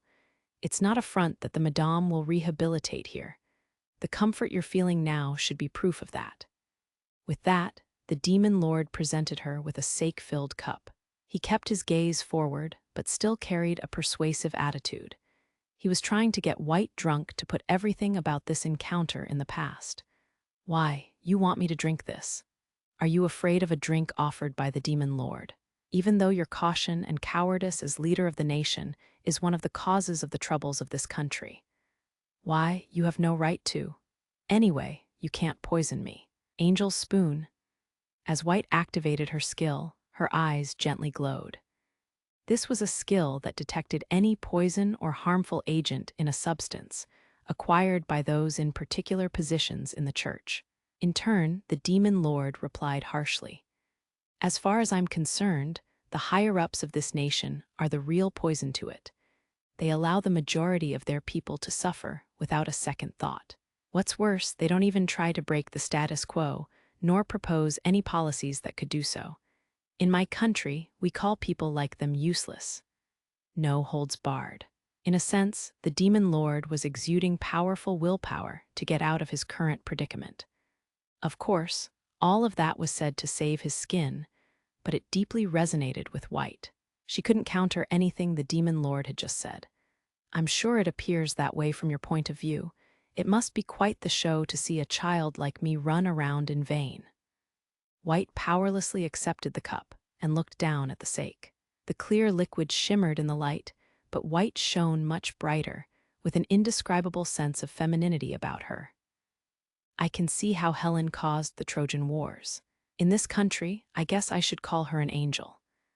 The demon lord was breathless as White appeared to have come to life out of a painting. The revered air about her had dissipated the lava in the demon lord's loins before he knew it. White tilted the cup, and the sake poured to her lips. In fact, the sake was also an item from the game and had properties to recover stamina. With moderation, normal sake had health benefits too. In Japan, it was even said to be the root of 100 medicines. This is a drink from my country. It has been enjoyed for ages. Taking the cup from White, the demon lord took a sip. White let out a whisper about sharing the cup, but the demon lord was oblivious and ruthlessly threw the sake down his throat. The truth was that they had already shared the cup when White took her first sip, but she must have been distracted in her sadness. The demon lord scoffed at her. As far as he could tell from the news, the average age of girls losing their virginity only declined by the year. It wasn't uncommon to hear stories of girls losing their virginity in their preteens. A woman worried about exchanging a kiss through a cup was an endangered species. What? Do you think our lips touched through the cup? You're not a virgin girl, what are you? His disrespectful remark was cut short as he realized that he was speaking to a holy maiden. White's slender shoulders quivered as she squeezed out these words. What if I am? His luck was bad and his timing was worse. White had just been thoroughly ridiculed by Queen the other day. To top it off, Queen had declared, "You're such a prude, sis. You'll end up an old maid for sure." Secretly, White was hurt. After hearing that her two younger sisters had found potential suitors, she was feeling left out. "Oh yes, I'm an old maid. I'm a virgin. Do you have a problem with that?" Aided by the open atmosphere of the stargazing bath and the buzz from the sake, White ended up saying something she never would have otherwise. "And no, I don't have a problem. In fact, virtuous women are preferred. Why don't you be proud of it?" "How can I be proud of such a thing? You're making fun of me." "Not at all. Actually, I commend your stoicism." "Prude. Stoic, what do you think I am, a golem?" The demon lord, panicking on the inside that things had really hit the fan now, maintained a serious tone and stuck his hand into the black void and produced an item. An angel's halo, armor worn on the head. As its name suggested, it was a glowing halo that floated above the wearer's head. While its defense was garbage at a mere 2, many female players wore it for its cute design. There was also an item called Devil's Horns which served as its counterpart, also quite popular despite its low defense. What is this? How do you have the halo of an angel? I want to gift it to you, who lives up to the title of Holy Maiden. The demon lord gently placed the halo on White's head. He wore a smile on his face, and even White had to admit that he was dashing. With his long hair tied behind his head, the demon lord was even rugged. His sculpted body, sharp appearance, and cunning wit were qualities of maturity White had never encountered in a man before. "Keep at it so you may wear this halo with pride. I am not your enemy." With that, the demon lord vanished into the steam. He had simply quick-traveled to the changing room, but White was convinced that he had vanished into thin air. An angel's halo? How would a demon lord? White mumbled, her mind wandering. In contrast, there was only one thought in the demon lord's head. When a girl is upset, give her a present. A ridiculous philosophy that every woman out there would surely object to. For White, though, this item was nothing she could disregard. She rushed out of the stargazing bath and stood in front of a mirror. The glimmering angel's halo floated above her head. White was breathless at its solemn beauty and divine illumination. Northbound, the demon lord was smoking a cigarette in front of the Hot Springs Resort, waiting for White to come out. While he had wrapped this encounter up without causing a scene, he was the kind of man to always follow through. "It's just like a field trip. I'll be happy when I get her home safely." Eventually, White came out of the resort's entrance, but she was still wearing the halo above her head. "She's still wearing it? I mean, it does suit her perfectly." The demon lord just wanted to cheer her up by giving her a cute, little angel-themed gift. He figured that the holy maiden would be into these things. While the game itself was deadly, there were actually a lot of cute items to appeal to the female players, a significant portion of the player base. Some examples were floral dresses, gold bracelets, black and white French-made outfits, knee-high socks, platform boots and high heels, dog and cat onesies, giant cat paws, tails, pleated skirts, miniskirts, even tube socks and navy and white striped panties for some reason. This just went to show how perverted the players of his game were. "Holy Maiden White, did you come to this village by a carriage of some sort?" "And no. You came alone?" "Yes." White couldn't say any more. No matter who she was speaking to, she couldn't just mention miracles willy-nilly. White had to keep her answer vague. "I see. Then I will escort you back to the holy castle." How in the world will you?" Oh, without letting her get a word in edgewise, the demon lord pulled White close to him by her waist. He had no ulterior motives. He just wanted to be certain the leader of the nation had no chance of injuring herself in any way. What are you going to do? You have nothing to worry about. Lean into me." He whispered in White's ear in a low voice that reverberated in her eardrum. His strength and assertiveness defied any chance of resistance. The demon lord was entirely on another level from any man she had ever encountered before. Why you're... Ah, hush. Enjoy the quiet in moments like this. The demon lord placed his index finger onto White's lips as she was about to say something. The demon lord thought nothing of this either. He just didn't want her to bite her tongue in transit. Still, White began to flush and her body became rigid. Wings, carry me away, quick travel. Holy castle. As the demon lord spoke some fake incantation to conceal his skill, both of them vanished and appeared in front of the holy castle in an instant. In White's view, the familiar holy castle appeared. At this impossible event, White shuddered from head to toe in terror. Who could have blamed her? This was exactly the miracle she had performed earlier. A blessing of the Ember Angel. Who are you? I did tell you once that seeing is much better than listening to rumors. Oh, White felt her heart swell. He had told her that during their meeting in the castle. You are returned, safe and sound. That's all that matters. True, White was without a scratch. In fact, she was better off than before after taking a bath in the hot spring and drinking the stamina-healing sake. What's more, the angel's halo shone above her head with divinity. This may go without saying, but our encounter tonight should be kept between us. Yes, White nodded powerlessly. She couldn't go around spreading gossip about this night anyway. Worst case scenario, it would send the country into chaos if the people found out that someone could use the same miracle left behind by the Ember Angel. That someone had the power to bestow onto others a divine halo reserved for the heads of angels. Just to be clear, no one will find out about what happened tonight. Oh, of course. White rushed to affirm as the demon lord almost sounded desperate. Still, she had to ask, who are you really? I don't think I know the answer anymore. At this question, the demon lord's expression became contemplative for once. He didn't know the answer to that question either. His body belonged to a character in a game who carried the title of the demon lord, and his mind belonged to Akira Ono from modern-day Japan. Who was he? How could he possibly explain? After a while, the demon lord spoke with determination. There is something I need to ask you for help with one day. Like I've said before, I want to research the Ember Angel. But why? Because I was summoned by the Still Angel. By the Still Angel? White was astounded by that answer, but soon accepted this conclusion. If that were the case, so many things now made sense that didn't before. It explained why that finicky madame practically flew away from the capital to be by his side. It explained how he could perform the same miracle as the Ember Angel did, and how he could bestow an angel's halo upon someone. It also explained the otherworldly facilities that seemed impossible to have been built by human hands. White's mind spun, connecting all sorts of dots. Do you oppose the Ember Angel? I have no intention to. I only want to ask a few questions.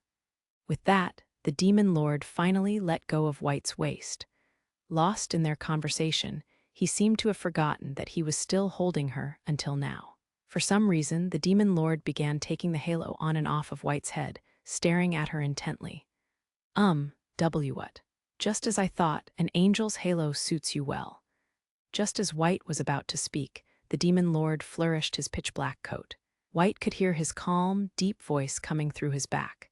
Until we meet again, holy maiden White. With that, the demon lord vanished. White just stood in the same spot for a while before taking off the angel's halo from her head and holding it tight against her ample bosom. Her cheeks red, White seemed happy. There were a few theories that came to her mind. One of them was about the famous angel, Lucifer, a being told in legends as either a fallen angel or a demon lord who rebelled against the great light in times of old. Many ancient literatures tell of him splitting the continent in two and conquering the night.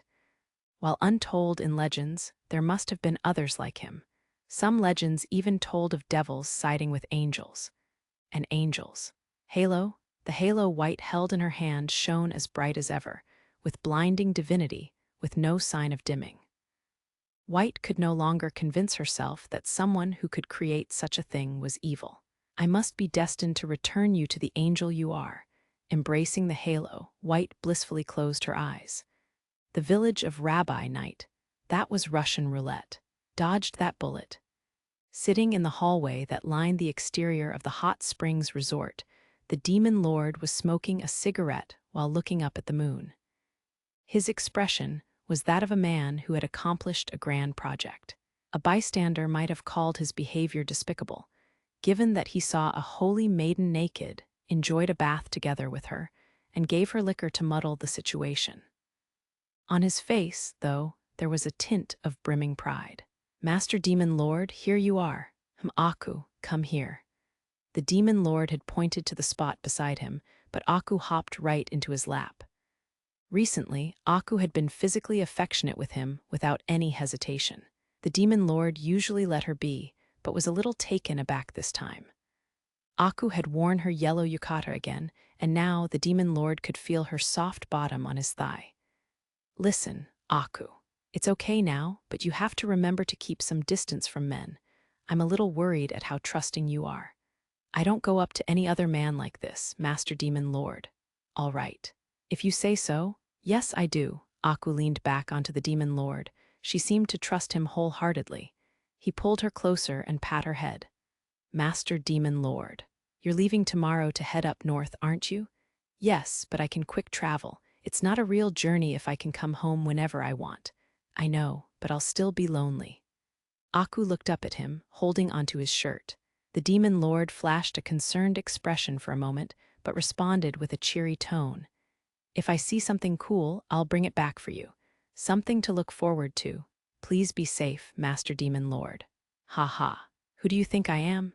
He was a bona fide Demon Lord after all, despite his general ridiculousness. Even his advisors possessed incredible combat strength. If the Demon Lord wanted to, he could bring mayhem to this entire world, let alone this continent. "Where'd you go, Aku? I told you have to be my cuddle pillow tonight." Luna's selfish. Followed by quick-paced footsteps, Luna and Tron appeared from around the corner. "Aku's right here on my lap." "Why, you pervert. My butt is one thing, but now Aku's." "Right, I forgot to tell you. I took your sister back to the castle." Why, you tainted sister too?" "I'm sleepy." "Bedtime?" Luna began to make a scene at the Demon Lord's response, but Tron concluded it with her declaration in a tired voice. That being said, they simply moved to their bedroom. The same kids making the same kind of ruckus, cramming into the Demon Lord's futon. Aku was to his right, and Luna was to his left, and Tron laid on top of him. The Bermuda Triangle. How the hell am I supposed to sleep like this? I'm done. And so, the Demon Lord didn't sleep a wink that night and was greeted by the morning to start on his journey. The following morning, the sky was still painted in the pre-dawn gray, but a large carriage had already arrived at the entrance to the village. Inside of it were Yukikaze and Mikan. The carriage could easily fit 8 adults. Since the Demon Lord had turned down any kind of bond voyage, only Tahara and Yu were there to see him off. The truth was, as long as he could quick travel, there wasn't really a point to a grandiose send-off. "You're in charge of the hospital. Keep at it to improve our reputation." "Yes, sir, I will handle everything there." "Oh, Mr. Secretary, your tie." Yu approached the Demon Lord and caringly straightened his tie. There was nothing wrong with his tie to begin with, so he suspected that Yu just wanted to go through the motions. At first glance, she could appear like a wife sending her husband off on a business trip. "Tahara, you're in charge of the rest of the village. Send me a communication if there's anything urgent that comes up." "Yes, Harry. I don't plan on doing any screw-ups that'll make me bother you, though, Mr. Secretary." In fact, it would have to be a serious emergency for something to be too much for Tahara to handle. If this genius couldn't resolve it, there was no way that Akira Ono could be of any help. The only time Tahara would require his assistance would be when he was in need of some brute force. The Demon Lord gazed over the entirety of the village. Under the mid-dawn sky, a few bunnies had begun working in the fields already. A farmer's morning started early.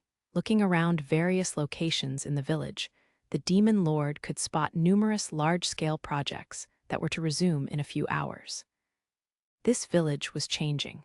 all because a single man had come across it. I got them in this deep already.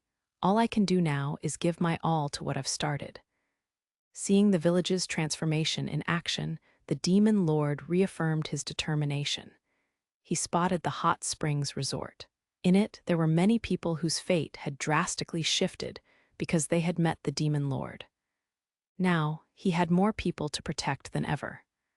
That was the demon lord's honest takeaway when he closed his eyes for a moment in contemplation. And in order to protect those people, the demon lord was determined to grow even stronger. If he didn't conquer his weakness to magic, he would pay the price for it sooner or later.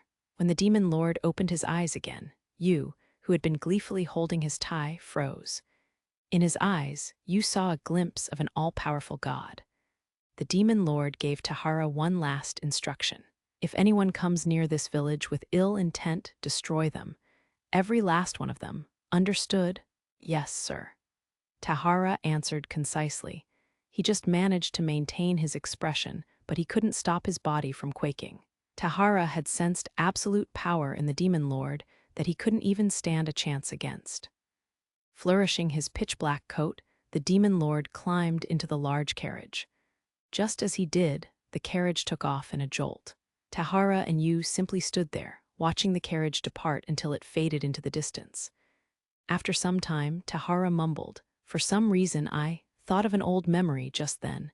An old memory of the first day I met the secretary. ... Interesting." Tahara produced a cigarette from his pocket and lit it. It was all crumpled from having been shoved in there without care, but Tahara didn't seem to mind. "It's nothing too special. It just occurred to me that, if I had turned down the secretary back then, I would have been dead right then and there." You seemed to have some thoughts on the matter as she fell silent. Both of them, and in fact all of the department members in the Sleepless Castle, had been recruited by the demon lord. While each of them had a different story to tell when it came to their introduction to him, every single one of their stories began with the demon lord. "Hell could freeze over, and I'd still never best that man." That's an obvious statement.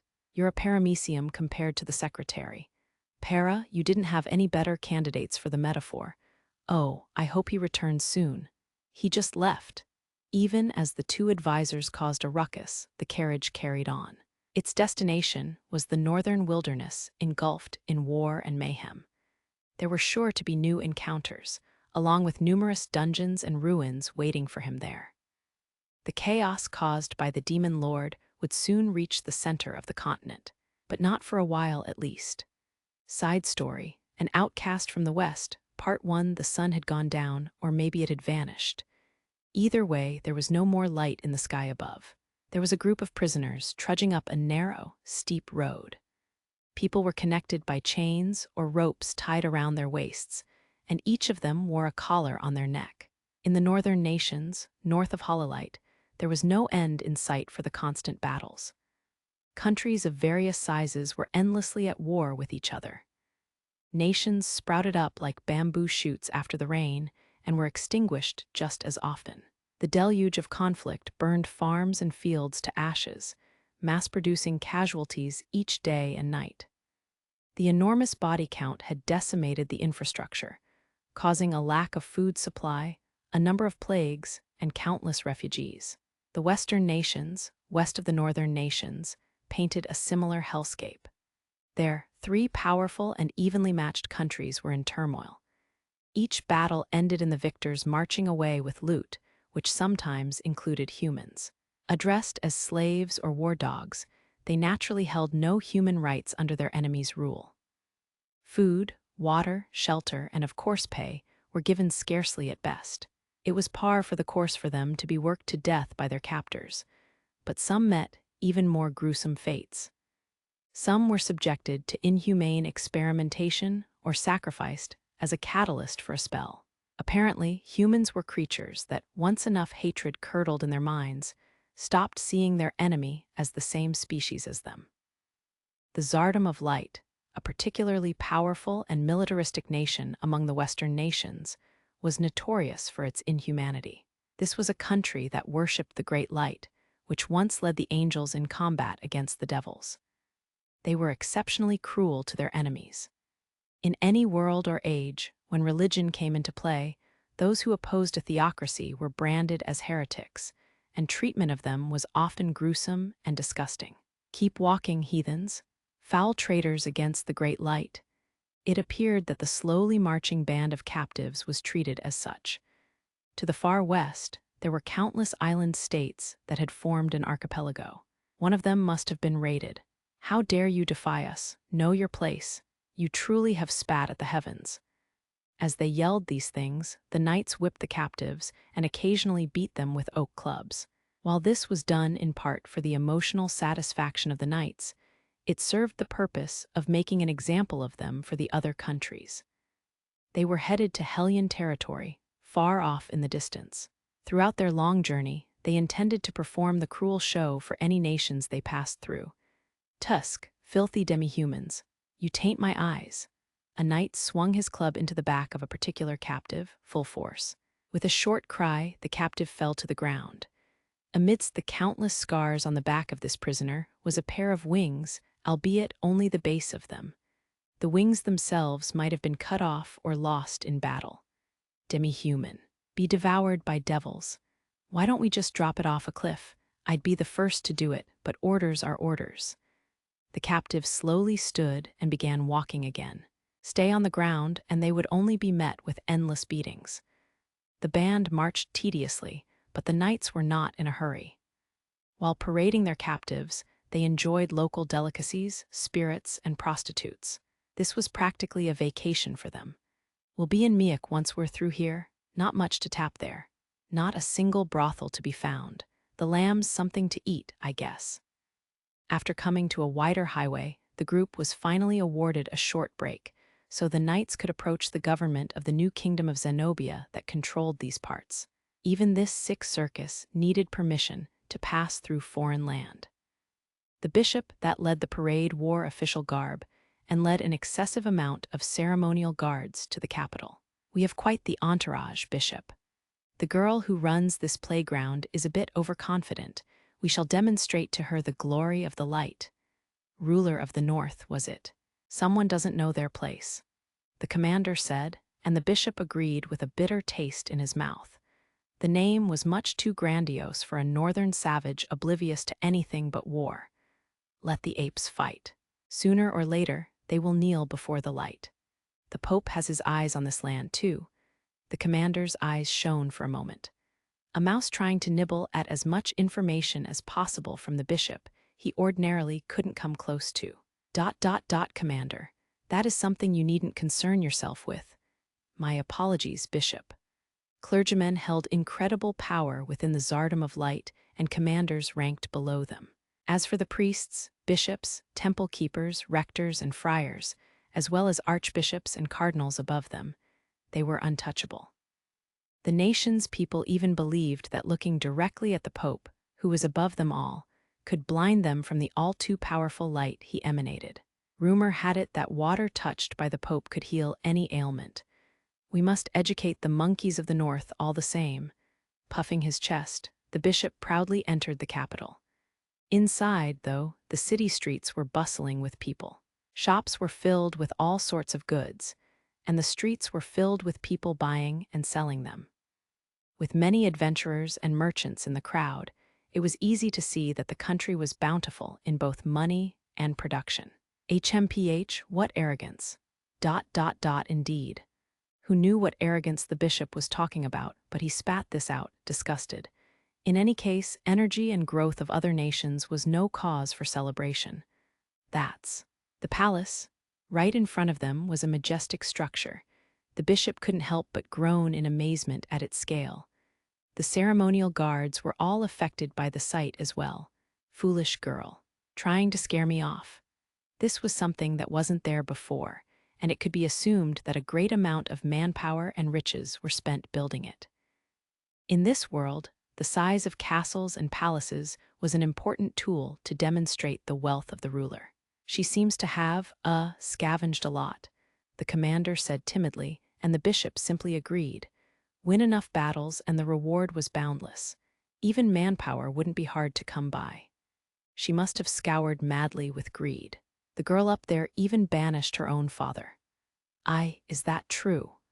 Although frowning at the ignorant commander, the bishop didn't seem to mind the opportunity to lecture him on the history of this nation.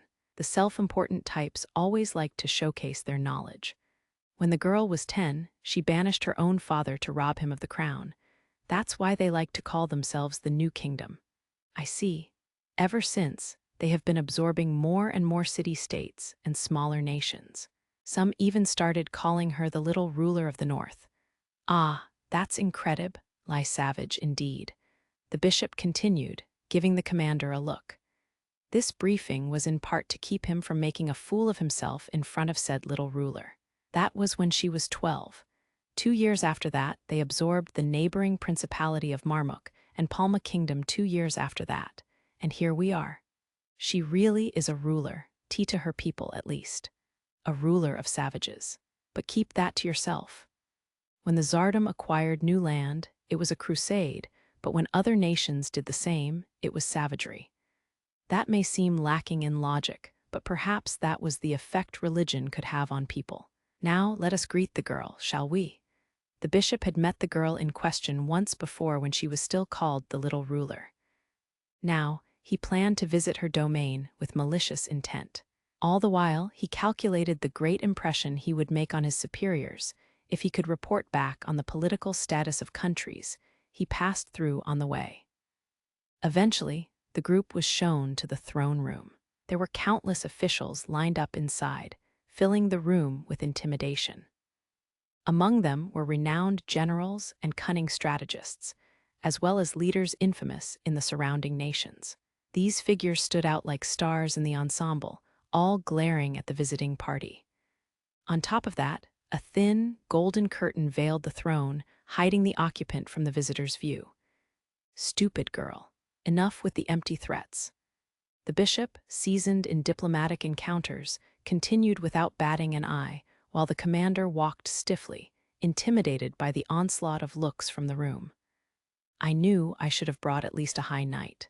This weasel, as the Tsardom was at war, all of the high-ranking military leaders were busy on their own missions. A high knight would not have been available for such an inconsequential job. It has been too long, Your Highness. Kneeling in front of the throne, the bishop executed his formality. He remained still waiting for a response, but none came. When he looked up from confusion, the curtain parted in a slow, dramatic fashion. A girl was unveiled, sitting confidently on the throne and crossing her legs with a holier-than-thou attitude. Her garment was littered with flashy gold, and her luscious golden locks draped over it, as if they too were woven from golden thread. While her appearance was astonishingly attractive, her attitude was extremely aggressive. She cast a gaze that said she looked down upon anyone from a mile above. It was no wonder that her people now called her the Golden Ruler. An athletic allure exuded from her crossed legs, and the bishop secretly swallowed a gulp of saliva. He couldn't comprehend how different she looked from their last encounter. She's really that girl from before. The commander and the other guards were just as breathless, staring at her. If this was a battlefield, they would have all been killed already. You've come a long way, admirable. Even her tone was aggressive. She spoke like she was addressing a subordinate. In an attempt to gain some power in this exchange, the bishop rose. And, Your Highness. Eloquently, the bishop praised the rise of the new kingdom, while subtly reminding the ruler that they wouldn't be able to maintain their lifestyle if they were to defy the Tsardom. However, a surprising response came back from the throne. You are permitted to pass. Be on your way. She dismissed them as if to say that she was too busy to speak with the likes of him. She was treating him as if the Tsardom was occupied by Zenobia. Her people were astounded by their ruler's gall at first, but their expressions soon changed to that of amusement. The Tsardom and the northern nations had a complicated relationship. Worn out by the constant war effort, the northern nations had begun to create ceasefire seasons, but that wasn't much more than a bandage on the wound and did nothing towards a true solution. There was no way for dead ones to return home, after all. The workforce of the entire civilization dwindled as young men were drafted to war, and tradesmen and farmers died in the battlefield, leaving towns and fields to be decrepit. While most nations struggled to feed their people, the Tsardom took to exporting their abundance of food for a great profit. The warring should have brought about a breakpoint somewhere along the way that would conclude the violence once and for all. But the Tsardom continued supplying all belligerents with the food they desperately needed. The advisors in the room all pressured the bishop without a word. They were well aware that the Tsardom fattened itself on blood money. Savage apes, I am an acolyte of light. Stop looking at me like that. The bishop's expression twisted in discomfort. In a sense, the Tsardom of Light was solely responsible for prolonging the wars among the northern nations. Ah, you seem busy, Your Highness. This old man will be on his way. I must say, though, I am truly amazed at how much you've grown, Your Highness. The bishop was still in his 40s, but he emphasized old man as he spoke with sarcasm, gazing up at her alluring legs. When we met last, you were still a girl. Oh, how time flies. Perhaps that's just my old age talking. It was crude to compliment a ruler of a nation on her growth, to say the least. A few protests erupted from the advisors in the room, and the ruler raised her brow ever so slightly. At that moment, a woman appeared from behind the curtain as if on cue, the chancellor of the new kingdom of Zenobia, famous for her prowess in the role. It brings us incomparable joy to have you compliment our ruler's growth. The chancellor looked down on the bishop from near the throne, her long hair that reached down to her waist gently swayed. In her hand, she held a peculiar foldable fan. If you wouldn't mind, we would love to have you come observe our operations. Your input could be of great value to us, Bishop. Oh, an outsider like me. Are you sure? It will be an amusing story to tell when you return home, the chancellor declared with confidence, and the bishop scoffed as he stood apart from his parade. They may be savages, but it wouldn't hurt to take a look. There was a chance that he could snag a glimpse at the secret of the new kingdom's rapid growth. Soon, the advisors in the room knelt one after another before the ruler and sought her guidance. The bishop watched them from aside, but cold sweat soon began trickling down his forehead. Your Highness, on the lack of water in the farmlands I reported the other day. I remember. Permission granted. The aforementioned plague prevention has gone over budget. We will pull some funds from the National Reserve. On expanding the pastures that train our military horses, you make the call. As for the retreat for injured soldiers, carry on as is. Your Highness to research the 6 dungeon waterfalls. Denied. Invite the 2 S-ranks we spoke about. General Mueller has reported suspicious movement from the Miak guerrillas near the border. Burn down a few of their Gels' houses. Don't worry. It's my idea. Split-second decision-making. The countless reports were getting resolved in the blink of an eye by the ruler's decision. Most of it was left to each advisor's discretion, but she gave anyone who needed it a push, and each rejection came with a reason. She takes care of things this fast. This breakneck speed was night and day from the snail-paced debates in the Tsardom. There, many clergymen sabotaged each other, engaging in power struggles. The more empty seats above them, the better their chances were at advancing. The exporting of food to the northern nations and prosecuting heretics were just about the only 2 policies that were ever approved unanimously. If we're not careful, this girl could sneak up on us. The prideful, but not incompetent, bishop calmly assessed, as far as he could tell, that the girl delegated a lot to competent subordinates and took responsibility for their actions. Surely, her advisors were able to perform to the best of their abilities this way. No great leaders ever intervened with inconsequential matters. That only stopped the flow of work where it mattered. Eventually, all matters were taken care of. The bishop turned down the invitation for lunch and scuttled out of the palace. The chancellor, with a subtle grin on her face, followed. That's rather sudden. Why are you in such a hurry, Bishop? HMPH. After ordering the commander and the soldiers to wait outside of town, the bishop turned to face the chancellor. Her fan waved to and fro in her hand, a vindicated expression on her face. I would be careful where you tread. It won't be long until the light takes the island legion. Is that so? the Chancellor's expression remained unchanged. There were two other powerful nations than the Tsardom in the West. They would fight at times and cooperate at times to keep any one nation from expanding. It was similar to the triangular structure of ancient China.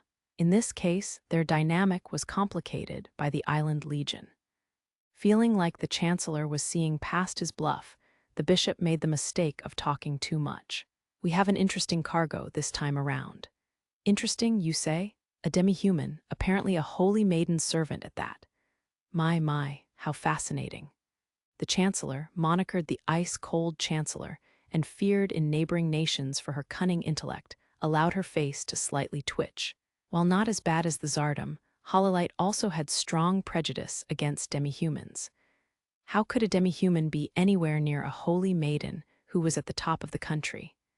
"Bishop, do you mean a bunny?" The Chancellor was aware that that particular species of demi-human was given a village in the countryside. In response, the bishop proudly wagged his index finger to say no. He grandiosely spoke with a stuck-up expression, as if he were a teacher explaining a lesson. "In fact, it's a falconite." "Oh, that is interesting. However, I do recall that your nation and Hololite have a long-lasting friendship." The Chancellor's eyes gave off an icy shine. The demi-human part aside, if they really were a holy maiden servant, it could escalate to an international conflict. Ha ha ha. There is no way that a holy maiden, of all people, would keep a demi-human by her side. If she did, that would be a much bigger problem.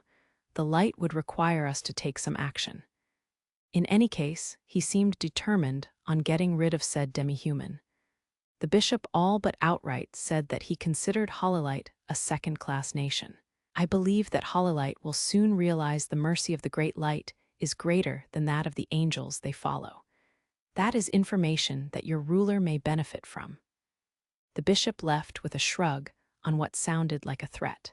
Contemplating how to process this news, the Chancellor headed to the ruler's private room, which was thoroughly guarded to keep any unwanted characters from coming in.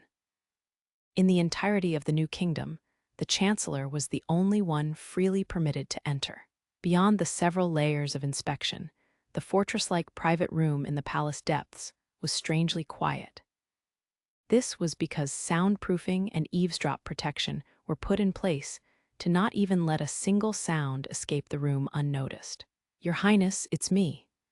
With a light knock, the Chancellor held up a card in her hand and unlocked the door.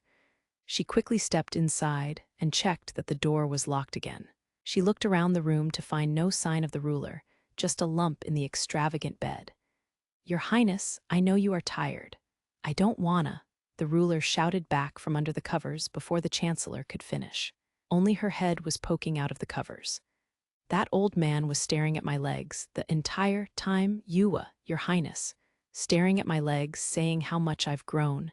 Yuck, for real. I had goosebumps the whole time. Your Highness, please be careful not to act like this before any of your advisors." With a long sigh, the Chancellor shook her head, exhausted. If anyone were to see this, her image as the golden ruler would be far out the window, over the horizon even. No, I don't wanna, I'm taking tomorrow off." "Your Highness, a ruler doesn't take a day off." "Then you be ruler, Kongaming." "I retire." The Chancellor Kongaming pulled back her hair and gazed up to the ceiling. Where did she go wrong? "Beatrice, knock it off. The ruler is irreplaceable. This all started when you banished Daddy, Kongaming. If we had let that moron keep ruling, this country would have collapsed. And get out of bed already."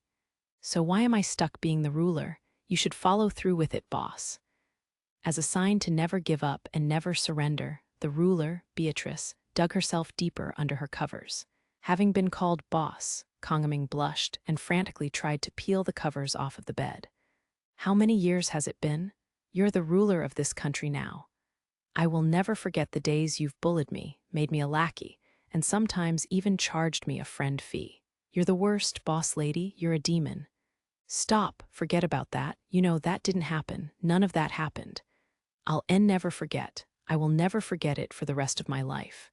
I can't pretend like those days I've spent running to get you cigars in the cold rain never happened." "Forget it." A gruesome battle between the one who wanted the covers off and the one who wanted them on ensued. It all began when Kongaming, a straight-A student, was selected as a friend/tutor for Princess Beatrice. Kongaming, who had been praised as a prodigy from a young age, acted like the obedient tutor on the surface, all the while treating Beatrice like a lackey behind closed doors. Oh, the follies of youth. Even now, with an entire nation in their grasp, their childhood had never left them. Although their public titles had changed to the Golden Ruler and Ice-Cold Chancellor, they were still just schoolmates in private. Listen, Beatrice, the Tsardom Parade has an interesting member. Interesting? That's right. Apparently a holy maiden of Hololite had. PFF. Beatrice reached her arm out and around, slapping a pillow in Kongaming's face. I don't care about Hololite. I'm just a showpiece. Just go ahead with one of your schemes, boss. Do what you want. In truth, every policy of the new kingdom of Zenobia was proposed, planned, and decided upon by Kongaming. Beatrice was ruler in name alone and only served as a lively facade. Still, she was seen by neighboring nations and her advisors as gorgeous, fearsome, and courageous, revolutionary for scouting anyone with talent, even commoners, and giving them important roles in the government. She was indeed one of the best puppet heads in the history of anywhere. Listen, they're carrying an interesting demi-human. We can use this to drive a wedge between the Tsardom and Hololite. I don't care about some faraway country. I've told you already that a dragonborn has appeared in Hololite. Hearing this, Beatrice finally stopped throwing pillows. Kongaming, placing importance on information, had made sure to send informants into Hololite too. But you said it was a bunch of hogwash, boss. Yes, I did. Seizing her one opening, Kongaming ripped the covers off of the bed and maneuvered Beatrice into an arm lock from behind. Arrarog, not fair. Give up already and finish your duties as ruler. Beatrice struggled, but Kongaming was much stronger than her slender stature suggested. The feeble ruler was submitted in the blink of an eye. Now listen, something's fishy about that country right now. I even hear there's a man who calls himself the Demon Lord. There's a Demon Lord right behind me right now. You little. Now you're calling me a Demon Lord? See, can't breathe. Demon Boss Lord, I can't breathe. What kind of name is that? Tangled up in the bed, their serious conversation continued. Don't you get it? If we cleverly leak this info to Hololite, it could be the first step in driving them apart. I need you to remember these things so you don't drop the ball when it matters. And never. Just you watch, I'll forget it all. You remember useless crap from forever ago. Why, you don't get it, boss. How lonely it is to eat your lunch alone in a bathroom stall. Forget it already. I said forget it. Still in the lock, the pair rolled up and down the bed. Who could tell whether they were a good pair or not? In any case, their next moves would end up affecting this world in a major way. You unlocked some information. The Tsardom of Light, a large nation located to the west of the northern nations. They worship the Great Light and are led by the Pope, who preaches the teachings of the light. In addition to its 2 paladins, the country holds an order of knights with uncontested strength, solidifying their power. As the country is blessed with abundant farmland and temperate grass fields, it leads the continent in produce production, supplying the northern nations with food. In a sense, the Tsardom is responsible for prolonging the war in the northern nations. Since there are no storage dungeons in the country, they trade surplus food for various items. The new kingdom of Zenobia, what used to be a small, dime-a-dozen northern nation, transformed after the princess banished the previous king and seized the throne. Ever since, the country has absorbed small neighboring countries and city-states, leading to its leader earning the moniker of Little Ruler of the North. After overtaking 2 major nations, her title evolved into just the Ruler of the North, or the Golden Ruler. The kingdom is led by the decisive direction of Beatrice Constance Castilla I, with Kongaming, aka the Ice-Cold Chancellor, supporting her. Side story: Hot Springs Resort Concerto. A woman was walking elegantly down the hallway of the Hot Springs Resort. She carried incredible weight and exuded immense pressure from her thick body. If an ordinary man were to face off with her, his groin would probably shrivel up. This woman was the Madame, the Empress who ruled the party scene in the capital. Her days were almost entirely spent in this resort, learning the effects of each hot spring and every detail of the facility. The expansive knowledge and experience the Madame was accumulating were reserved only for her. No matter how much anyone paid, no matter how powerful their house was, everyone else was only allowed a one-night stay at this hot springs resort. This resort will entrance every woman on the continent someday. The Madame was absolutely right. In what world could there be a bath that revitalized one's skin the longer one spent in it? Since that fateful day, the more the Madame learned, the more she was astonished. The beautification and whitening of skin was incredible, but even the baths that were just meant to relax the body could only be explained as divine. The Madame was recalling the magic words that seemed to melt her heart. Everything I say becomes reality. His undaunted statement and dark aura that seemed to swallow everything whole, and that deep voice that lingered in her ear. The Madame realized that she was completely intoxicated by him. She was frustrated at herself for coolly self-assessing, but had to admit that it was the truth and she couldn't change it. I can't remember the last time I felt this way. In the glitz and glamour of the party scene, there were countless men who approached the Madame, but none of them were looking at her. Without hearing a word from them, the Madame could see in their eyes that they only wanted money and power. She hadn't paid them any mind most of the time, but once in a while, she would feel an overwhelming sense of loneliness. No matter how many handsome men swarmed her, they had nothing to offer that the Madame wanted. Not a single thing. Everything they could possibly offer, she already had. Money, power, status, glory, fame. Every man had only ever begged for her to give. Not a single one of them had given anything to her. Upon meeting the demon lord, however, the Madame's perception of men was completely changed. All of the tears I've cried and the hopelessness I've felt, it was all to meet him. The Madame could feel her hair hydrating and her skin revitalizing each and every day. Moreover, she could hear the thick layer of fat on her body screaming as it began melting away. Out of everything that a man could have given her, nothing would have been more impactful than this. Before he returns from up north, she had to lose the weight. She had to become beautiful. She wanted to approach her ideal form and receive a genuine compliment, not one spoken out of politeness. Out of all of the men in the world, she wished to be praised by one alone. In short, she was in love. The Madame was aware of this and kept her emotions bottled up. She couldn't want it just yet. When she arrived in the changing room of the hot springs, she stripped off her extravagant dress. When she opened the door, she was greeted by a woman's utopia, as per usual. "Oh, it's been a while. Whoa, Madame. Gee, good evening." Inside, Aku was bathing in the pot bath. Since it was deep, her hands were gripping the ledge of the tub, the rest of her arms concealed. There was something adorable about her posture. "It's all right.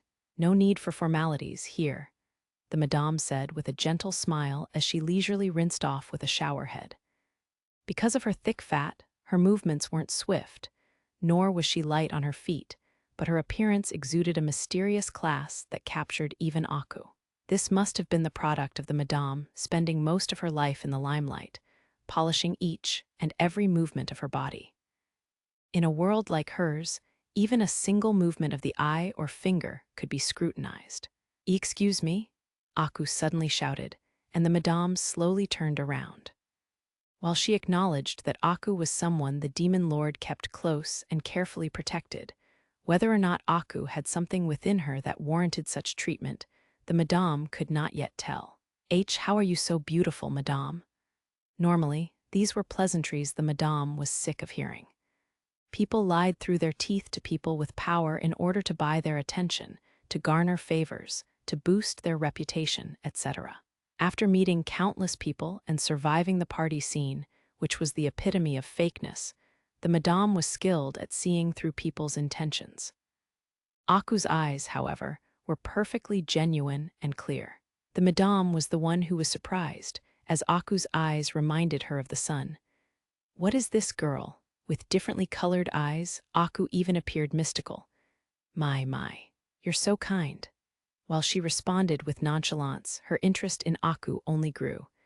I want to be a beautiful, mature woman like you, madame. That was enough for the wise madame to understand it all. There wasn't any mystery to it. The girl was in love too. In love with someone who soared above all else, who definitely was the first of his kind in any history. Ordinarily, there would be nothing to a little girl like her, with no status or power, falling in love. But for better or worse, Aku was actually close to the demon lord. From her point of view, of course she's in a rush. The madame could easily imagine that the demon lord would eventually be surrounded by beautiful women. There was no female in any world that could withstand the charm of such a powerful being. Overwhelming strength, guts, and mysterious powers that seemed stronger than magic. He was definitely worthy of the title of Demon Lord. The higher he rose, because of their closeness, Aku would feel like she had to grow up that much faster. That urgency seemed like a very perilous thing to the madame. Aku, there is absolutely no need for you to rush growing up, the madame said slowly to try and calm her. The madame almost added, look at me. I'm not giving up, even at my age. Aku was still 13 after all. The madame knew that, at that age, Aku had infinite chances and no need to rush on anything. In fact, she had a feeling that the demon lord would be happier if Aku just acted her age. While she had only thought so out of intuition, she completely hit the mark. In truth, the demon lord wasn't looking for any sociability, class, or etiquette from Aku, as if he wanted to take her to parties. In fact, considering where things were headed, the demon lord was the one who should begin acquiring those things. But, the way I am, I don't know how much longer I can stay by Master Demon Lord's side. Aku lowered her gaze as she confessed her fear, which the madame wholeheartedly sympathized with as another woman. The more she was attracted to the demon lord, the more she, naturally, felt like she had to catch up and become a person worthy of his affection. The madame would go so far as to say that any woman must strive to do so under the philosophy that a woman who is always carried by her partner and adds nothing to the relationship would sooner or later be left behind. I understand why you're nervous, Aku. He keeps an especially close eye on you. I am not pretty, I'm not good at anything. I don't know why he's so good to me. The madame was won over by Aku's humility. While this could have been interpreted as a humble brag by some, she sensed that this was a sincere and serious concern for Aku. Having finished at the shower, the madame walked over to Aku and joined her in the tub, holding the girl in front of her. Whoa, when she did, water flooded out of the tub like a waterfall. Oh my, this is a luxury that we could never have before, isn't it? Soaking their entire bodies in precious water, heated with spell stones, to boot, was the height of luxury. Seeing that hot water overflow was an amazing sight. The most surprising thing, though, was that the tub was suddenly refilled until there was as much hot water as before. Why, you don't have to share a tub with me, madame. Someone like you shouldn't. Look, Aku, just like this tub of water, you have so many chances for do-overs. That's how young you are. When the water was depleted, it immediately regained what it was lost. What was youth good for if not to bounce back the next day after going a little too far? I am a bathtub. Ahaha, maybe you are, the madame laughed heartily. Luna had her own innocence and naivety, but Aku's innocence was something else. Maybe this is why the demon lord likes you, Aku. So, I should stay in here? Ahahaha, oh stop, you can't show off in here, can you? Still laughing, the madame was sure that Aku didn't need any noble-like etiquette. In fact, if she were to focus on such a thing, it could do more harm than good. What Aku needed were cute, age-appropriate outfits and nutritious meals. But most of all, she needed to live a free-spirited, exciting childhood. It was a very special and precious time in her life that she would never come back to. The madame believed that the best thing for Aku would be to appreciate the normalcy of her everyday life. Now I have another goal to accomplish: to guide this girl to become a princess worthy of standing beside him. The madame believed this was a task that no one else but her could take on. She considered you to be too smart and not fit for the spousal position. If anything, she was the chancellor to a ruler. While this was only a personal desire of hers, she just wanted the demon lord to go home to a place where a kind girl like Aku was waiting for him. Perhaps this stemmed from her political beliefs. When the leader of a nation had no room to breathe nor stability in his life, that state of mind was directly reflected in the people. Therefore, politically speaking, Aku was an extremely important piece too. As the Madame let her thoughts on this matter wander, the entrance door flew open. Aku, found you. Tron, and the beautiful lady too. Shining bright as ever, Tron said. Oh my, Tron the firebrand had joined them. She had the rare gift of seeing the color of people's souls. To her, the Madame was an endlessly noble and beautiful woman. In the Madame's soul, Tron could see her strong determination to overcome her hopelessness, even after fighting tirelessly with it for decades. In her eyes, the Madame was a beauty second to none. Tron's sincerity was obvious to the Madame, too. Now you have me stumped. I've wanted to hear someone say that for so long, and here you are. Before she knew it, the Madame was laughing. Those words she had longed and waited for had been given to her all too easily. Twice in one day, for that matter. Why don't you join us? Yep, I want in too. Tron, after taking a shower, cheerfully jumped into the tub, and the Madame caught her with ease. The tub easily fit the three and had room for more. The three blissfully closed their eyes, feeling the perfect temperature of the water. I'm going to keep coming here and be pretty. Oh, you want to draw someone's attention too, don't you? Wait, you don't mean Master Demon Lord? Aku blurted out in surprise, but Tron was quick to deny it. No, not the Demon Lord. Oh, okay. Aku sighed in relief. Since Tron was a similar age to her maybe, Aku seemed particularly concerned about her. But he also is the Demon Lord. What? Which is it? Aku was left confused at Tron's paradoxical remark. She had only told the truth, though, since the Demon Lord was Zero and Zero was the Demon Lord. But Aku was unaware of this. On the other hand, the Madame had interpreted what Tron had said as a representation of a child's fickleness. In fact, everyday children changed what they wanted or even liked to eat. Well, no matter who it is, it doesn't hurt to improve yourself, ladies. The Madame thought of the future. These girls were directly brought here by the Demon Lord, and were sure to become important characters very close to him. She felt the obligation to help these two grow up to their full potential, so they could provide much-needed relaxation to the Demon Lord. In any age, a throne was a lonesome place to sit. At times, this could have catastrophic repercussions on the world. Perhaps the Madame's heightened political intuition had picked up on the loneliness of Akira Ono, somehow. In contrast, Tahara and Yu viewed the Demon Lord of the Empire as the dictator of the millennium, and would never think of questioning his mental health. I doubt Yu or that handsome Tahara thinks about these things. In that case, the Madame thought, what she had to do was becoming clearer. First, taking on the tiresome interactions with nobles, and to control them as she saw fit. This would lead to lessening the burden on the Demon Lord and putting more money in his pocket. Secondly, the Madame was determined to watch over these two girls and help them grow in the right direction. All right, you two, let's head to the stargazing bath. Oh, okay. I want some wine, Tron chimed in. Of course. I brought a good bottle from a vineyard in my land. Cheerfully, the trio headed to the stargazing bath, a peaceful encounter that took place after the Demon Lord had headed north. Epitaph. The day a world died, New Year's Day, 2000. That day, Sho jumped to his computer straight out of bed and visited a particular website. It didn't matter that it was New Year's Day, he was enamored with a video game called The Far East City of Chaos. He barely slept or ate, devoting his entire life to it. Sho was a hardcore gamer to begin with, having gotten into video games of all types before. But this was the first time he had really been captured by an indie game. That GM's nuts, but us players aren't too far behind. Sho mumbled with a little bit of self-deprecation.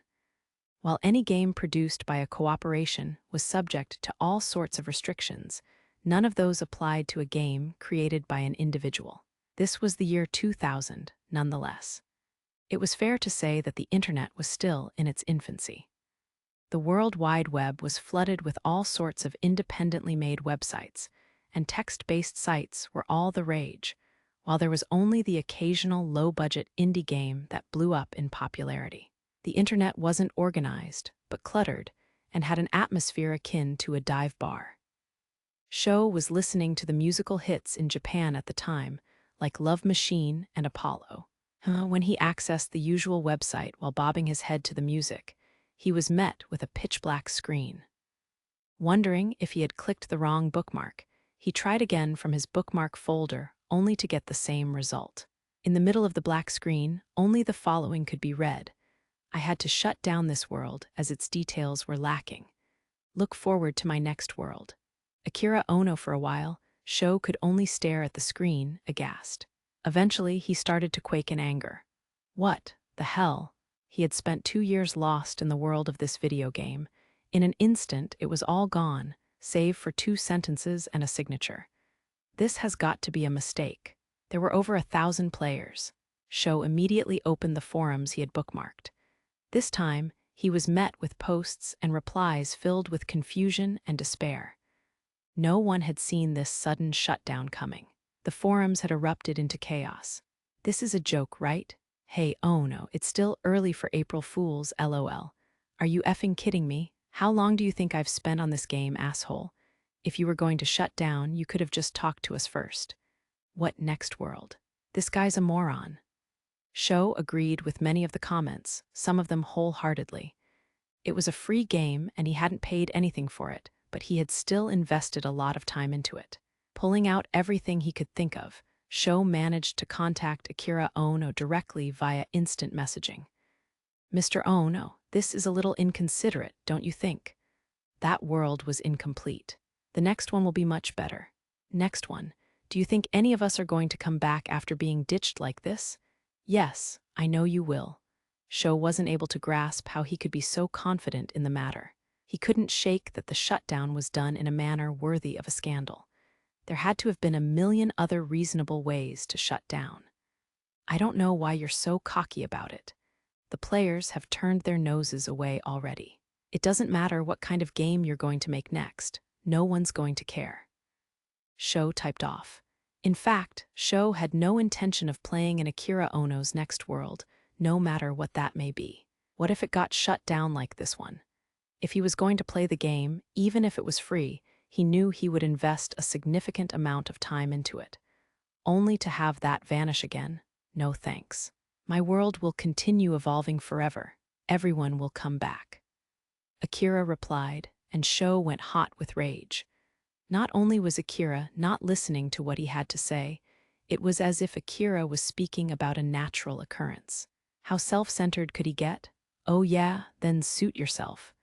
Sho closed the messenger with that and went back to the forums. It's no joke, he really shut it down, he typed. There were a few dozen top players of the game who were famous among the player base, but Sho was a whole level above them. As he had always been the type to place responsibilities upon himself, he tried to calm the chaos in the stead of the GM. While many of the players were thankful for Sho representing the community in his conversation with Akira, they were outraged at the GM. Sho, concealing his own frustrations, proposed that the GM must have had his reasons in attempt to keep the peace. He didn't like the idea of his beloved game leaving a nasty taste in everyone's mouths either. For weeks, Sho lurked on the forums, repeating what he had learned, and managed to mitigate the outrage from time to time. Thanks to his efforts, the pushback dwindled. The forums became less populated by the day until there was no one else left. Sho was a player who would later gain incredible influence in the next world. Back to New Year's Day, a girl was reading through these chaotic forums. Despite being in her room, she was wearing a gothic Lolita outfit and even wearing an eye patch on one eye. Her name was Mayu, and she was one of the prominent players in the community. While she was still in grade school, as her appearance would suggest, she had a particular talent. In the Far East City, she had killed countless players. Ah, Ono's quitting. The girl muttered as she typed in the chat room between her and her playmates. Hey virgin, it's shut down for real. I'm not a virgin, but shutting down out of the blue on New Year's, the one addressed as a virgin was Kyo. Like Mayu, he was another famous player on the side of the murderers. While he had slaughtered player after player through detailed calculations and strategy, Mayu was the polar opposite, a berserker type. While their characteristics were as different as they could be, they were one and the same in practicality. They both experienced euphoria from killing their enemies. It's hard, but we can look forward to his next world. How are we supposed to kill time until then? All the other games aren't cutting it anymore. Yeah, all the other games are cooperative. It doesn't do it for me unless I can take someone down in game and know that there's someone behind it. These two, through playing Far East City, had fallen head over heels for the joy and despair of PvP, and most of all for the cry-out-loud ecstasy of slaying another player. They were both serial killers through and through, although being the odd pair of a Lolita girl and a virgin. Back to fighting mobs and monsters. Blech. I want to kill some people, you know? Piss off someone I don't even know. Make 'em red with rage. Mayu typed out her desires in contrast with her cute appearance. Kyo responded with nothing but agreement. You said it. I don't know what it's gonna be, but he'll make some screwed-up world again. It's just not the same if I'm not popping other players. But you know, virgin, you're popping in your hand and the occasional watermelon, right? Shut up. How many times do I have to tell you I'm not a virgin? You're a virgin because you deny it like that, Kyo. They continued to yell at each other through the chat room. In the next world, they would become the sinister duo, massacring anyone who defied the Empire. Back to New Year's Day, a mother and daughter were watching the forums erupt in chaos. A rare sighting of parent and child sharing a common interest in a video game. Mom, it's really shutting down. My, that's not good. The mother replied calmly, but the daughter was filled to the brim with frustration. She had just started 6th grade, but had abandoned her studies entirely to play Far East City. Even though her mother had scolded her at first, after being pushed by the daughter to try the game one time, she fell for it. She went out for wool and came home shorn. What the hell? How long do you think I've spent grinding my character? When you're all grown up, there are a lot of things you have to think about. Damn it. I just got a good parasite armor 2 days ago. Hey, watch your language, young lady. The daughter's name was Jo. She was the one who would create the bomb to knock down the sleepless castle on that fateful day in 2016. The mother's name was Aki. She had repeatedly accomplished the feat of killing serial killers until finally receiving a special ability quite different from Zero's. Meanwhile, Akira, who caused the whole debacle, was sitting in front of his computer, day in and day out, in order to create his new world. A week had passed since the shutdown, during which Akira had eaten almost nothing and slept only an hour or so here and there before getting back to work. Some would have called him mad. XX has entered the chat room. XX signed into the password-protected chat room Akira had kept open. Hey, Akira, you want to hear my prophecy? Prophecy, Akira responded, almost like he couldn't be bothered to. You've barely eaten, right, Akira, or slept? How'd you know? I know everything about you, Akira. You, fuck off. Actually, get a job first. Sorry, you're breaking up. Bad reception? We're typing. Even as they went through their usual routine, Akira didn't stop smacking the keys. So many windows were open on his screen, and some strange, scratchy sound could be heard from the console. He was creating a new world, a new arena with all of his soul. Countless lines of code filled the screen, making him look like a sort of mathematician. While Akira wasn't a professional programmer, he had innate intuition and the tricks of the trade. Through trial and error, he had built his own theory of programming and used it to design games. At the same time, he poured an enormous amount of money into it without so much as a second thought. Akira, aren't you done with the next world yet? I'm so bored, hurry it up already. Shut up, fuck off at the speed of light. Also, get a job and pay your taxes. Taxes are cancelled this year. I didn't know your authority superseded the Prime Minister's. R.I.P. in peace, taxes. Hey, I'm not complaining, LOL. Even as they joked around, Akira didn't stop. At incredible speed, he punched in line after line into the various windows on his screen. almost as if he had multiple pairs of eyes and brains that were each working at the same time. Eventually, he pulled out his backup computer and began typing code with a hand on each keyboard. "You're funny, Akira. Huh. I know you're hard at it now. You're sweating to make a world that ends in a week, right? Well, yeah. I didn't see that coming. I'm going to break down the concept that time spent on an MMO translates to skill. Yeah, you're funny. Stop being amused and get a job. Make your parents proud for a change." Ha. My parents have been silent statues for a long time. Akira stopped at reading this. He couldn't understand what exactly that meant. You mean they've passed away? Nah, they're alive, but they can't even form a thought anymore. Gee, gotcha. Some sort of ailment to the brain came to mind. Akira imagined a person, barely surviving on life support. Hey, Akira, what would you think if I told you XXX's parents are in the same boat? What? Akira hesitated. That was someone from whom he hadn't heard after they disappeared on New Year's Eve. He had sent a few emails since him and XXX were close, but he hadn't received any responses. Who gives a shit? Akira replied harshly, but his wound still ached. With time, the sense of loss only seemed to grow. One day, XXX'll be back to see the new world, Akira added. Yep, sure hope so. LOLOL, what are you trying to say? It's okay. You've got me regardless, don't be sad. Whatever, I'm going to finish this world, and I don't care if I'm alone when I do it. With that, Akira dove back into his work. While society and the entire world greeted the new millennium with jubilee, Akira began his lonesome battle. As time went by, there were fewer and fewer people by his side.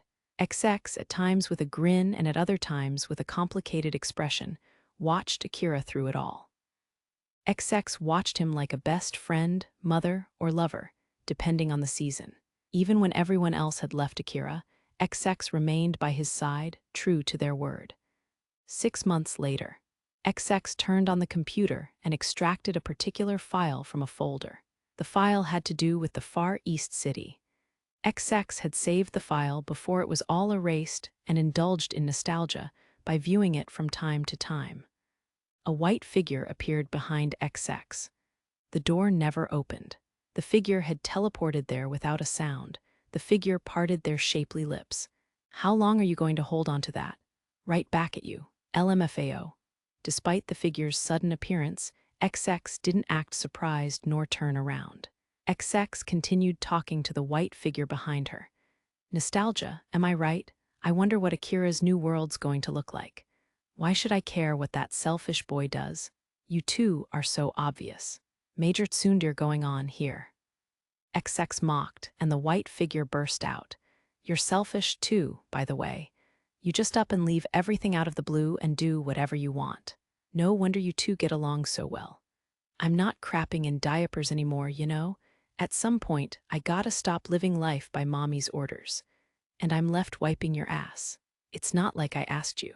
Just go already. You called me here. Oh really, my bee, I'm so forgetful, you know? Fuck off.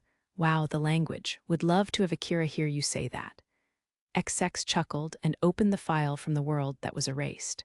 It contained the worldview of and stories from the Far East City. XX loved this chaotic world. Light versus dark. Nah, that's old news, right? All covered in dust.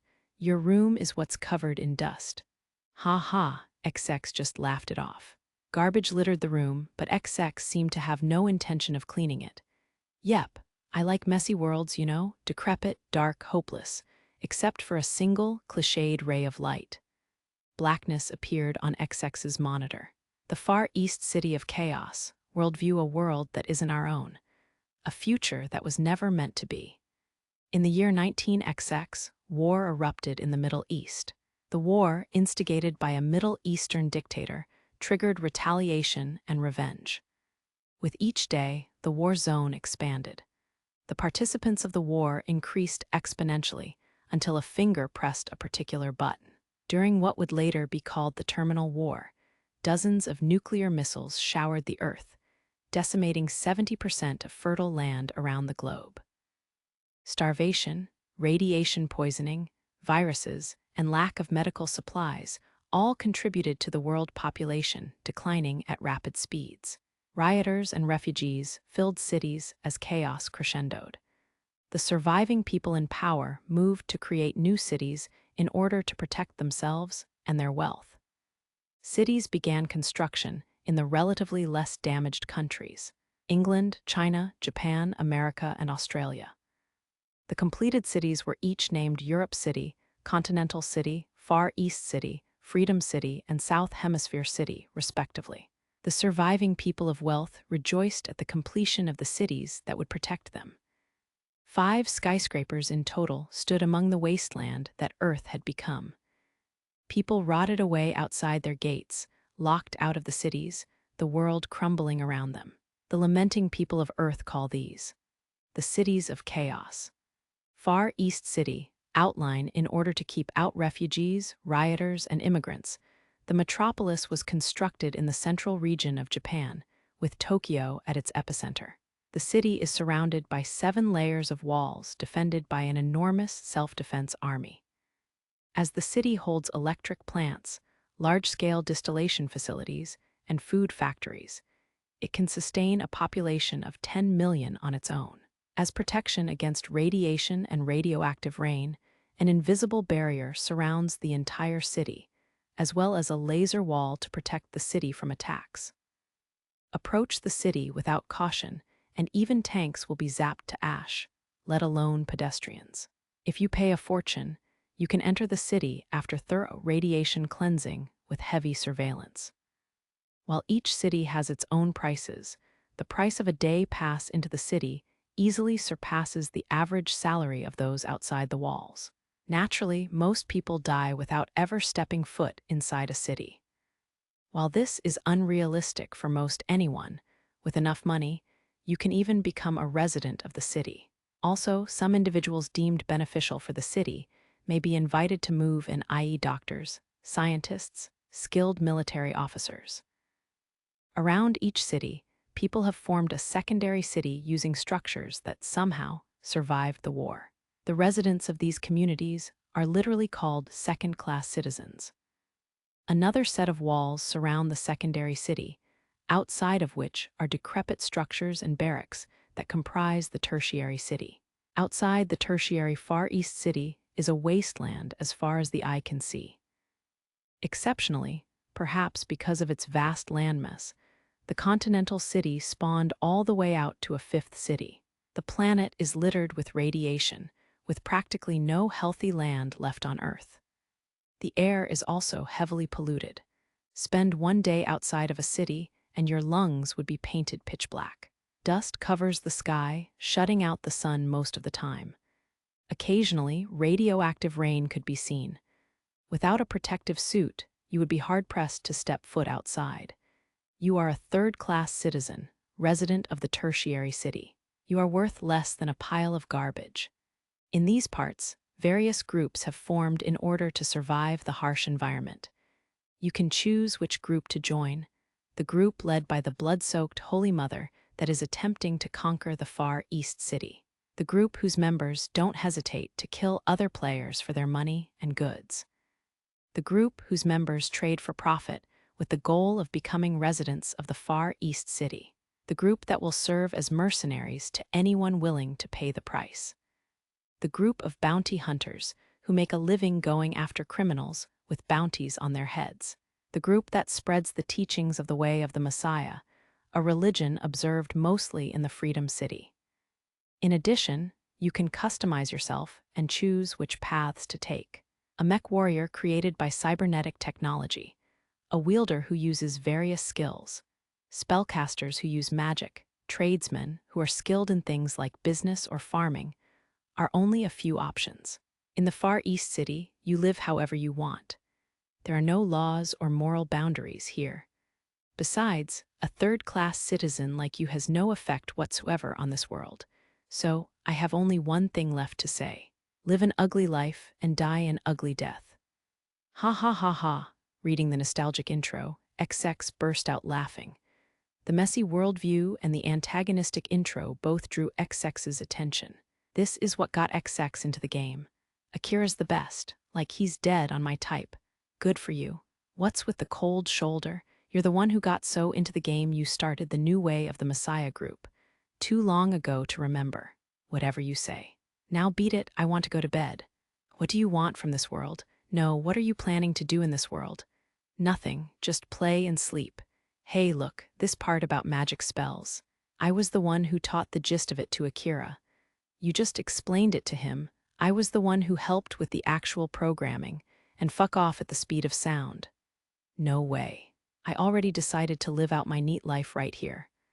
I'll still keep an eye on you to make sure you don't do anything stupid. Sounds fun, weirdo. Nighty-night. With that, XX jumped into bed and curled up under the covers. The white figure watched for a while, but eventually sighed and disappeared. The white figure had jumped to a giant building. The office at the top floor held a sign that read 42, OMG, which was a world-renowned video game company. The white figure took a seat at the luxurious leather chair in the CEO's office, as an elderly gentleman in a butler's uniform expertly poured a cup of tea. An elegant aroma filled the room. Without a word, the white figure sipped the tea. Any changes? The gentleman asked. Still unemployed. I have no idea what's gotten into. A frown crept on the white figure's beautiful face. Remembering how much trouble XX had brought about was causing a headache. Still obsessed with Akira as ever. Excessively fond of Mr. Ono, it seems. In my personal opinion, I suspect that Mr. Ono may have a gift in that department. The gentleman insinuated something. The wise white figure immediately picked up on it and denied it. Don't be foolish. I have no interest in that boy. Is that so? The gentleman let out a polite chuckle and topped off the teacup. In any case, keep up the surveillance. At this command, the gentleman took a deep bow and left the room. Once alone, the white figure couldn't help but let out a sigh. To think they were left behind for this. That one's almost at a breaking point. The white figure, eyes closed, appeared to be concerned about something. Epitaph. The day a world was born, another 6 months passed after the conversation between XX and the white figure. Akira had created the new world over the course of that year, a world where the Empire ruled over all. Reviewing the numerous files he had completed, the ruthless game, the sleepless castle, the demon lord and his advisors, Akira shouted, "It's my best work yet. I'm a freakin' genius. Ha ha ha ha." Pumping his fist into the air, he burst out laughing. Whether he was a genius or not, Akira's determination was unparalleled. He had created an entire world all by himself. It wasn't an easy feat. Akira uploaded the files onto his server one after another and launched the game. On the screen was the demon lord of the Empire, wearing a dauntless grin. "What's up, Kunai? Nice to meet you, I guess. Well, from today on, you will be what I am." It was another indie game, which were much more prevalent during the internet's infancy. What set this game apart, however, was that the creator of it was an endlessly determined man who never gave up. A particular day in 2001, a pair of twins noticed the change. As identical twins, even their facial expressions and gestures were exactly that. "It looks like Ono's back in the game," said the older brother, who went by the name Max Online. "Yep, the website's updated," said the younger brother, who went by the name X Online. With a synchronized, showboaty gesture, the two brothers each pushed up their glasses with one finger. The website, which had only displayed a small block of text since the shutdown, had finally changed. In red font, it read a new age program coming soon. A new age program, huh? What kind of game do you think it'll be? We'll see. He's a madman, conservatively speaking. A new game's fine and all, but no one got to beat Maria. There had been many battles over the Far East City, but no player had emerged victorious. X was still bothered by this fact. His brother Max seemed to have thoughts on the matter too, as he gently added, "Let's pay him back double in this so-called New Age program." "When's soon, anyway? Today? Tomorrow?" X began dangling the leg he had crossed over the other. Seeing this, his brother pushed his glasses with the same showboaty gesture again and said, "Dear foolish brother, cease that unsightly mannerism immediately. You embarrass me. Dear moronic brother, you're the one who's been tip-tapping your fingers on the desk." The brothers stared each other down for a moment. It wasn't that they didn't particularly get along, but each considered themselves superior to the other. In truth, both of them were extremely intelligent. As they were still students, they always competed with each other on tests and were close to the top of the national ranking of standardized testing. We'll see who comes out on top soon enough when this comes out. Yeah, it'll be me, though. With the younger brother's immediate comeback, Max grew visibly upset. Foolish brother. You just have to have the last word, don't you? Shut up, you frameless glasses-wearing douchebag. They jumped up and began wrestling on the spot. These twins would be two of the top players in the Empire-controlled world, too. A few days later, Sho noticed the change in the website. However, he was lit up with anger rather than joy. Without so much as an apology, he had really created what he called a new world. The world view and intro text were tacked onto the page without much thought. By a force of habit, Sho clicked on the intro. It's ridiculous. Who in their right mind would ever register to? He opened the intro to be greeted by an astonishing set of features. The most noteworthy of them was that the game would end in a week. While basic data like player names would be saved, everything else would reset each week. Sho was astounded by the bizarre system. What the?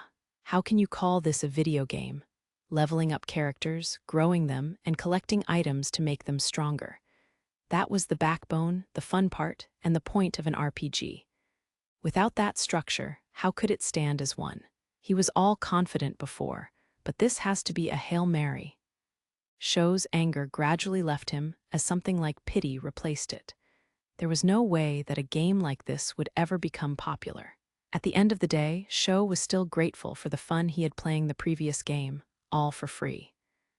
As a result, he pitied this video game that absolutely no one would play, and also its creator, Akira Ono. All right, I'll register for it at least, he mumbled, as if preparing to send Akira Ono off on his deathbed. A particular day, midnight, Sho had downloaded the new game and jumped to the registration screen. He had no interest in the game itself, but the idea that everything would end in a week made it seem more casual, so this gave him the push to register. He had no idea that his life was about to change forever. A week-long battle to the death, huh? A character called the Demon Lord of the Empire appeared on the screen, along with various rules. Surprisingly, the Demon Lord was also named Akira Ono. What's this supposed to mean? Come and get me? As cocky as always. Whoa, hold on. Sho couldn't help but call out the tagline that appeared on screen, which read, Real-time Battle Royale, 24 hours a day. An explanation that the game would be running 24/7 followed this tagline. Are you kidding me? People have school and work, and lives. The system seemed to completely ignore the normal life cycle of human society. Sho couldn't believe it. If this was the case, players could barely sleep or go to work. Was revolutionary the review you were hoping for? You just went too far. Next, Sho's avatar, along with a customization screen, appeared. There were a significant number of parts. As someone who didn't half-ass these kinds of things, Sho spent a considerable time customizing his avatar. How much did you put into this? The graphics were way too good to be an indie game. Sho could tell that Akira, who never compromised on his worldview, must have forsaken every other aspect of life and dumped every cent he had into the game. I'm sure graphics are outsourced, but, oh, they have lines. In addition to the character name, Sho could input lines for his character to say on particular instances. The number of those instances was shocking. A line said when killing another player, when activating a skill, when encountering enemies, and even when dying. Sho made sure to input something for each and every one. What he set up so far was apparently basic data and would be carried on after the week ended. It also seemed that lines could be changed any time in the arena. Now, a map of the arena appeared on screen, with the note that it would be randomized each week. Even the area resets, down to a T. Sho was reaffirmed that Akira had no intention of letting any player accumulate anything. With this system, everyone always started the game from scratch. There was no distinction between veterans and newbies. Experience wouldn't necessarily translate to strength. Sho clicked through to see various bags spinning at high speeds. He clicked them and his starting items appeared. It looked like even those would be randomized. Rip a good item, and even the less skilled could have an advantage. Sho had acquired a fork, a loaf of bread, and 2 bottles of water. Apparently, the fork was a stabbing weapon with an attack of 1 and a durability of 3. Finally, the demon lord of the empire and his advisors appeared on screen, with a button labeled to the arena at the center of the window.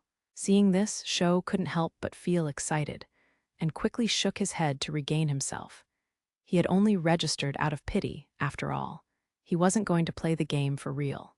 Sho clicked the button, and his screen blacked out before displaying, in blood-red font, "Dive into the Infinity Game." A ridiculous thought crossed Sho's mind. There was about to be a real battle to the death. A bizarre sense of nervousness enveloped him, forcing him to stare at the screen with dead-serious eyes. A beach faded into view. Even the characters' starting points seemed to be randomized. All right. The layout's kind of like Dynasty Warriors. Was to move, click to attack. Mouse moves the POV, jump, spring, slide. Sho, already accustomed to these sorts of keyboard controls, got the hang of things quickly. He could also use items or activate skills with the function keys, similar to North American MMOs. But how am I supposed to fight with a fork? As Sho mumbled so, his screen flashed red. W at the... What's happening? He noticed that what must have been his HP had decreased as he was under attack. He moved his cursor to see a little girl swing an axe. The sight was nothing short of a scene from a horror film. "How did you, won't you, die for me?" The eerie text appeared on screen. It must have been one of the lines the other player had registered during character creation. You little. Sho had experience with various games after all. He dodged the sudden axe attack and retaliated with his fork. Weapon destroyed, your fork broke. Yo, why would you break with 1 hit? Won't you, die for me? Shut the hell up. Sho successfully sprinted away from this ordeal, but cold sweat dripped down his face when he saw the gauge labeled stamina rapidly decreasing. Despite this being a real-time battle royale, there was a limit. Sho figured that, whether he wanted to search for something or fight someone, he had to plan out his moves if he didn't want to end up immobilized from running out of stamina. If he did, he was a sitting duck. It would be like a sheep left alone in the middle of a wolf pack. Damn it, I got to look for a weapon. He headed for an area labeled suburb. It seemed most likely that he could find something here. He spotted a command called search. When he clicked it, various items appeared in exchange for some of his stamina. TV, throw weapon, 12 attack, 1 use Ripton T, heal stamina, 10 kitchen knife, stab weapon, 8 attack, 5 durability. These don't seem too good. For having spent stamina to conjure them, they didn't seem worthwhile. At this time, Sho realized that, excluding what he had equipped on his character, he could only hold 5 items at a time. I have to think about what I carry too. His inventory could easily fill up with things he didn't really need. Suddenly, his screen flashed red.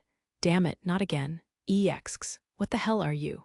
Sho turned around to see a man wearing glasses and holding a club. Younger brothers are always the best. EX, psycho. Dodging the club, Sho stabbed back with his kitchen knife. Weapon destroyed, your knife broke, you, pansy. Sho couldn't help but scream at his crumbling arsenal. Just when he thought he was done for, loud gunshots echoed in the area and the man's body convulsed. From the distance, another man with a machine gun came running. There you are, foolish brother. Die. Die, brother. The 2 players went at each other as Sho hobbled away. A few seconds later, text appeared on his screen. XX Max shot X to death. Last words, I don't need to input anything here. It's predetermined that I'm going to win. How could the apes defeat a genius like me? Oh, come on, it broadcasts your last words. As he ran away, Sho clicked open what was called the news report to find countless records of deaths. There were numerous new players and numerous casualties. It's midnight, guys, for real. He opened what was called the survivor list to see a column of avatars and their respective comments. Mayu, here. Play nice, please. Kill everyone. Oh no, it's me. I'm gonna kill ya. Not a virgin, just wanted to make that clear. That girl Ren's super cute, though. I will be the last one standing. I will be. The Pirate King show let out a chuckle at the variety of comments. For some reason, it was starting to become a little fun. Everyone's your enemy, though. He punched, barehanded, a player that was about to attack him. It felt amazing. Haha, this is whack. Sho didn't know what was whack about it, though. Everywhere he looked, there were enemies. He couldn't let his guard down for a second, even when doing something else. It felt like being stranded on an island full of zombies or monsters. Like he was the protagonist of a Hollywood blockbuster. As he kept running, he started to approach a player just standing there, one who didn't seem to grasp the controls yet. Without hesitating, Sho threw the TV at this new player and pummeled them. The other player seemed surprised, but Sho kept beating until they fell to their knees. XX, Sho beat Hoshi to death. Last words. I wanted to, take it easy. Ha ha, ha ha ha ha, Sho burst out laughing. He just killed another human being on the other side of the screen and with no mercy. He didn't understand the overwhelming sense of victory. Sho couldn't stop laughing just imagining the other player's expression at that moment. If his enemy was just an AI or monster, he would not have been this excited. All right, you can take one of their belongings when you kill a player. Not all, but just one. This seemed to require some foresight, too. He may need to take something that he didn't necessarily benefit from just to keep other players from obtaining it. He noticed that the weapon the other character had was a plate, which seemed useless. Through the several combat encounters, the durability on Sho's suit had decreased to 3. Remembering that fact, Sho decided to take his enemy's armor. His armor's a schoolgirl outfit. Sho hesitated for a few moments. Putting it on his male avatar was bad.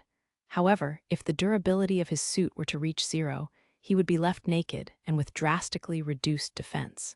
It was unthinkable to try and survive this cutthroat arena with no armor. I don't have a choice. Not if I want to survive. I got to use what I can. Ditching the suit he had been wearing, Sho donned the schoolgirl outfit with a slight elation. Instantaneously, his avatar changed to that of a creepy man in teenage girl's clothing. Ha, I look like a pervert. But what's this? Strange sensation I'm feeling. Sensing a presence, Sho turned around to find a man wearing a helmet and carrying a pickaxe. Wait, is that you, Sho? Do you see yourself? I didn't know you'd gone full pervert, lol. Sho writhed, reading the text popping up on screen. He hadn't expected to be called a pervert from someone in a video game, and this late at night, nonetheless. I have not a lick of shame for the way I look. Oh, crap, here comes the pervert in a schoolgirl uniform. The two went into combat, but perhaps taken aback by Sho's determination, the man wearing a helmet ended up on his back. Seeing this, Sho cried in victory, panting. Witness, the power of Sailor Sho. Screaming some nonsense, Sho robbed the man of his possessions and sprinted away. The game, now in full motion, caused quite the commotion among players in the middle of the night. Meanwhile, Akira was rolling in laughter as he watched the various encounters all around the arena. With a can of beer in his hand, he seemed to be enjoying the show of the players' excitement and confusion. This is hilarious. I'm so glad I made it. Totally worth the farm. This video game, much too intricate to be created by an individual, had only been completed with the money made from selling off the farm Akira's parents had left him. Was it an extravagant hobby? Debatable. Akira could have retired right then and there if he had kept the farm, and he shared and ran the game free of charge. Clearly, he wasn't in it for the money. Some might have called it a complete waste of inheritance, while others might have seen it as Akira donating his money and time for the enjoyment of others. His nature carried on into the distant future, where we would spend money like water. No amount of time required would make Akira change his priorities from putting his own world above money. Get a load of this, XXX. This is my new world. Lighting the cigarette in his mouth, Akira squinted at the screen. No matter how long he waited, that particular name never appeared on the list of registered players. It was already past 1 a.m., but as far as Akira could tell from the news report, players were still at it hard and strong. XXXX, Floaty was blown to bits by XX. Last words, off to the underworld. Akira did a spit take with his beer. Stop playing around and get a job. Although, as someone who spent the last year lost in his own little world, he had no right to criticize anyone. Eventually, Akira logged in as the demon lord of the empire and entered the sleepless castle. While he had outsourced the game's graphics, this area was, of course, the most expensive. In short, it was a giant, near-futuristic fortress, illuminated in white. It had carried on most of the functions of the Far East city. Even the battleship Musashi was afloat in the bay nearby, with the sole purpose of demonstrating the Empire's strength. I better finish the battleship fast, so they can see it from the beaches and ports. He looked over at the super-gigantic battleship near the ocean's horizon. Akira wanted to implement it sooner, as it seemed to epitomize the Empire, but he ran out of time. Lots of bug reports, though. Most of them were about missing graphics, but there were various other reports about missing displays, items disappearing, etc. If he didn't fix these quickly, the players would lose trust in him. Please fix it soon. Part of my character stats is glitching. The punching animation. I can only hold 5 items? Come on. The forums were being filled at incredible speed with requests and bug reports. The foundation of Akira Ono's acting chops were built here, along with his guts to act dauntless in a pinch. He responded with confidence to the outcry. All problems will be addressed by the next event. Any emergencies will be dealt with immediately. Thank you for your patience. While his response exuded confidence, he was panicking on the inside. Damn it, I think the save process is glitching. As he desperately looked for the culprit file, the sound of a can cracking open could be heard. Even now, he was reaching for another drink. I can't find it. Where did I screw up? Chugging his beer, he scrambled to find the issue. On the forums, though, the more stress he was under, the more arrogant he became. All of the issues mentioned so far are expected. Don't worry. Thinking that all was expected, the players were relieved. Just leave it to Ono, it'll be fine. Yep, he'll fix it in no time. 3 minutes, tops. Right, Ono? What do you think I am? An instant ramen. Akira wanted to shout back at the forums, but if word were to spread that the game was riddled with bugs at launch, it would hurt its reputation. Akira continuously scrambled to fix bug after bug for the entire week. Still, issues kept arising. As the number of registered players grew, the more it strained the server. Eventually, Akira was notified of the discontinuation of his server contract, and he madly looked for another one he could sign up for. While the players were too busy to sleep, the same could be said about Akira.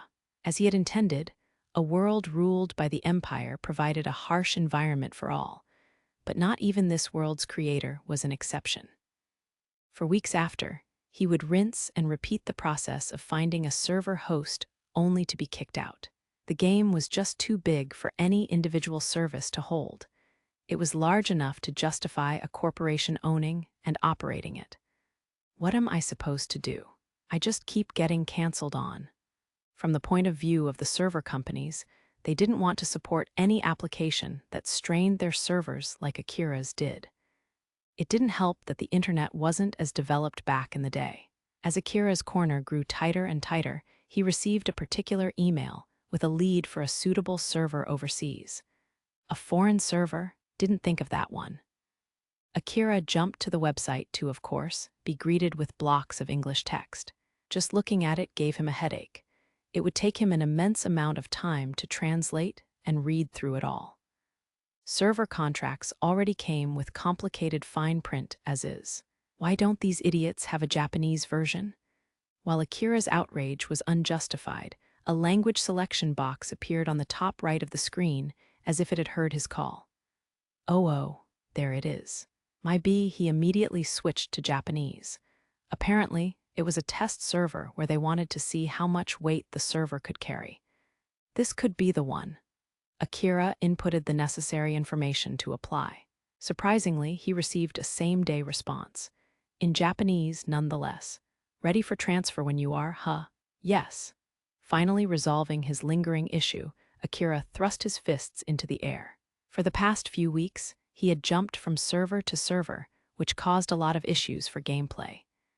Since many players had been complaining about it, Akira wrote in the forums with his usual boisterousness. "The wait is over, everyone. The Japanese servers were too weak to handle my world, so we're going overseas. Continue to enjoy smooth gameplay in our new server." He really had no right to be so high and mighty about it, but the players responded with applause. "You did it, Ono. Going to the big leagues. It's getting real." Most players didn't have a grasp on the workings of a server and just gave a knee-jerk reaction to the overseas descriptor. "All right. If the server's stable, I can keep modifying the game." He would continue to put more and more weight onto the server.